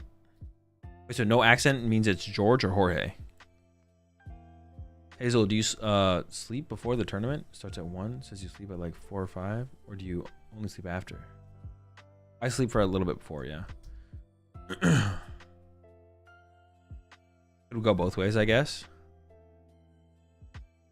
All right, Carlos shows second here. Cornerstone start, but that means you can't turbo energize to it, but we can get a different one maybe. Oh, we do have the Crispin in hand as well. But we could see this. The turn 1 poison is so annoying to deal with as well, to be honest. Like getting turn 1 poisoned and the pressure already being put onto your... Dude, and Carlos's hand kind of sucks. Oh, no.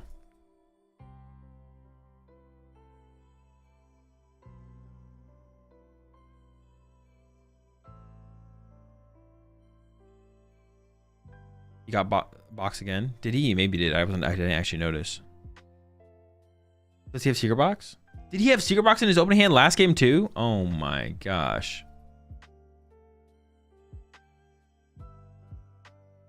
Did you ever compete in VGC? No.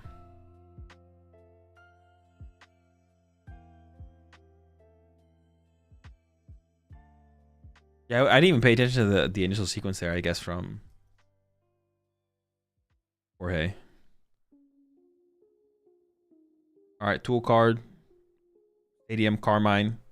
We're not getting a turn 1 KO here, but still pretty good here to get this poison damage building up aggressively onto the cornerstone. Jeez, bro. It's like not even... Dude. I don't want to see Squawkabilly grabbed here, to be honest. I would like to see, yeah, something like Latias seems fine because we have the Carmine. We don't want to put Squawkabilly in play if we don't have to. The bench space, it's more valuable to just have the bench space, especially if we just like draw decently. We don't need to go like all out this turn. Do everything we possibly can. So I like this approach. Go for the Carmine. Carmine for 5. Just chill a little bit. But Carlos is looking pretty cooked here, man. Jeez. Oh boy. There's the Badoo, there's the Mochi, there's the energy. Oh my gosh, dude. We're just gonna be able to Badoo Mochi next turn. Honestly, I wouldn't hate to see Badoo plus Mochi come down. Okay, I was thankfully George held the Mochi because last game he attached the Mochi to the Duraludon aggressively when there was still Badoo potential. So I like to see it. That's it. That's game. He literally just loses the poison, bro.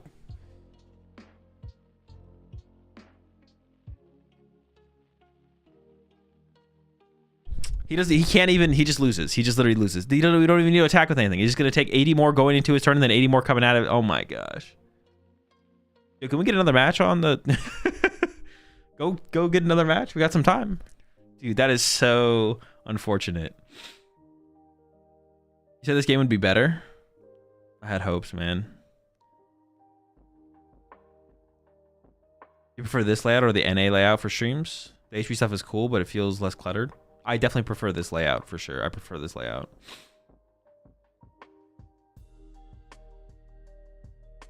Dude.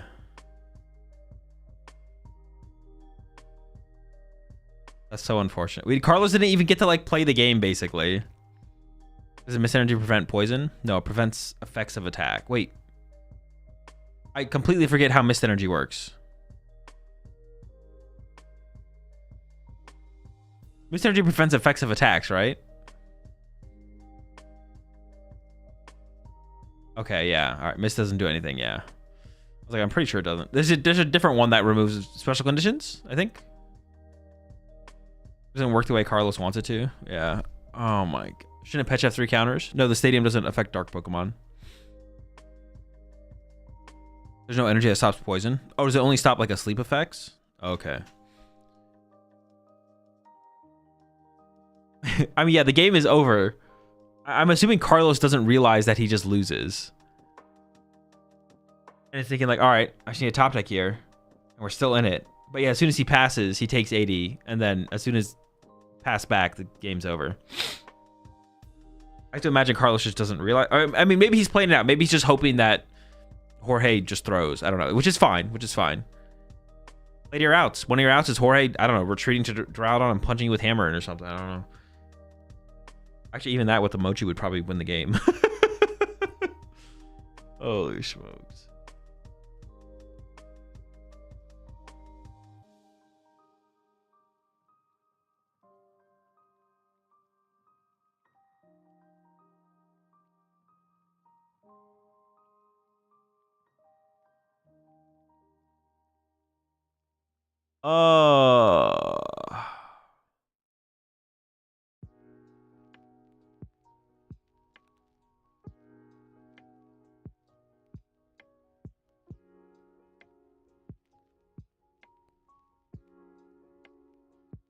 Play for the Ian Rob. True, the Ian Rob is always an out. Badoo for game. You gotta get him with the Badoo.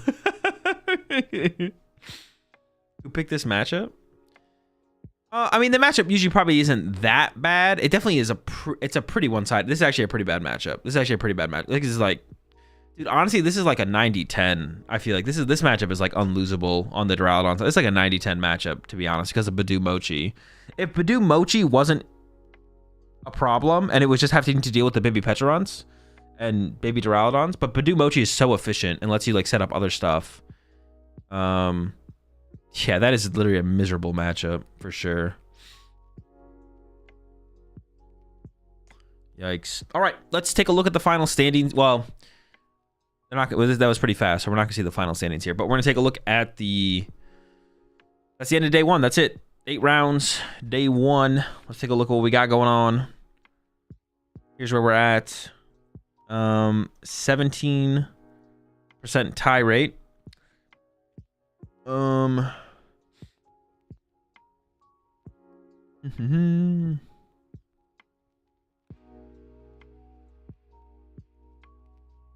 Let's do a quick. Let's just see what we think we're gonna need tomorrow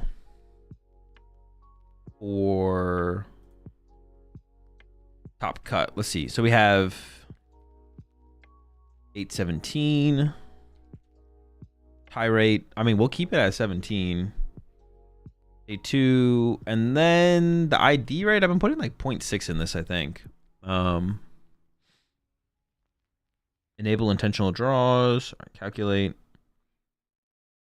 So we're looking at 10, 11 player cut. Dude, if we could get that 22 player top cut, that would be sick. That would be sick.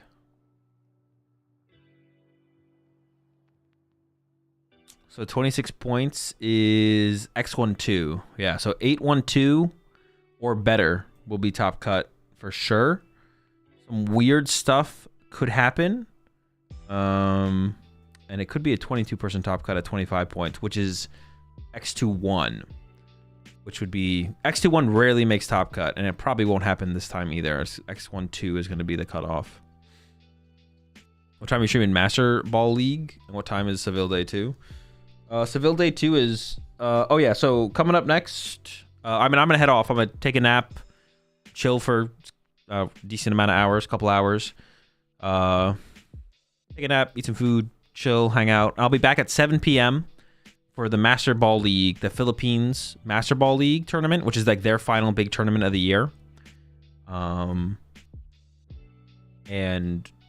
The last Master Ball League tournament was like 7-hour stream, so this might also be a 7-hour stream. Yeah, this might also be like a 7-hour stream, to be honest. And then that will might be going like Seville Day 2 starts at 2 a.m. So like theoretically, if it is 7 hours, I'll literally just go from the Master Ball League into Day 2 of Seville, and then I'll go sleep. But yeah, I'm gonna go get some sleep. I'll see y'all again in 10 hours. 9-10 hours. Yeah, see y'all again in 9-10 hours for the Master Ball League. Let me find someone to raid here before I get off.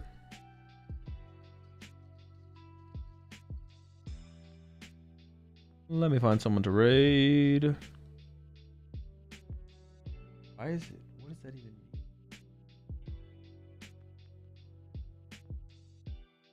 Yeah, I'm gonna go ahead and raid the... Yeah, I'll raid Mahone. I'll raid Mahone before I get out of here. Ricky, Jim... All right, chat. Have a good one. I'll see y'all, like I said, 9-10 hours. See y'all in 9-10 hours for Master Ball League Philippines Master Ball League, and then that'll be we'll stream that right into Day 2 of Seville. So make sure you're coming well rested and potentially caffeinated. See y'all in a little bit. Peace.